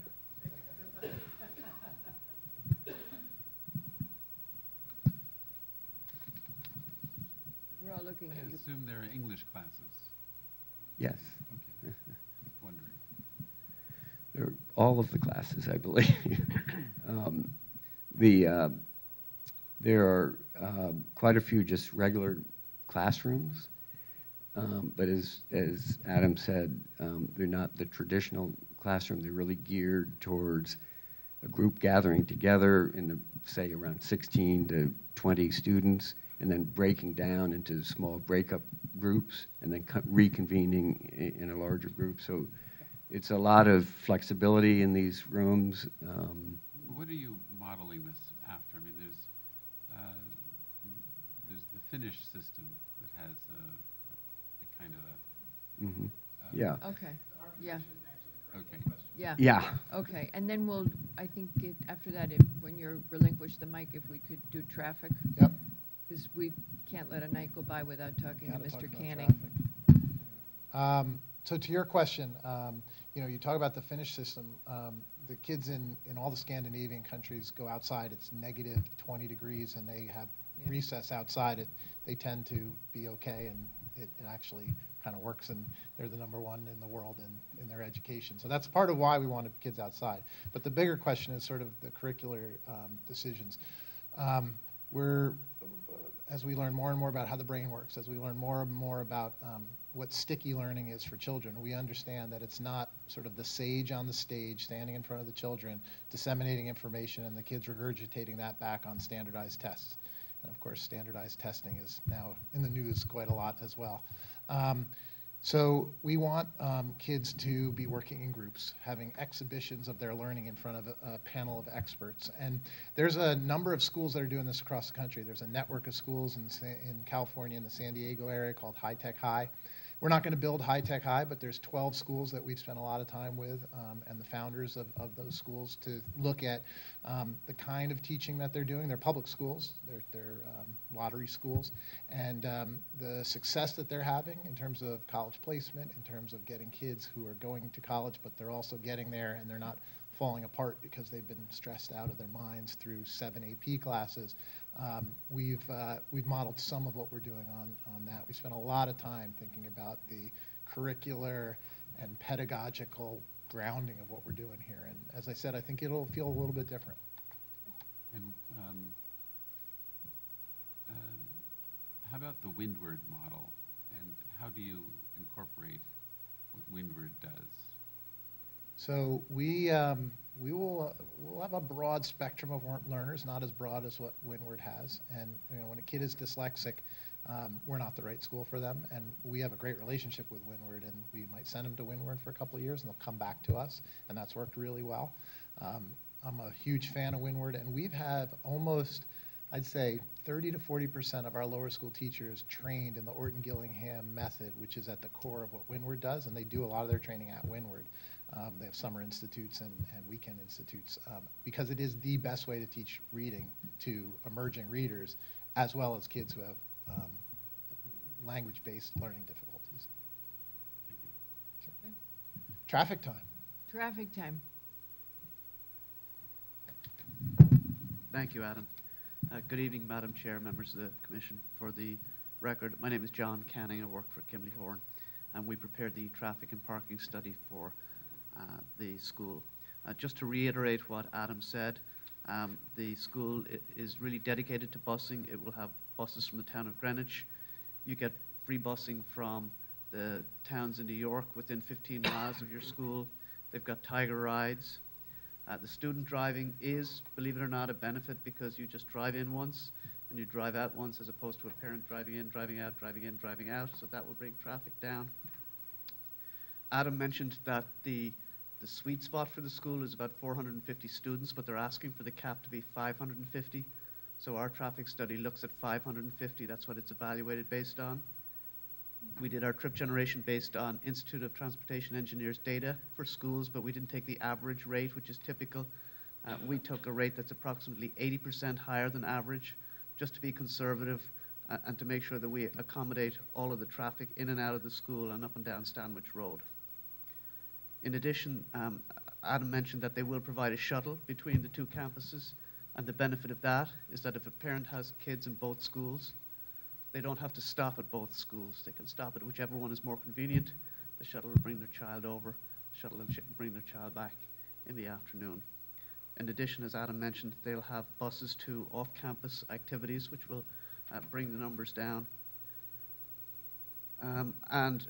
Based on our comparison to what was traditionally there, about 300 students at the Stanwich School, and then the previous approval for 750 students, the proposed driving school with our conservative projections will generate approximately 200 more trips per hour in the busiest hour than what the Stanwich School traditionally generated, but it'll generate almost 260 trips less than the 750 students school would have generated. So from that perspective, it's a benefit. You also get the benefits of busing and, believe it or not, the benefits of student driving. I guess finally, as Adam has also indicated, the school will not have a lot of activity between the two facilities during the peak hours. The basketball and other activities will be mostly in the off-peak, so it shouldn't contribute to that. And then finally, I'd just like to... Mr. Canning? Yes. I couldn't find where you addressed that in your traffic report. Did I miss it? We didn't specifically. The bottom line really is that we used very high trip projections so that all of this activity is either built in or the activity will be less than what we have studied. Do you think that you would be able to, it sounds that as if the problems have been thought out, would you be able to incorporate the interconnectedness of the campus, the effect of the 9% increase, temporary, quote, which is really not so temporary increase at Country Day, and the impact of the back and forth between the campuses into this? Because without it, I feel like you're missing something we would like to know more about. So I would be more than happy to talk about the Yeah, come if back you to you could- and talk about if the you could interconnectedness update- of the campus. If you could update all your numbers. So and include Country Day, Well, so what what I- happens with Country Day when they get that increase in enrollment? What happens when they do the staged pickup to reflect that they've got a higher number, the athletic activities, and anything else that goes back and forth? It would be very helpful to us because the traffic at Country Day was also a huge concern when Country Day did their project. And it'll be helpful, it'll inform us, since Country Day may be coming, it sounds like they're going to be coming back in anyway. It'll give us a lead on what's going on there, So the lower school. I'll obviously have to confer with my client. What I think, Yes, what I yes, 'cause think I they can would have to convince pay him to you. do Yeah. Would be for us to come back and tell you, Mhm. you know, without the phasing, the staggering that they're implementing, how much traffic is generated in the busiest Just in peak general, what periods. the effect is. And then with the additional 9% and with the staggering, so that you'll be able to see how much more or less traffic there will be in the busiest periods. Mhm. But I'll have to, twist So it's Mr. the Rohde's two arm. things. The one thing is the athletic activity, and the other one is the enrollment increase itself at Country Day. Understood. Because you're shifting traffic, in my little mind, you're shifting traffic out of Stanwich into the Country Day campus, and that's part of this application. It's a surrounding impact. It's 2.4 miles away, but it's a surrounding impact. So if we could get the whole picture. Really? So what the heck? What the heck is wrong with my Google Maps? It said 2.4. No, it went across Fairfield. It went down Stanwich and across Fairfield. I looked at that. Mr. Were you in Canning, kilometers? I'm kidding. Okay. It's anticipated, I just want to kind of understand that the interconnection between this campus and the old church campus is down Stanwich. Yep. And then, I guess, cutting across through Fairfield Correct. into the back of the campus. Correct. I believe that's...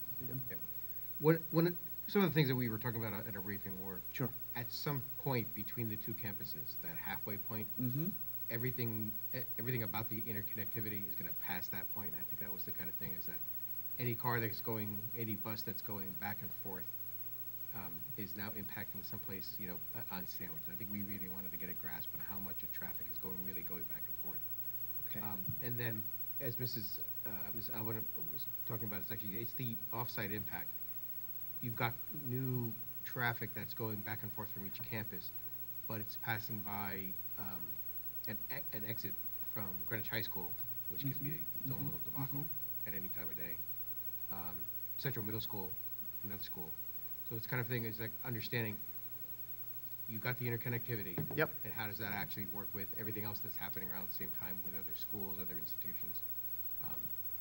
It would seem to me we never really had the complete build-out of one of the projects to really understand the impact. But I think now actually saying we're going to have less kids, they're driving in, but we have more back and forth, I think is the problem that we can't grasp. So you'd like to see some numbers and understand just how it works. I think I understand. The previous approvals, yes, there were more children, but it was just one school at that time. But now they're actually both connected. So intrinsically, it really has I think we'll find that it's, there's not quite as much back and forth as you're concerned about, but I think we should, study it, put it on paper, come back and discuss it. That'd be great. Thank you. Okay, There were some minor comments on. sure, absolutely. Well, Sorry. I think the bottom line is, we're going to address them all in the site plan, Okay. mostly signs and stuff like that. There was one Yeah. question about a right turn prohibition, but the right turn prohibition was a holdover from the previous approval of Stanwich, where they were not making improvements to the driveways. So Mhm. we've widened the driveways, we've increased the radius. So, I wasn't I know you've done a lot of work on the stacking, yes. and I have a lot of confidence in that. I'd like you to walk us through it the next time, but I know that you're very good at thinking that through. Yep, I'd be So, happy to. I'm not going to ask you about it tonight, but I know you're good at figuring out the queuing and the stacking, because when you've walked us through other things you've worked on, it has been very solid. Okay. Thank you very much. Thank you. Sorry we kept you so long. Thank you. We'll cover those issues. We've been taking careful notes, and we'll also respond to the staff and department comments that we've gotten, and we'll submit that all to you before we come back. Mr. Cohen, Yes. one final thing actually for one of our members who's not here. We just want to make sure as the total scope of the master plan for this site, anything else is anticipated even in the future.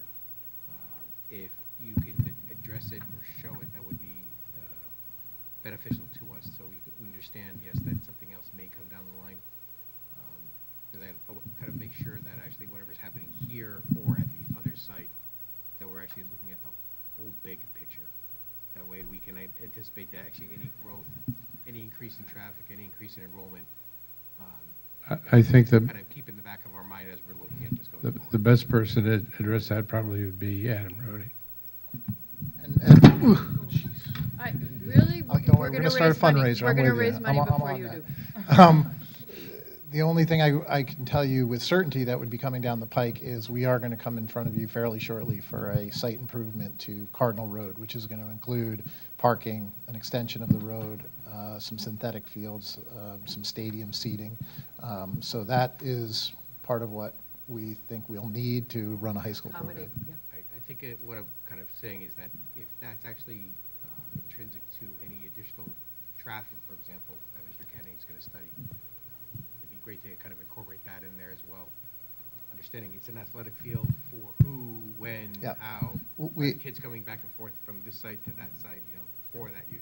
Yeah, we'll work with him, and we also did a second study just on Cardinal Road, which we'll have for you as well.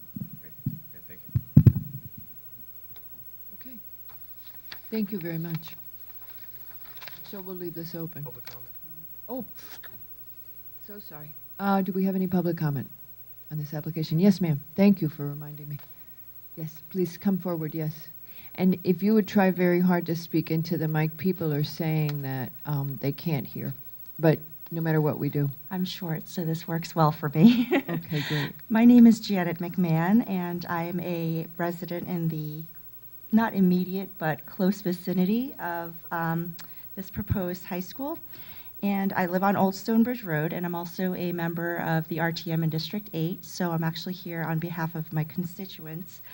I have a question for, I don't know if it's You have Mr. to look Rhodey. at us, and then we'll ask the question. Okay. This is on behalf of some of the constituents who live on Cat Rock Road. Mr. Rhodey is correct in saying that he did come to our district meeting, and he was very, informative. And he told us at that district meeting on, I believe it was March 7th, that Phase 1 had been completed, and that all blasting was done until Phase 2 starts going on in August. And within a week, I had been getting some emails from constituents saying that blasting is actually continuing.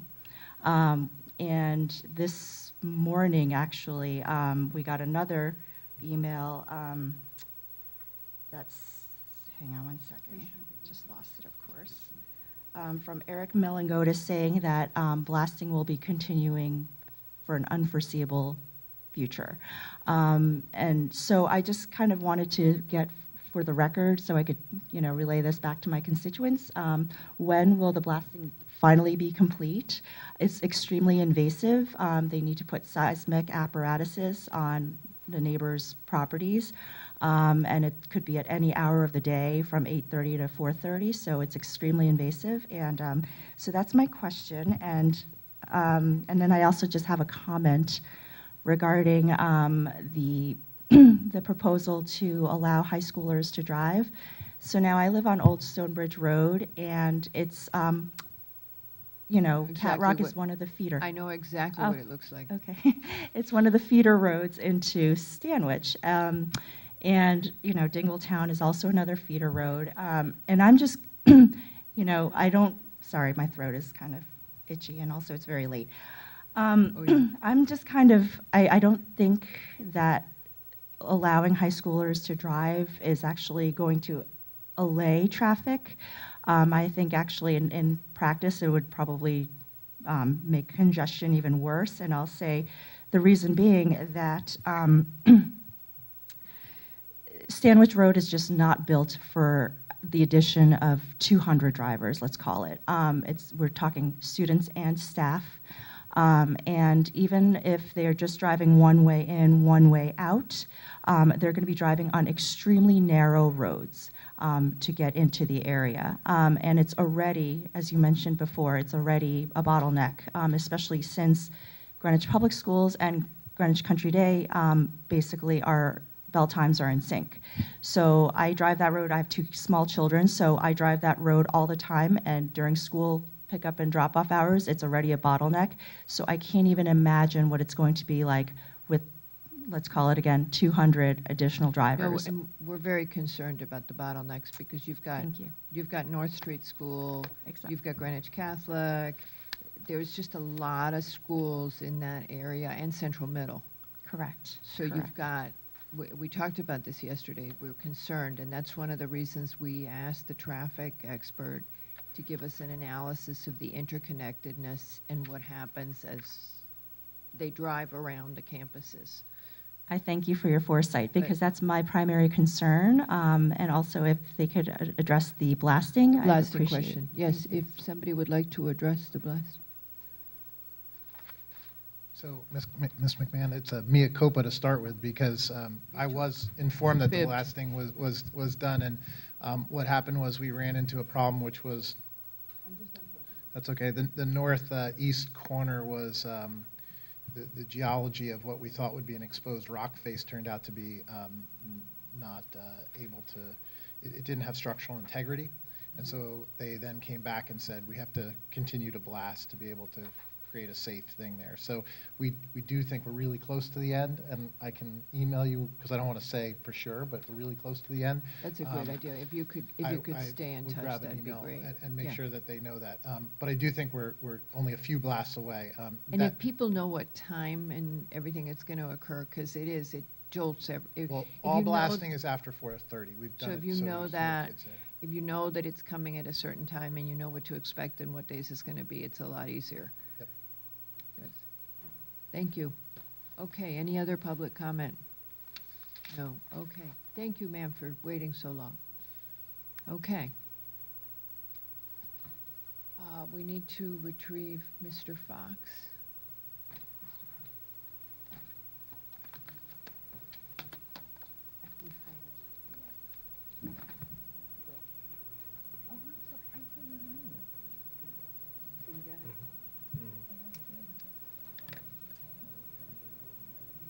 Who did?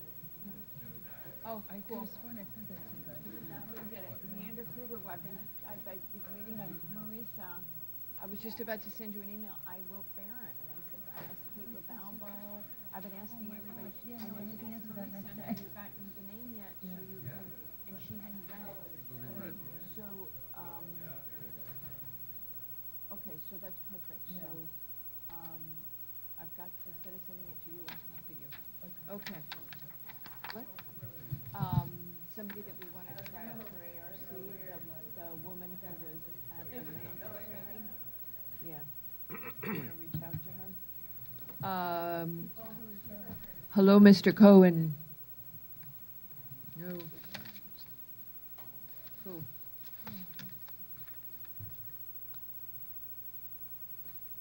Oh, that Diet Coke looks good.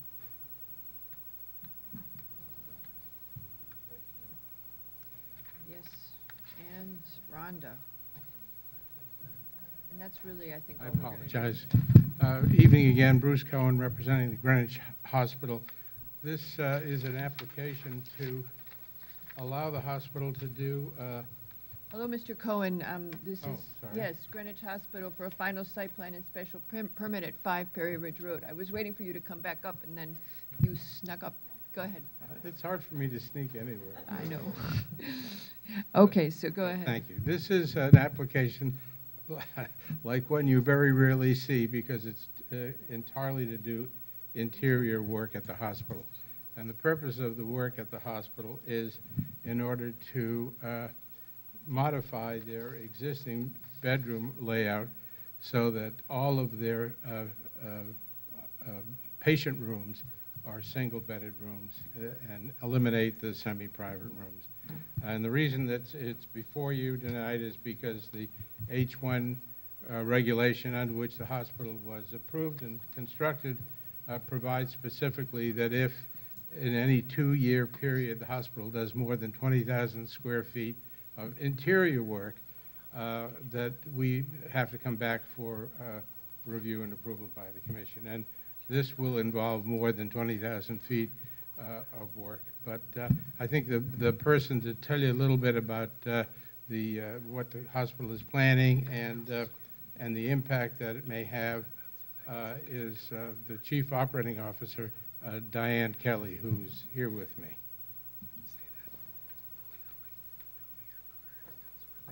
Thank you, Attorney Cohen, and, well, good evening, almost good morning, Madam Chair and the commission members.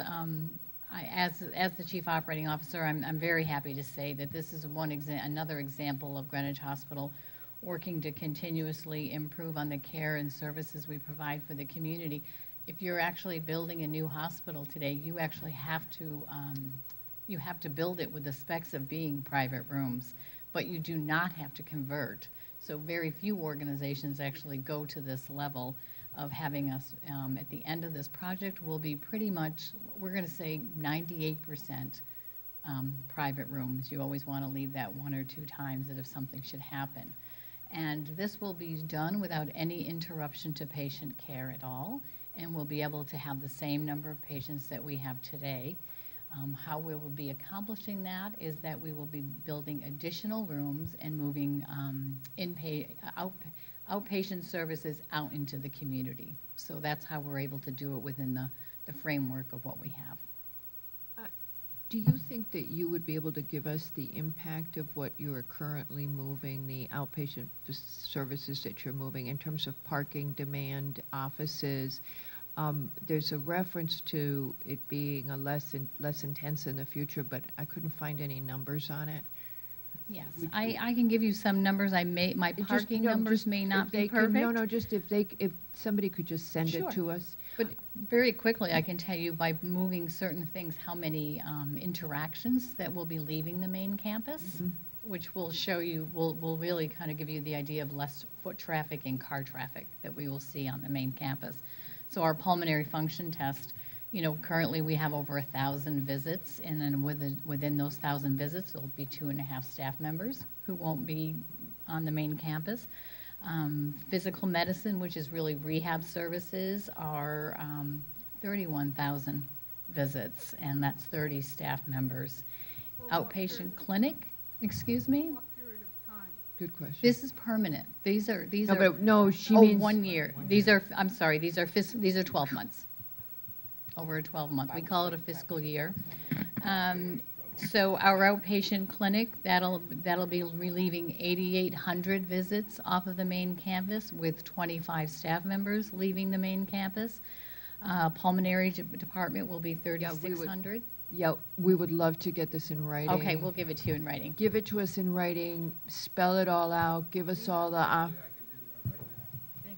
that's all the functions and the parking, the number of visits.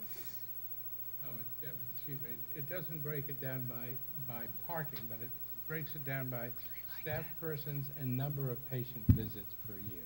What we'd really like is if you give us what the usage has been, it informs, we're working on parking standards, on changing the commercial parking and those kinds of things. So it really informs some of it gives us data on which to base future standards based on what your usage history has been. It'll make we'll know that what we've been considering in the parking standards makes sense. Because we have heard that this is an increasing trend in healthcare, is to go more satellite, that the outpatient facilities are dispersed in a community. So we think it's important for us to grasp the kind of impact we're going to see in town over time so that our regulations can handle that in a good way. So if anything you can give us, go ahead. So is it, based on what you've just handed us, is it safe to say that around 45,000 people will now be going to the 500 West Putnam campus as opposed to the Perry Ridge campus? Is that how to read this? 45,000 patient visits might be A year. patient on subsequent days. But those are. Right, there'll be that many visits too, Exactly right. yes. And it also indicates the number of staff people that will be moving with those departments. Is there a number, just to put this into perspective, is there a number of the total amount of visits per year to Greenwich Hospital? Just to put this into perspective, this seems like a big number, but this might be not a big number at all. Well, it's provided, Katie, to show that this number of people and these numbers of patients in terms of visits are moving off of the campus, so that the total effect of changing the semi-private to private rooms is positive, because we've got to move off campus these departments. And we're going to have exactly the same number of beds, because we're only allowed a certain number of beds, 174 beds no matter what we do. So that's not going to change. What is going to change are these outpatient departments are leaving.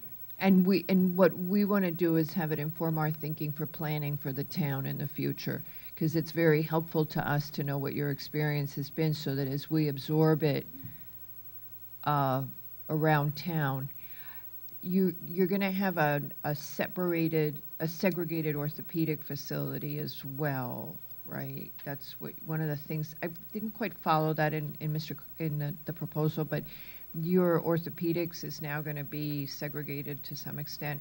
Yeah, it will just allow us to have an orthopedic section of our surgical volume of patients. Right. Yes. And this isn't part of this application, but what it does, we keep hearing anecdotally that you've had huge parking issues. And so this is going to begin to relieve This some will of relieve your some own of that, parking problem. absolutely, yes. We haven't heard that it's overflowing, but we've heard that you end up valeting and stacking inside. Well, we do valet and stack inside, but for our employees, that's a very common practice. It actually makes it easier for the employees Sure. than driving all around and quite honestly being late. So there's multiple reasons that you do that. But do we run into a place where we're completely blocked and people have nowhere to park? No. No, we haven't don't heard run that into either. that, But no. what we've heard is that you're pretty stacked inside, so this should alleviate that. This will help, without a doubt. Yeah, it would be interesting.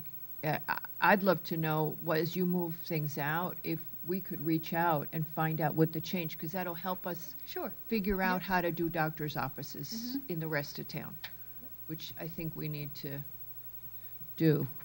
And I'm sorry, if you don't mind helping us out, it helps us plan more intelligently for the Sure, town. but I'm sure the hospital would be glad to cooperate. But in terms of this particular application, it's clear that any impact is positive in terms of that issue.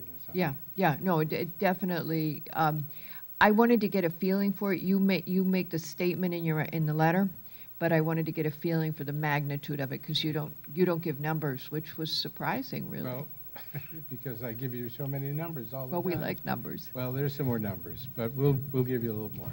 Okay. Thank you. All right.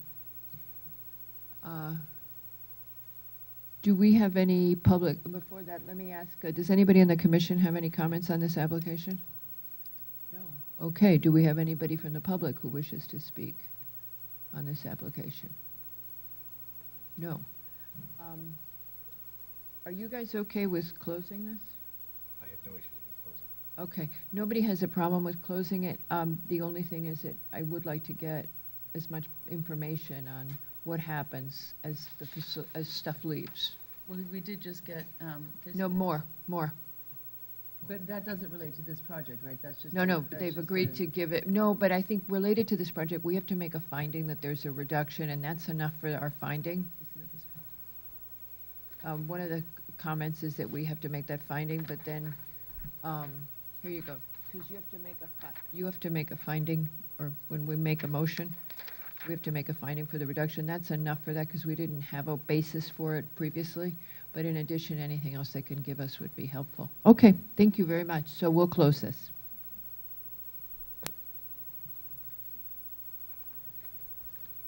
Our next application is W.R. Berkeley.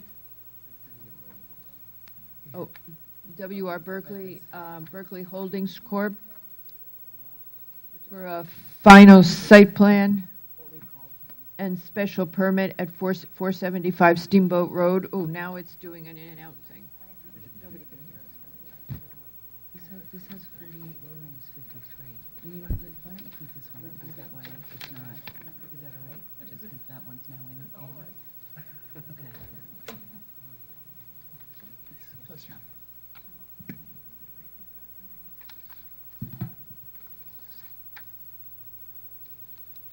I don't recall bringing that blue Oh. screen with me. How come it's working for you and it didn't work for Stanwich? The computer fell asleep. I can tell you after the meeting. Okay.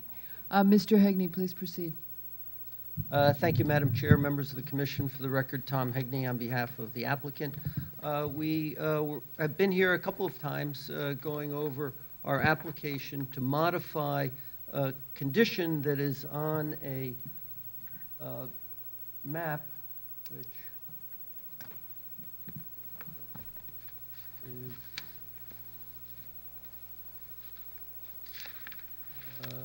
which is hard to read, which says that on the curb cut for Davenport Avenue from the Berkeley parking lot, that there has to be a reinforced concrete ramp, which it is, and that it's for emergency ingress and egress.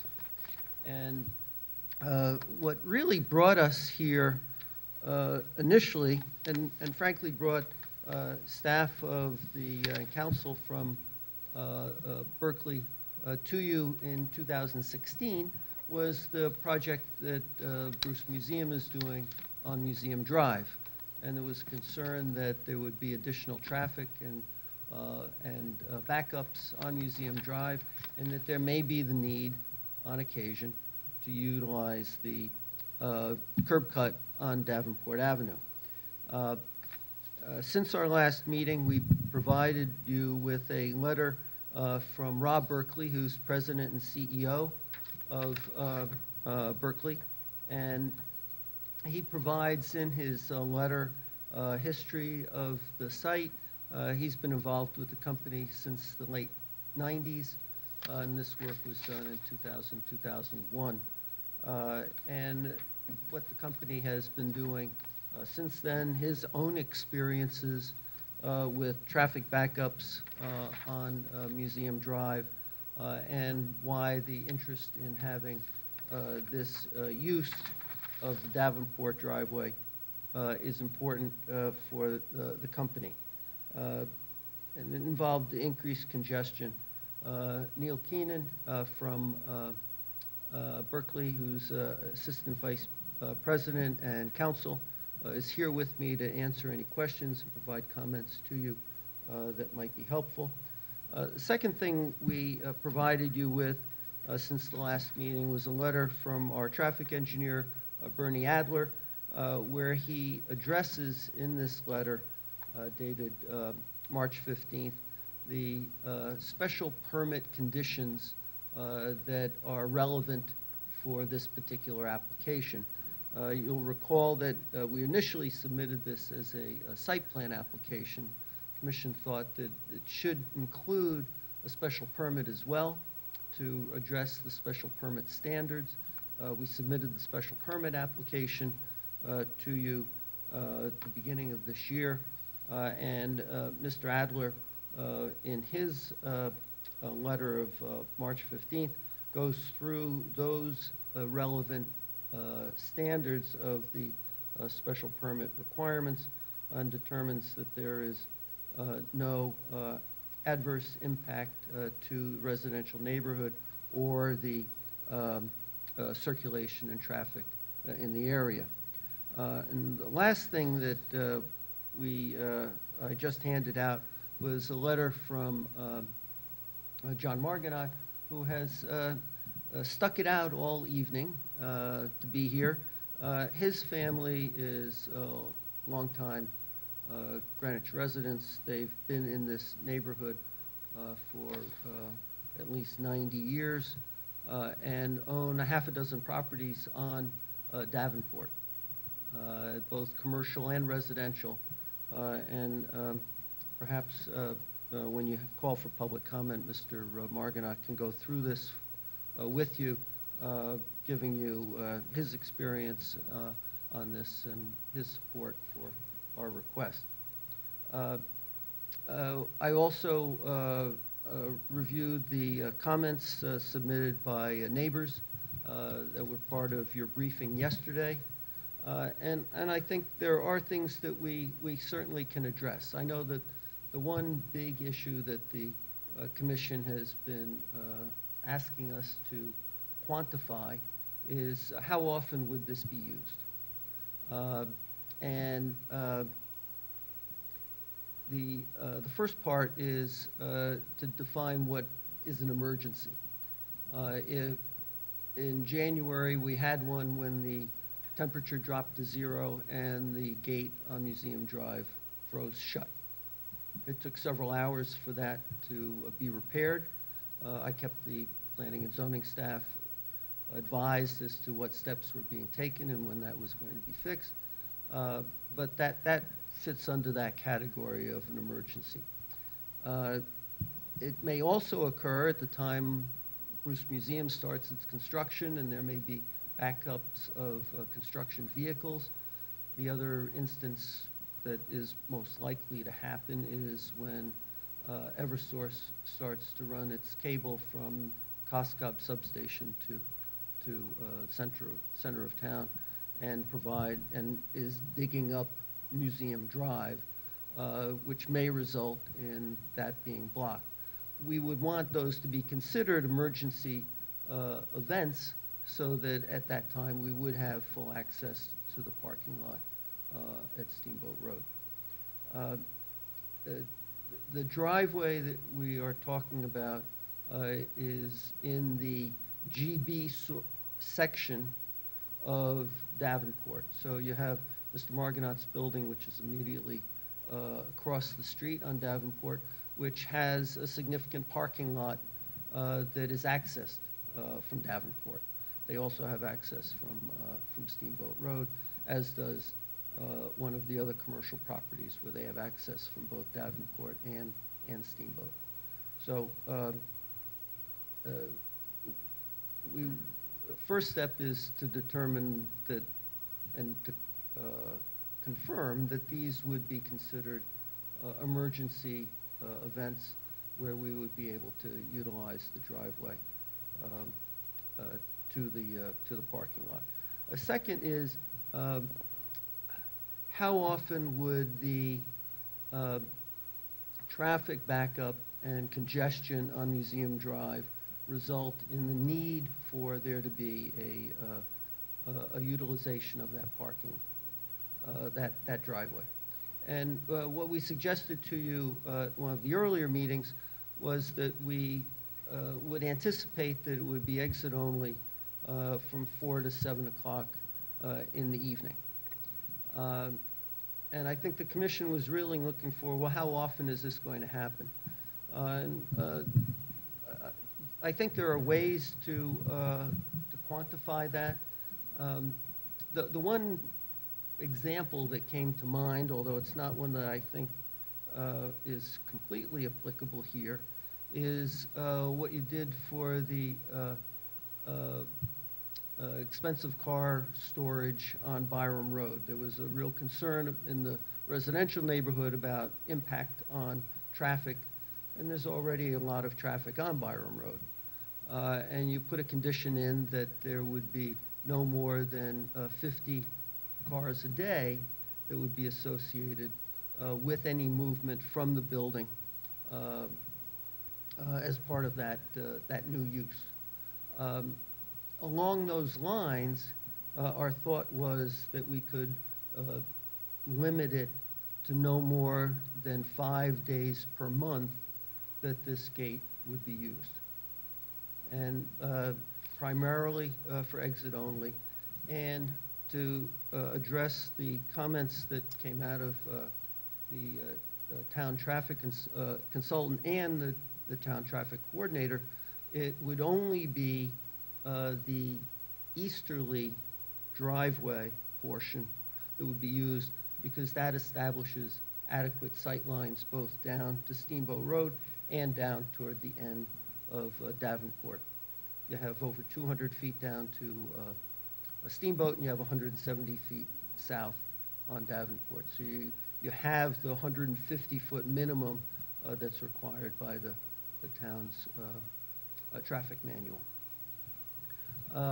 And in order to ensure that this is monitored, the company would establish a maintenance log in order to keep track of when those are, and those results could be provided to the planning and zoning staff. There might be a month where there would be none, and there might be a month where there would be 5 days where that would be the case. And it really depends on the time of year and the construction that could be occurring and the congestion that occurs on Museum Drive. Mr. Hagney, can I ask a quick question? If there's a 6th day of construction backup, do the Berkeley employees just suffer, or what? I mean, is that what's the rationale there? I mean, I understand what you're trying to do, but is it the point? I'm looking for a way of quantifying it so that the commission doesn't think that it's going to happen every day, and the neighborhood isn't going to think that it's going to happen every day. That it would be limited. Is that this? So they understand that if there's 6 days or 8 days or 12 days, then they don't get to use that entrance. Is that so? That's correct. Understood. It would be limited to no more than 5 days per month. And the other question I had is, once Bruce Museum and Eversource are done with their whatever they're doing, what happens then? Is it still limited to the 5 days, or is it? Yes.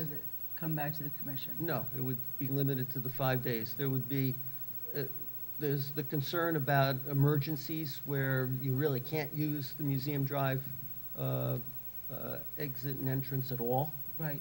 And then there is the times where there would be congestion, not something that we would put in the emergency category, but a time where it's difficult to get out onto Museum Drive. So presumably this happens enough already that the concern is that with the Bruce and Eversource and whatnot, that this is going to happen with more frequency, which is why they're asking for it beyond. It's not just about Bruce and Eversource, in other words. No, This happens with enough frequency that they're looking for an escape valve, so to speak, for the occasion where it does come up. Yes, on those occasions, and we do not anticipate that it's going to be every day or every week necessarily, but we want to have that flexibility, and we've discussed what that limitation is, and that's something that would be workable for the company. My question to you is enforcement.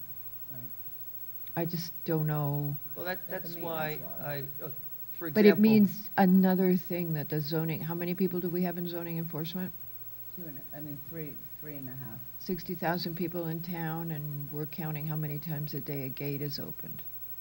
Well, I mean, that's why, as part of the approval, there would be a requirement to maintain a log on the part of the company so that they submit that to you. It's not that Jody has to be out there on Davenport still- Avenue yeah. seeing if the gate's open or not. Yeah. And I know he doesn't want to have to do that, and you don't want to put him in that position. Absolutely not. I think one of the other things about enforcement is we have a host of neighbors who are watching this gate every day. Yeah, that's a good point. Well, I think you want to, just as you do with schools that have enrollment caps. So commissioners. You rely on the applicant to provide that information to you on an annual or biannual basis. So, Mr. McRae, I think you had some questions? Mrs. DeLuca, do we have any information on Eversource's project? I mean, duration, whether they can start, even if, what's really happening? I don't have that right now, but yeah, I could get that, Okay. but I don't have that right now.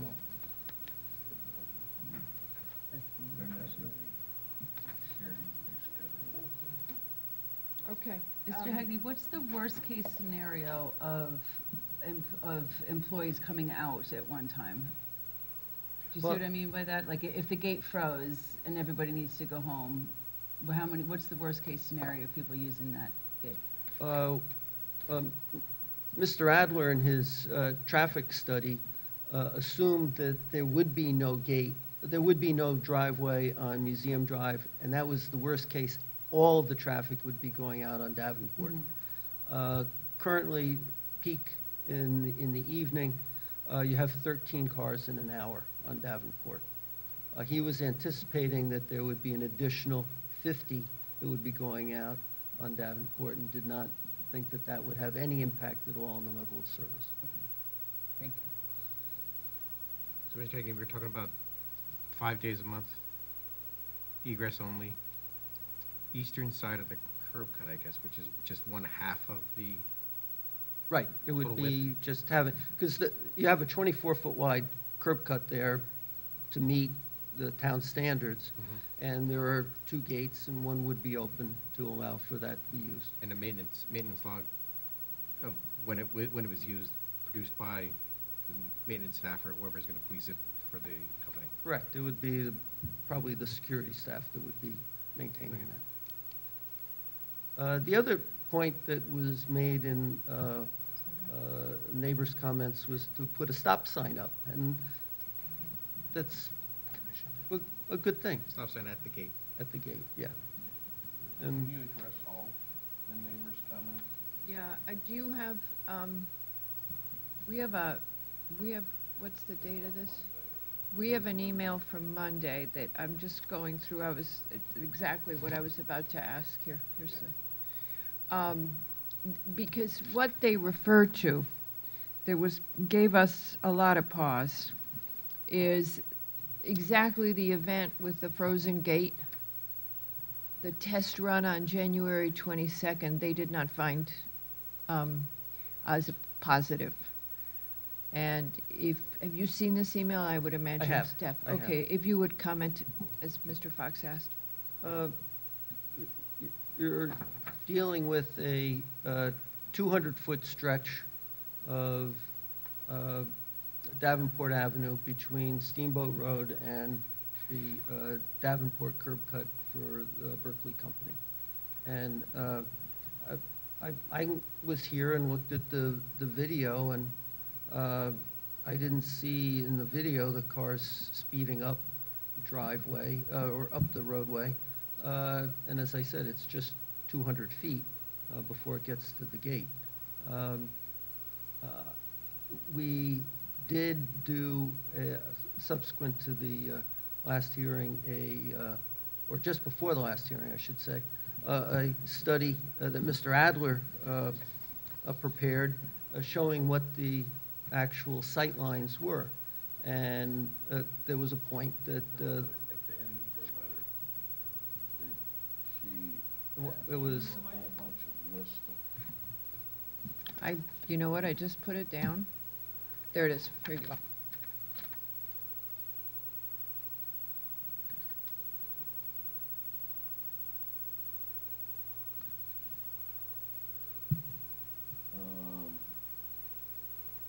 definition when it's open, closed, only egress, reporting procedures, directly,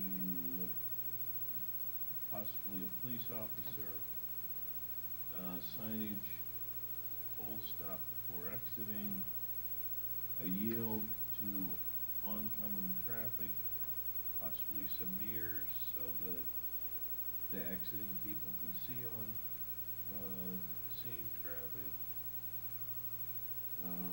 Yeah, I did see those comments. That's why I was making the recommendations for conditions that I was just going over. And a sign on Davenport alerts drivers between hours of X and Y. Weekdays, there could be exiting traffic. I'm not sure quite where we would put that sign. We could certainly talk to staff about the appropriate location for that. We don't have an objection to that either. If you guys, did your client consider staggering the work end times so that they're all not trying to get out the gate at the same time? Well, there are roughly 190 employees Uh-huh. at the company now. Could they leave at all different times? They do. Okay, it is already staggered. Address how It would be helpful, because you can tell, I'm struggling with this. Sure. So my name is Neil Keenan. I work for WR Berkeley Corporation. Neil Keenan. We have certainly a number of employees that do kind of work traditionally 9 to 5 or 8 to 4, 10 to 6. That's kind of a pretty standard stretch. And then there's, I don't want to say a number necessarily. I'm going to say probably at least a quarter that can be stuck there for late hours. So it's not anywhere close to 190 people at 5 o'clock rushing out the door. So that's, I think as Bernie Adler's traffic study said, he was not anticipating 190 people in an hour. I think it was 50 or so, whatever was the incremental amount he was. But that's still a quarter, well, an eighth, yeah. Quarter of the force. Yeah, Leaves at 5 o'clock? Probably between, I would say between 4:30 and 6:30, you have a good chunk of people, but I whatever hour in that stretch, he must have kind of averaged it out to be about 50.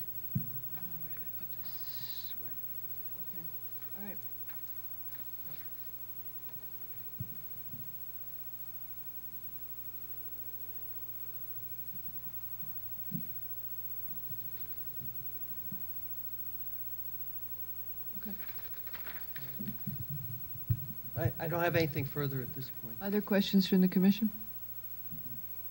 Okay, do I have any comments from the public?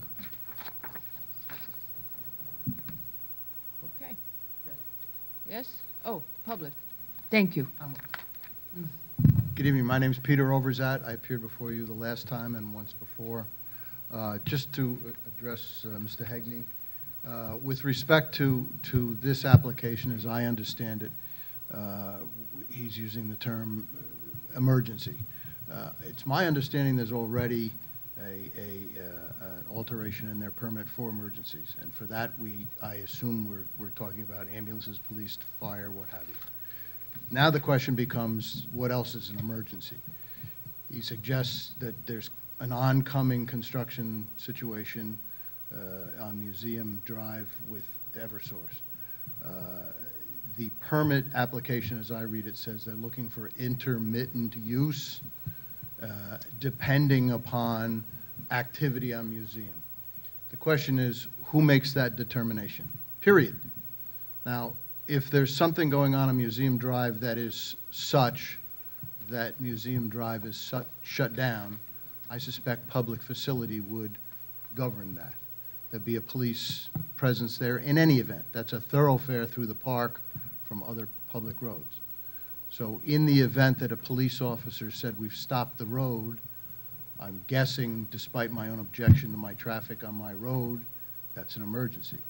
But up to that point, where else is there an emergency? If the traffic is slow, I'm not being disrespectful, I say tough. Bleeding it out on our road is a matter of an application for a permit alteration for the convenience of a 294 space parking lot. And they could, if they wanted to, stretch their own gate on Museum Drive, the way it exists now, into double the size, and you could have half going in toward the park and half going the other way, and it would take care of that. I suggest that there are other possibilities. As a matter of fact, considering what we may be subjecting ourselves to shortly with tolls on 95, people going north are going to be going through that way anywho, because they're going to duck the toll.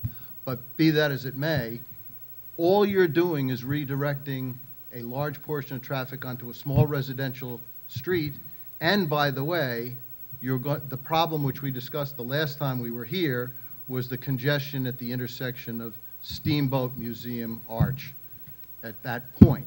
All you're doing is taking those cars around the corner and putting them right back in that very part. We heard from the traffic expert that was talking about having to eliminate, if they could, some of the parking spaces along the southbound Steamboat so that there would be a right turn lane. There was going to be a study or a thought process about the traffic light and perhaps a traffic officer at troubled times. Since we were here the last time and the ladies and gentlemen of this commission asked those questions, I don't see anything here other than a presumption that somebody said it's not a problem. The one and only time there was an emergency, it went very badly, by the way, and I was the one who was the witness, and I provided you with the pictures. I don't understand how a permit could be issued in such a loose fashion to say words like intermittent and certainly based on activity on Museum Drive. Is the St. Patrick's Day Parade one of those things? I don't know. I'm not being disrespectful. Who's going to determine that? Keep a log. Well, okay, so once a week, Mrs. DeLuca is going to get a thing that said we opened it for an hour. Well, why? Was it true? He quite respectfully said, well, we've got nosy neighbors in the neighborhood. I didn't sign on for that. I live there and I ain't doing it. Unless there's budget money and I'm happy to do it, I'll do that. But it seems to me that you cannot. We got to pay for microphones first. Well, I'm going to get loud enough that you're not going to need one. I must tell you that I don't understand. I'm an attorney and I do this, and I don't see people issuing permits with soft spots in them like this. If there is an emergency, I don't think anyone, I'm here with Ms. Belfiore, who's also been here many times before on this. We've been waiting for them to, A, give a reason for this application, and right now the only reason for the application is a prospective problem that may arise when they start digging up Museum Drive. And I address that with, if it gets to that point, I'm assuming there's going to be a traffic cop, and at that point I think we would have to accept the fact that if you shut down a thoroughfare, somebody's got to be able to get out. Barring that circumstance, the word intermittent, the word depending upon traffic, depending upon to whom, under what circumstances, who says? And there's no way to police it. I don't care what anybody says about log books or sheets or whatever it is. And you can say 5 days, you can say 6 days. Mrs. DeLuca was quite correct. What do you do if you think this is an emergency for 5 days, and guess what? On day number 6, there's another emergency. You're screwed. What's the difference? A commission can't address that with an amendment to a permit. They didn't choose to come from the last time when we were all here till midnight as well and answer the questions that you proposed, which is, what about these other circumstances? How do we address it with doing something else besides just opening up the gate this way? It's a request that's open-ended. It's a request that's for their convenience, and it's a request that has no bounds. The restrictions are meaningless. And for that, we've been here a number of times. This is supposed to be the last time. I wholeheartedly beseech this commission to say no. You don't say no very often, but once in a while you got to say no. Thank you. Thank you, sir. Ma'am, anybody else from the public want to speak? I'm sorry. I thought you were a tag team. That's why I called that.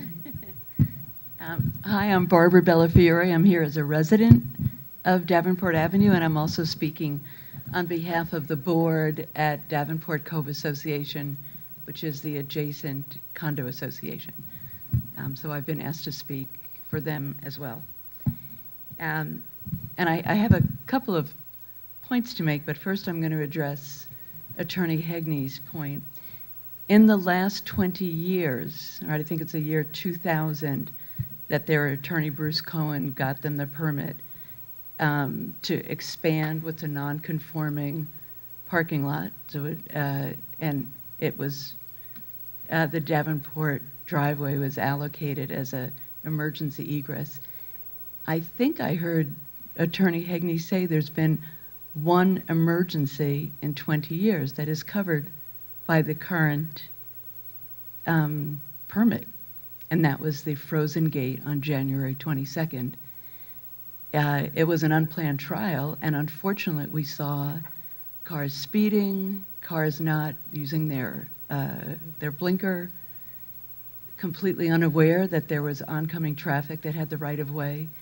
And that's because Davenport, which is a small, quiet, residential dead end, also has a dangerous blind curve on it, and that's exactly where the current cut is, right at that blind curve. So in the one emergency that's covered by the current permit, we saw some things that could certainly have improvement. For example, earlier this evening, we heard Greenwich Country Day tell us that for pickup, they have 2 to 3 policemen there. That would probably be a good idea if there are other emergencies that Berkeley has some kind of assistance. What happened that day is nobody was doing anything. That gate was opened and people were speeding in it. Nobody was, directing or anything like that. So one emergency in 20 years doesn't sound like the permit needs to be modified. It sounds like emergency covers exactly what Attorney Hegney is referring to. When there's an emergency, open the gate and do it in a way that is safe. And I guess the real theme here is safety. It's a small street with a lot of pedestrians, young children, dog walkers. It's really the only quiet street in that neighborhood. All the others are major streets, Arch, Museum, Steamboat. If they simply need another exit for convenience, that's something that they can pursue in a normal way, to look at other exits. But 20 years ago, and nothing has changed in the 20 years, except for this one emergency a couple of months ago. But in the transcript from those meetings in 2000, they talk about their care of the neighbors and that this was an emergency only. I mean, this was how the permit was given. So let me just see if I have any other notes here. Yeah, Yeah, I think that the emergency permit, as it is, covers exactly what Attorney Hegney was talking about. It's putting a lot of a big burden on a small street to change it in any other way. So I think that's it for now. Thank you very much. Thank you very much. Good evening. John Margonaut. I live on Davenport Avenue. I work on Davenport Avenue. I grew up on Davenport Avenue. My family has businesses there. Since the 20s, we've been there. I have two small children, 10 and 13, and their friends that come with them. So I'm pretty aware of the traffic on the street and what's going on. I think the fact that it's an exit only that we're talking about and there's not traffic coming up the street, there's really good visibility coming from Davenport, going down Davenport. My office overlooks the curb cut. Our parking lot empties out onto Davenport there. It's not a busy intersection. Visibility is pretty clear, pretty great in all directions. I can see when you come up to the intersection, you can see the Cove driveway, you can see Berkeley's entrance, you can see the bottom of Davenport Avenue. I don't see it as an issue, certainly not from my standpoint of living there, having children there, their friends, having businesses there. Our office building empties out like any office building. Nobody, it's not like school. Everybody doesn't leave at one time. It staggers naturally to a large degree. And the other thing I think it's important is that over the years, as long as Berkeley has had their business there, they're good neighbors. They're good family neighbors. They're good corporate neighbors. We communicate. When something happens, I'll get a call from people at the hotel, managers there, or from Bob and his facilities people. If things are going on, there's pretty good communication, and they're very responsive. If there are issues, we've always dealt with them promptly and I think really effectively in the past. I have no doubt in my mind that if anything were to come up or if we had issues, that we'd be able to communicate that and work that out. You've got my cell, I've got yours. We communicate. And I think that's part of being in a neighborhood, even though it's a corporate neighborhood. It's a mixed-use neighborhood, residential and commercial.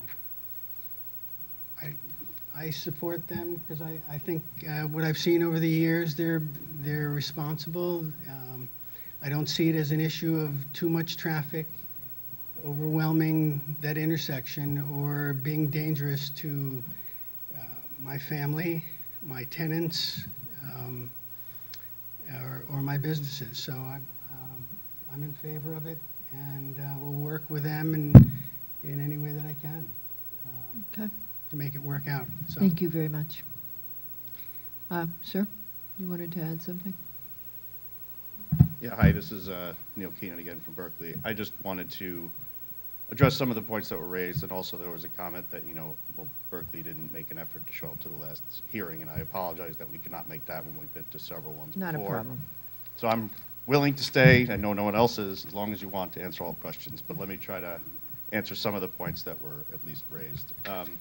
There have been changes over 20 years. The restriction on that gate was put in the late 60s when the building was built, and we accepted that restriction as is when we moved there in 2000, 2001.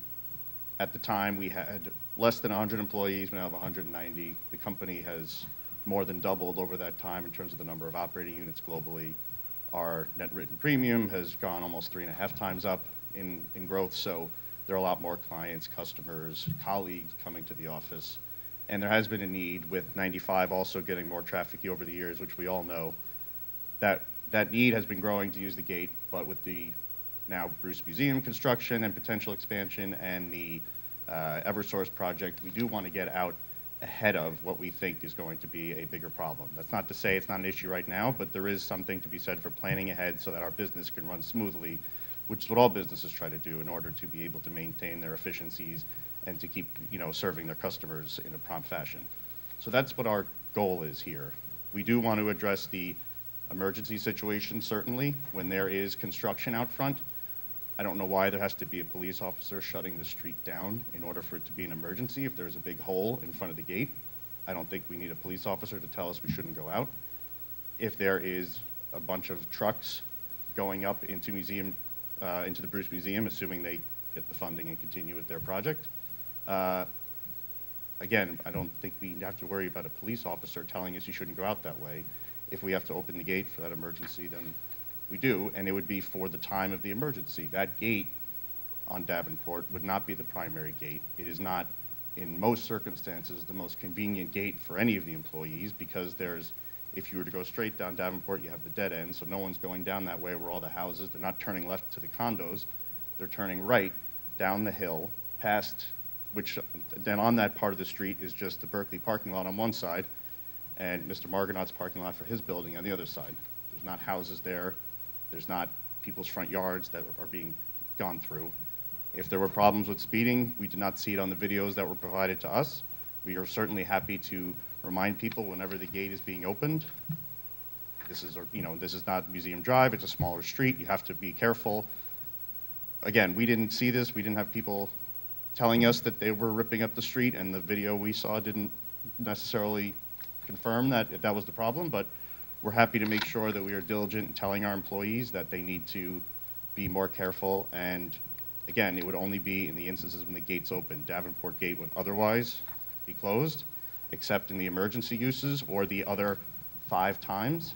I know there was talk of, well, what happens if there's a 6th time? What we were trying to say was, if it's an emergency, we're going to have to use it.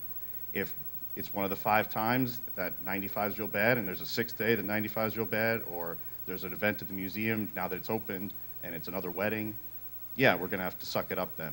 But we weren't trying to say that if it's an emergency, we're just going to have everyone sleep there in cots.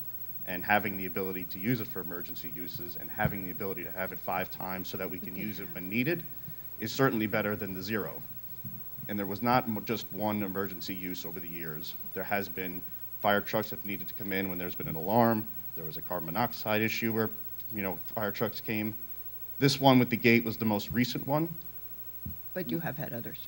We have had others, and I want to assure the commission that it was not some fraudulent test run, which it was not. That's not how we operate. No, we didn't think that. So it was actually a frozen gate, and if you want to talk to security guards who are working on it in the 0-degree weather, they will confirm my story. So I just wanted to address some of the complaints that were issued. I understand that it's a small street. I'm not saying that we are catering to the neighbors. We're trying what we can. We're saying that we're going to limit the uses. We will not violate the sight lines. As Bernie Adler said, we can only use the right side of the gate when we're going out because you can't see left. If you had to come in for some reason, it would only be on the, I guess it would be left side as you come in. So we're trying to address everything. But if all the professionals, Bernie Adler, Beta, and the Department of Public Works, looking at all these traffic studies, say that there's not any impact in the service level, I'm not sure at what point are we still trying to prove that we're not trying to harm anyone or damage anything. Okay. Thank you, Mr. Keenan. Patrick, the only question, the only piece of information that I'm missing still is that the transcript we have right now is from the preliminary. Were you able to find the final on this that has the discussion? I didn't know that we didn't have the final. No, this is a preliminary. Okay. I mean, that's what Louisa says. I thought we had 2 copies. I only have this one, and it says it's for a preliminary site plan, and it's August 1st. Did I lose in that one? I think that was the only transcript that we had. We met with, I think we actually met with. But this is the preliminary. That's what Louisa says when she opens it. She says, There's one final item on the public hearing for a preliminary site plan and special permit on Steamboat Road. And then they go to ARC at the end of it. So I was just curious, because they talk about the traffic, but it was at this time that the condition went into place, I think not when the building was constructed. No, the building has been there before Berkeley was tenant. Right. But if we can't find the final? The only thing I could say is that if we didn't get it, it's because there wasn't a transcript. So it may have been possible that it was a final site plan only at the No, time. this is a preliminary. I know, I'm saying with obviously a preliminary is not binding, so there would be a final transcript, or if there wasn't, it would, I don't know what I thought we had both in here. But we asked for whatever transcripts were available, and this is what the staff was able to find at Westies. This is all I've seen. And so Yeah, it's, that's all I'm aware of that exists. all right, yeah. And it does talk about the traffic, and frankly, in the decision letter and in the zoning permit sign-off memo, it doesn't mention this condition at all. It's a note on the map next to this. That's the only place I see it repeated, other than the discussion that occurred in that transcript. Okay. And it was brought up about how do you define intermittent?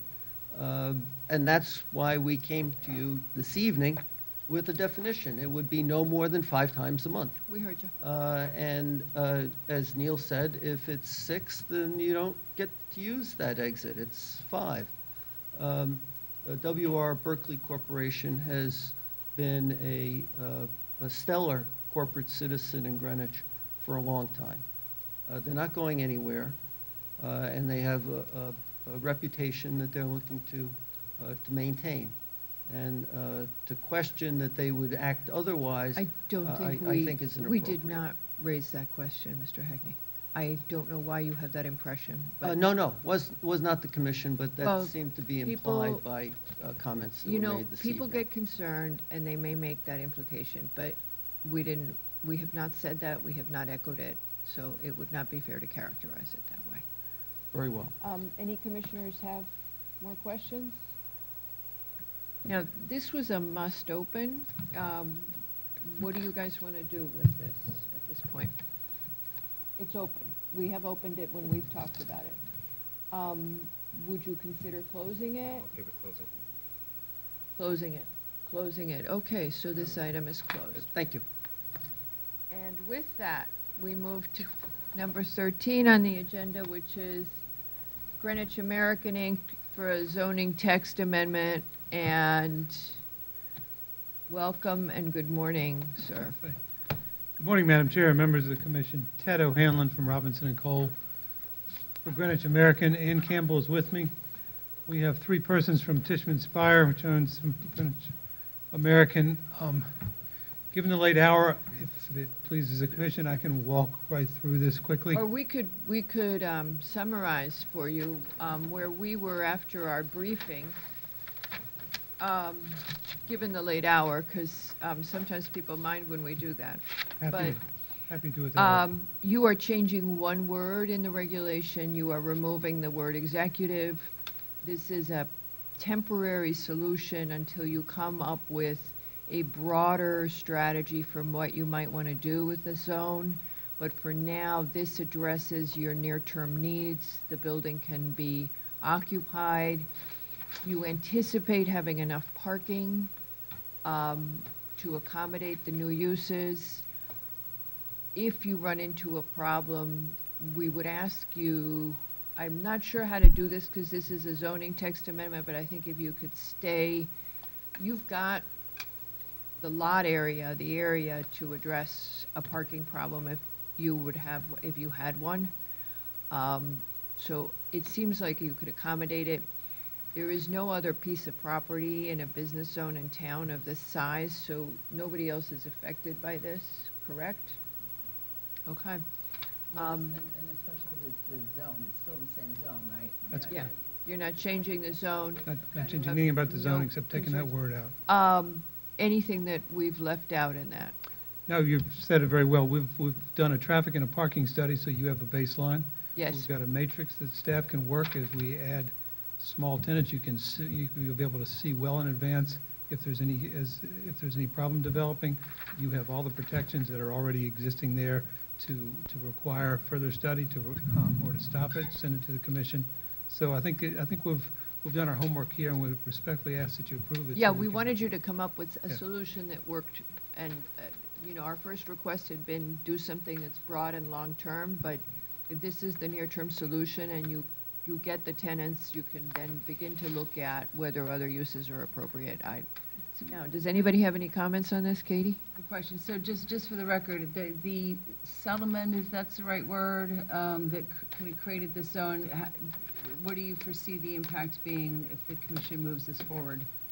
That settlement, all that settlement established was that more than one tenant could be put on each of the 3 separate 50-acre lots. And then there was a traffic agreement that was put in place that found the existing 1,898 spots were adequate for the present conditions. I don't think that settlement would do any, So there's no impact on, No impact we at all. don't need to worry about No. that. And the commission, in your mind, has sole jurisdiction, there's no jurisdiction of the court as it relates to what you're proposing here? oh no, I think it's back clearly before the commission. There's no sharing jurisdiction with the court over that anymore. Yeah. Okay. I think you've summed it very well. If you see fit to vote on it, we'd sure appreciate it.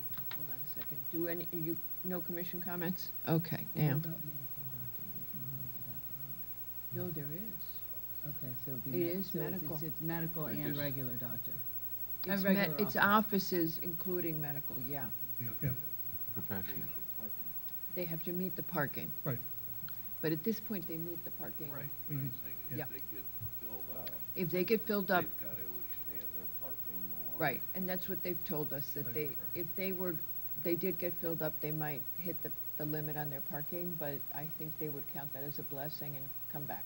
And to that end, actually, it would be helpful, just if there's the baseline of square footage, et cetera, and then if you move from general office to doctor's office and whatnot, if we could keep kind of a running tally of how it's all working. Yep. I think that would be just extremely helpful, and I think it would ease your ability to get permits, if there's one kind of master chart, and then we can amend the master chart through either the zoning permit or through an administrative site plan, depending on what it is that you're doing. Okay, so we anticipate, be happy to do that. Great. And we also are hoping that we might be a good source, that Katie might be a good source for information for your long-term planning if we get information from the hospital on, as they move these outpatient facilities out, what the parking shift is, because it's been hard to get our arms around what medical demand really is, because they keep making the appointments shorter.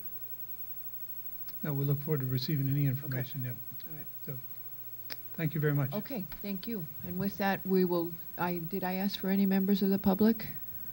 No. They stacked the deck. Okay, so no public comment? Outlasted the deck. Right? Okay, you outlasted the deck. Actually, I don't think I have, actually. okay, so no public comment, and everybody's okay with closing this? Okay, so we will close this item. Thank you very much. No, we got one more.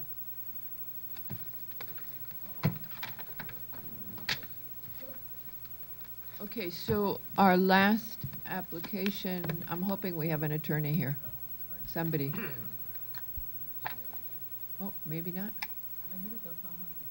Oh, there you are, hello.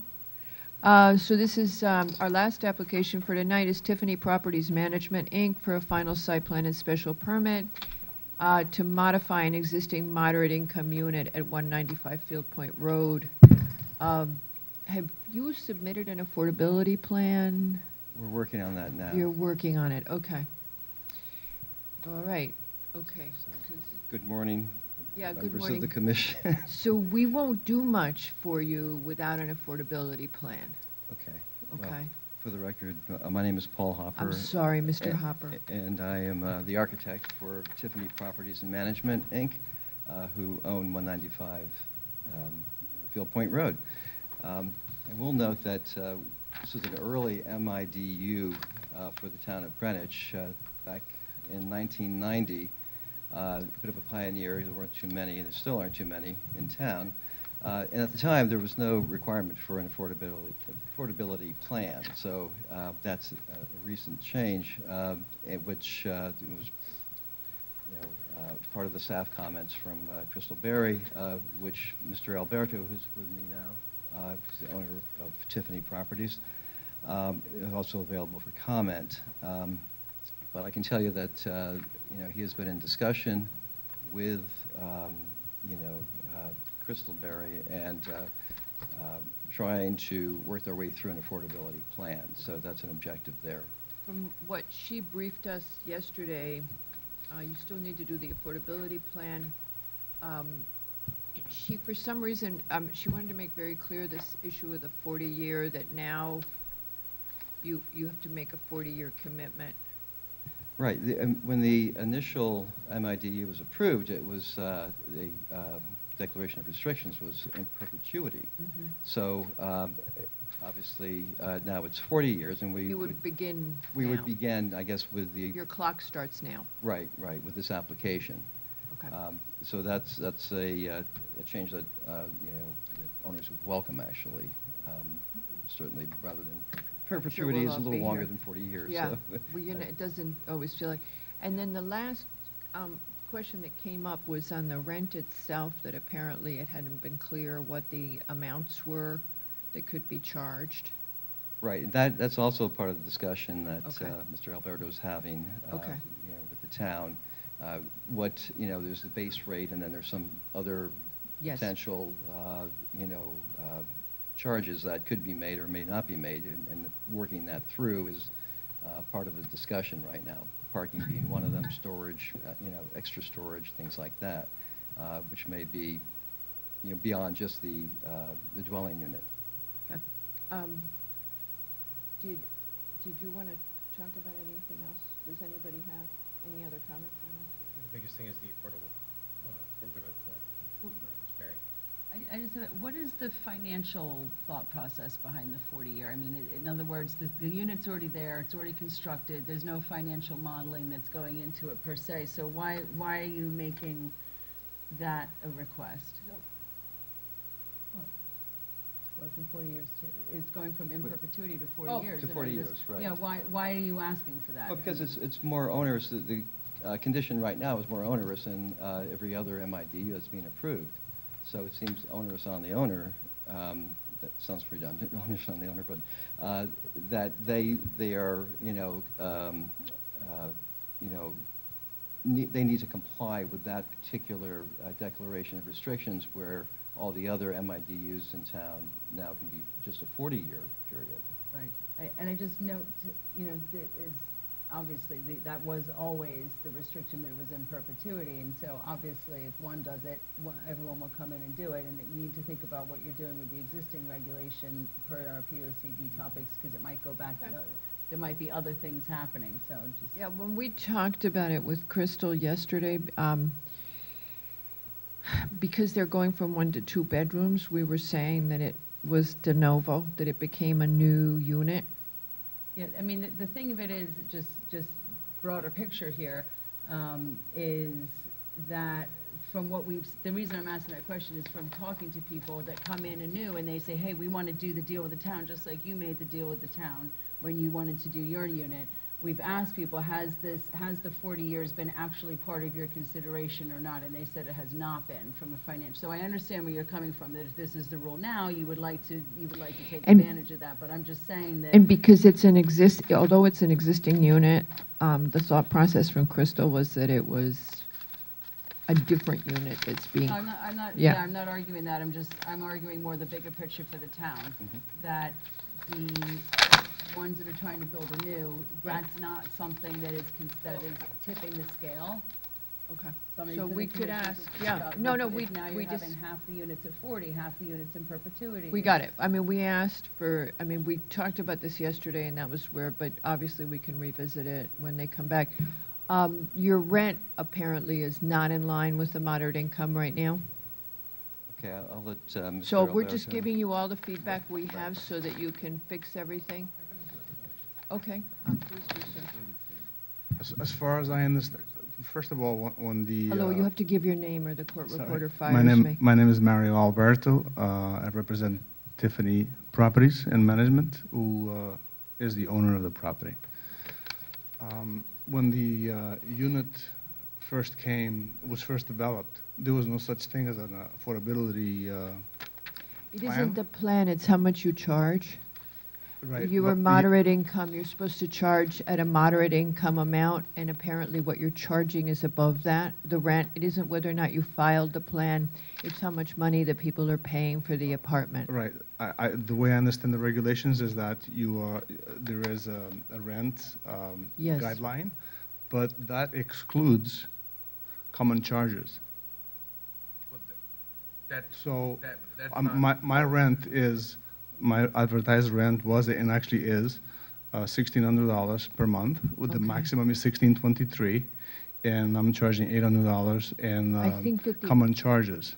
The all-in cost to the tenant, it's the all-in cost to the tenant. Well, my understanding is that it excludes common Well, charges. It's not something I've ever seen in the regulations, so unless, Okay. That's the reason we have these affordability plans, so it's So- spelled out and clear. it's very clear in the Oh, regulations. I understood that Okay. I read it, Well, I we're all- read it in the town website or somewhere. I have that Okay. on my Well, file somewhere. Our specialist in this who's been meeting with you, Yes. Crystal Berry, she will advise you on this. I believe she has They've told already you. met. They've Yeah. already Yeah. met, I Madam know that Chair. because we've got the staff. Yeah, I met with No, her this today. morning, today. Okay, Oh, so that's you'll okay. resolve that? Yeah. Okay. And then we're going to revisit, I think, this question of what you do with the, we'll give her some feedback between now and the time you come back on what we do with the 40-year or in perpetuity. Just out of curiosity, how many, since you're the administrator of the unit, correct? I was, yes. Yeah, how often has this unit turnover? How many how many renters have you had in there? Probably half a dozen since inception. Okay. And then when was the last time it turned over? Recently? Yes, in December. Okay, so that's another issue, because was that done through the proper mechanism with the lottery? Well, it was, I advertised it in the Greenwich Time for 2 weeks, 2 or 3 weeks. They also had it on their website, and I advertised it on the web, on various channels. But it was advertised locally. Did you go through Crystal Berry to do this? No, I did Okay, not. so is that unit rented? At the moment, yes. Okay, because that's a violation of the rules, because you need to go through the department, and there's a priority list. I don't know if you've read the regulations, but there is a priority where it goes to town employees first. So in order to go through town employees, it needs to be advertised through the town, which is through Crystal Berry. So right now, you do have a zoning violation with the tenant that you have in that unit. I wasn't aware of that. Yeah, so I think that's another reason why this affordability plan is so critical, because all of these issues get spelled out so that there are no questions. And you stay on our radar so we can make sure that you're doing the right thing. So I think we're So- going to need to address that issue right Yeah. away. So you're gonna meet with Crystal again. You Yeah. talked to her this morning, and you're gonna keep meeting with her Yes. till it's fixed up. And in the meantime, we'll work out the perpetuity and the 40-year. But it's got to be cleaned up. Okay. Okay. Thank you. Thank you, sir. And with that, so endeth, because I don't think we have any public comment. Are No. we closing this or continuing it? No, we are leaving it open. Okay, Because I- we don't I- have I didn't hear those affordability. words, I'm sorry. We need we're leaving it open. I'm sorry. We're leaving it open because we have got a lot of open issues. And now, so endeth the public hearing.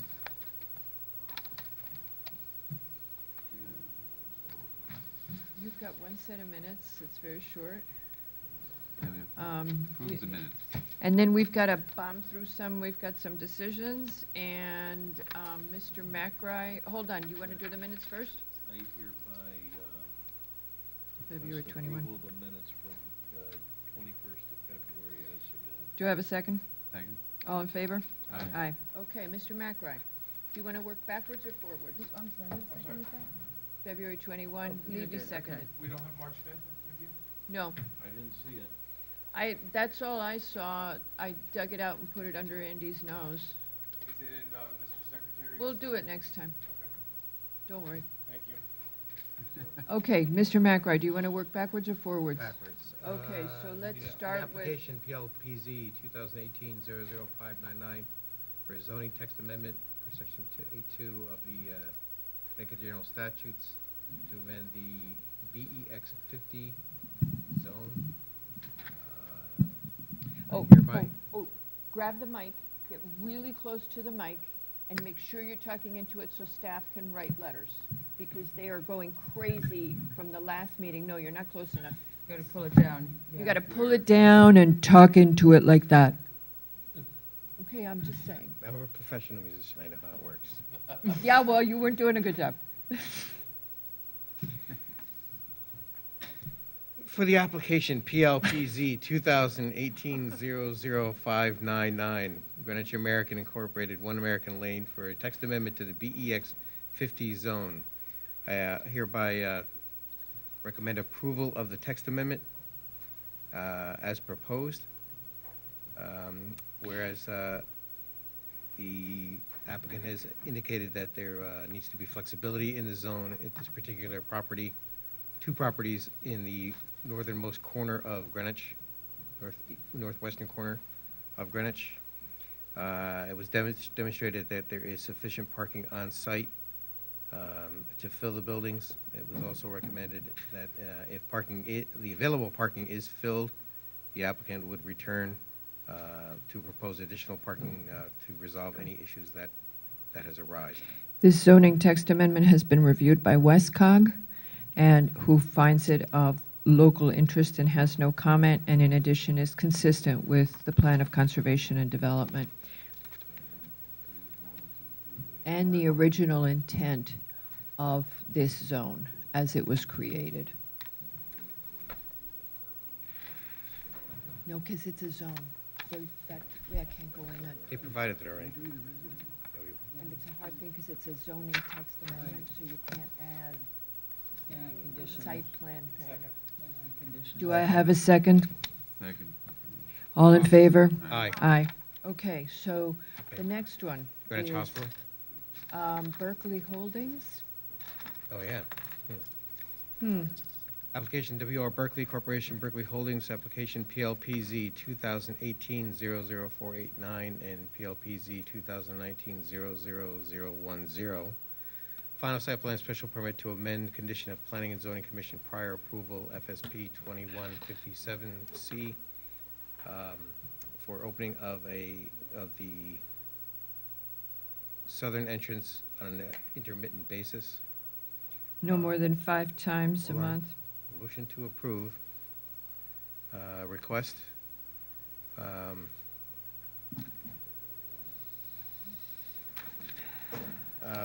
Conditions that it will be open no more than 5 days a month.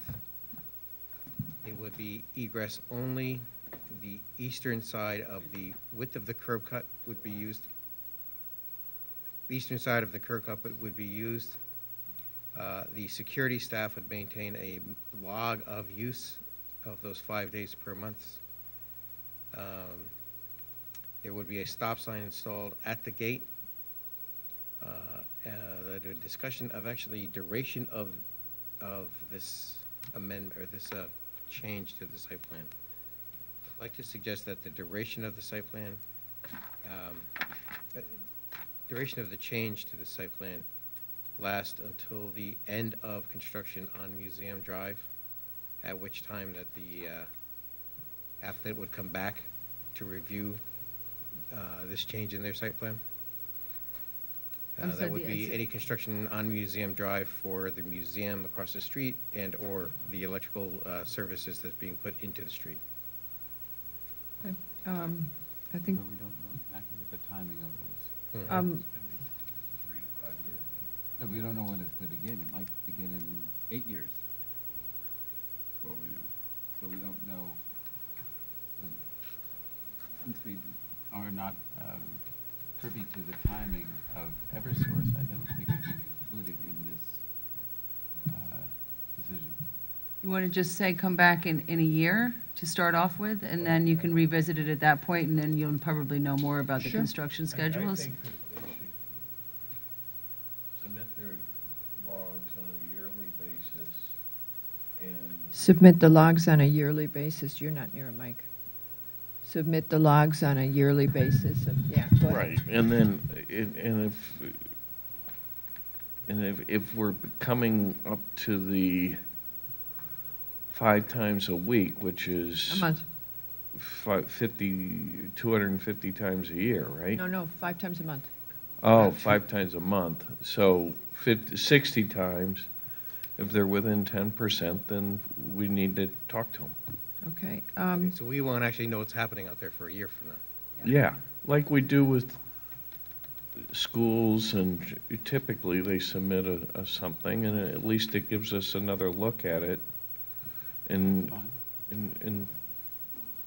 The commission notes that the DPW traffic has okayed this to go to a building permit, that we have received comments from Beta Consulting, and that we have reviewed the traffic study submitted by the applicant by Adler Consulting, and any other outstanding staff and departmental comments. Does anybody want to discuss this any further? I didn't quite get what we're doing.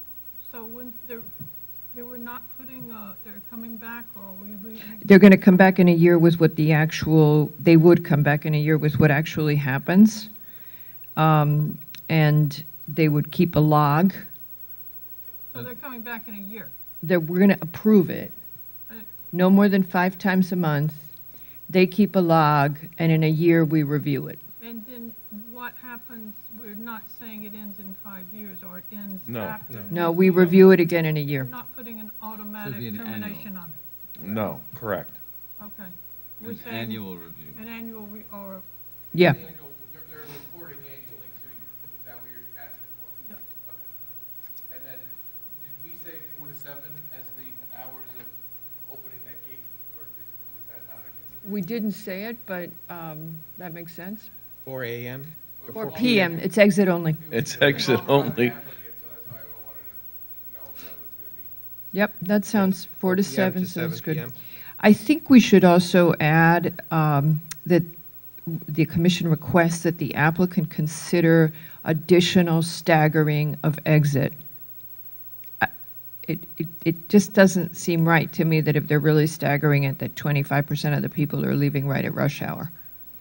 You know, people got out at 3 o'clock in the afternoon and started early. So additional staggering of employee Yeah, dismissal, that kind of yeah, thing. that kind of thing. Any other discussion? I think I have a second from you, Levy. Is that right? Okay. Levy has seconded. I wasn't sure. I didn't remember. All in favor? Aye. I'm against it. So am I. Okay, we have 3 aye and 2 nay. 2 nay. Me. Nick, so motion fails to carry. Should we move to deny? Well, is there another motion that you could find a common ground, or you just don't want that use at all? In other words, is it that many times, in other words, are there additional things you can do to make it? What I would like to actually have happen, instead of them come back in a year, I want to have them come back sooner. I want to know what's going on with that gate. Because it seems that I'm trying to accommodate a convenience as opposed to a true need. And I want to know that gate is actually being used as they're requesting it. But the issue is, we don't know when Eversource is going to happen, right? But I don't want to wait. I don't want to wait for a year and then come back. And- I want to know what's happening. Like And my- 3 months. To your point, if it's not Bruce and it's not Eversource in the next 6 months, let's say, it'd be nice to know what these emergencies are. Well, and my problem with it is simpler than that, which is if I had bought a house there and I knew there was a company there, but I knew that they weren't using the gate, I'd be okay with buying the house there. Now, the condition's being changed, and I've been assuming that the town has set something. I would not want this if I was living there. So I'm not amenable, but if, Nick, if you can condition it to where you're okay with it, let's give it another shot. I want to see it again in 3 months. 3 months. Okay, give it a shot. Every 3 months? Yeah. Okay. Go ahead. Okay. So again, we're talking about reporting Yes. to staff or whatever, to you through staff every 3 months? Yes. Okay, so the motion So, has wait, been amended Well, there's a new Wait, motion. wait, So there's a new so motion. Yeah. New motion to approve? with all the previous motion plus the amendment that Mr. McRae just made, that the applicant will report quarterly, Well, 3 months. 3 months. is 3 quarter- months. is Yeah, yeah, quarterly. gotcha. Okay, I was like, I'm very slow We're at math. tired. Oh, we're tired. Okay, so And then you've got the 4 PM to 7 PM? 4 PM to 7 PM, exit only. Employee dismissal? Yes, additional staggering. So everything from the previous motion stands with the addition that the reporting is quarterly. So so just so we're clear, so they'll be back to you in 3 months? Mhm. Yes. With the first report? Yes. And that report comes back to the commission, am I right? Yes. Is that correct? Okay. I'm sorry, could we go back to the staggering thing, because I didn't know there was. The employee dismissal times that the applicant consider additional opportunities to stagger employee dismissal times so that they have less congestion, which seems to be the concern. Do I have a second? Oh, well, Fox has seconded. wait, Well, hold on a sec. We have a concern over here. so Go ahead. We want to understand this better. Well, it doesn't seem to be the best way to, most organized method to do it, but I don't know how to organize it better. What if they don't need it until the museum starts construction, or until the museum, or until the Then they report that every 3 months that they're not using it, and we leave them alone. And when suddenly they report after, in a 3-month period, that they're heavily using it, then we'll evaluate it. That's how I hear the motion. And then when we evaluate it, what do we tell them? We tell them you're using it unnecessarily, or you're using it appropriately. Right, Okay. I guess. Do I have a second? Was Oh, Fox? Andy's seconded. All in favor? Aye. Aye. And I'm still a nay. Okay, the next one is, now it's Greenwich Hospital.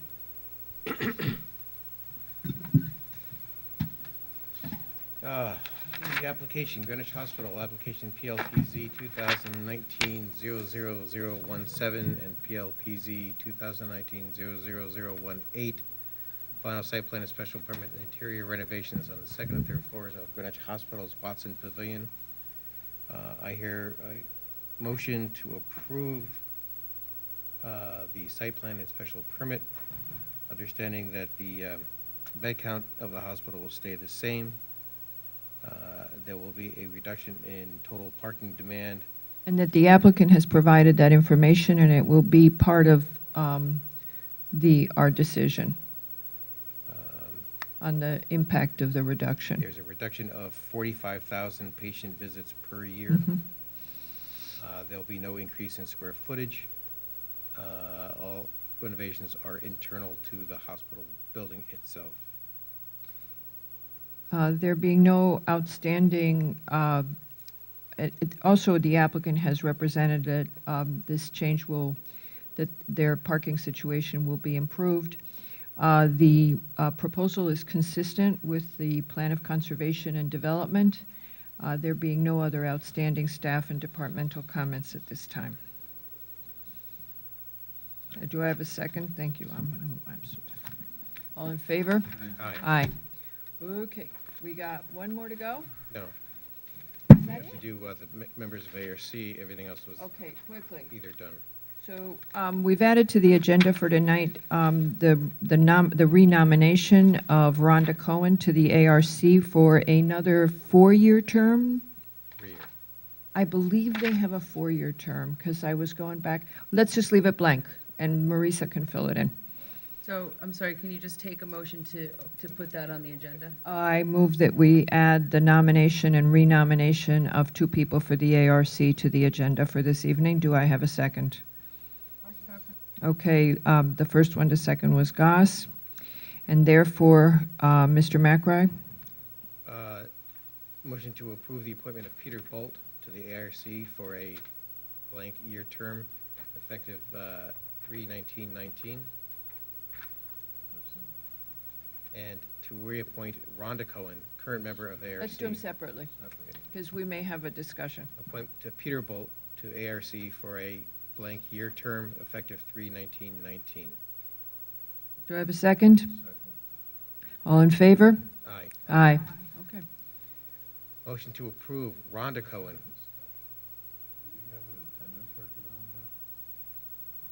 She's not the one who's not coming, it's the landscape guy that's not coming. She's there all the time. She's there all the time. The complaint on attendance is on Duffy, and that he's gone back to Ireland. And that's just what I heard, that that's who's not. There is an attendance issue with some other members, but we have not heard of it about Rhonda. Was she not there when?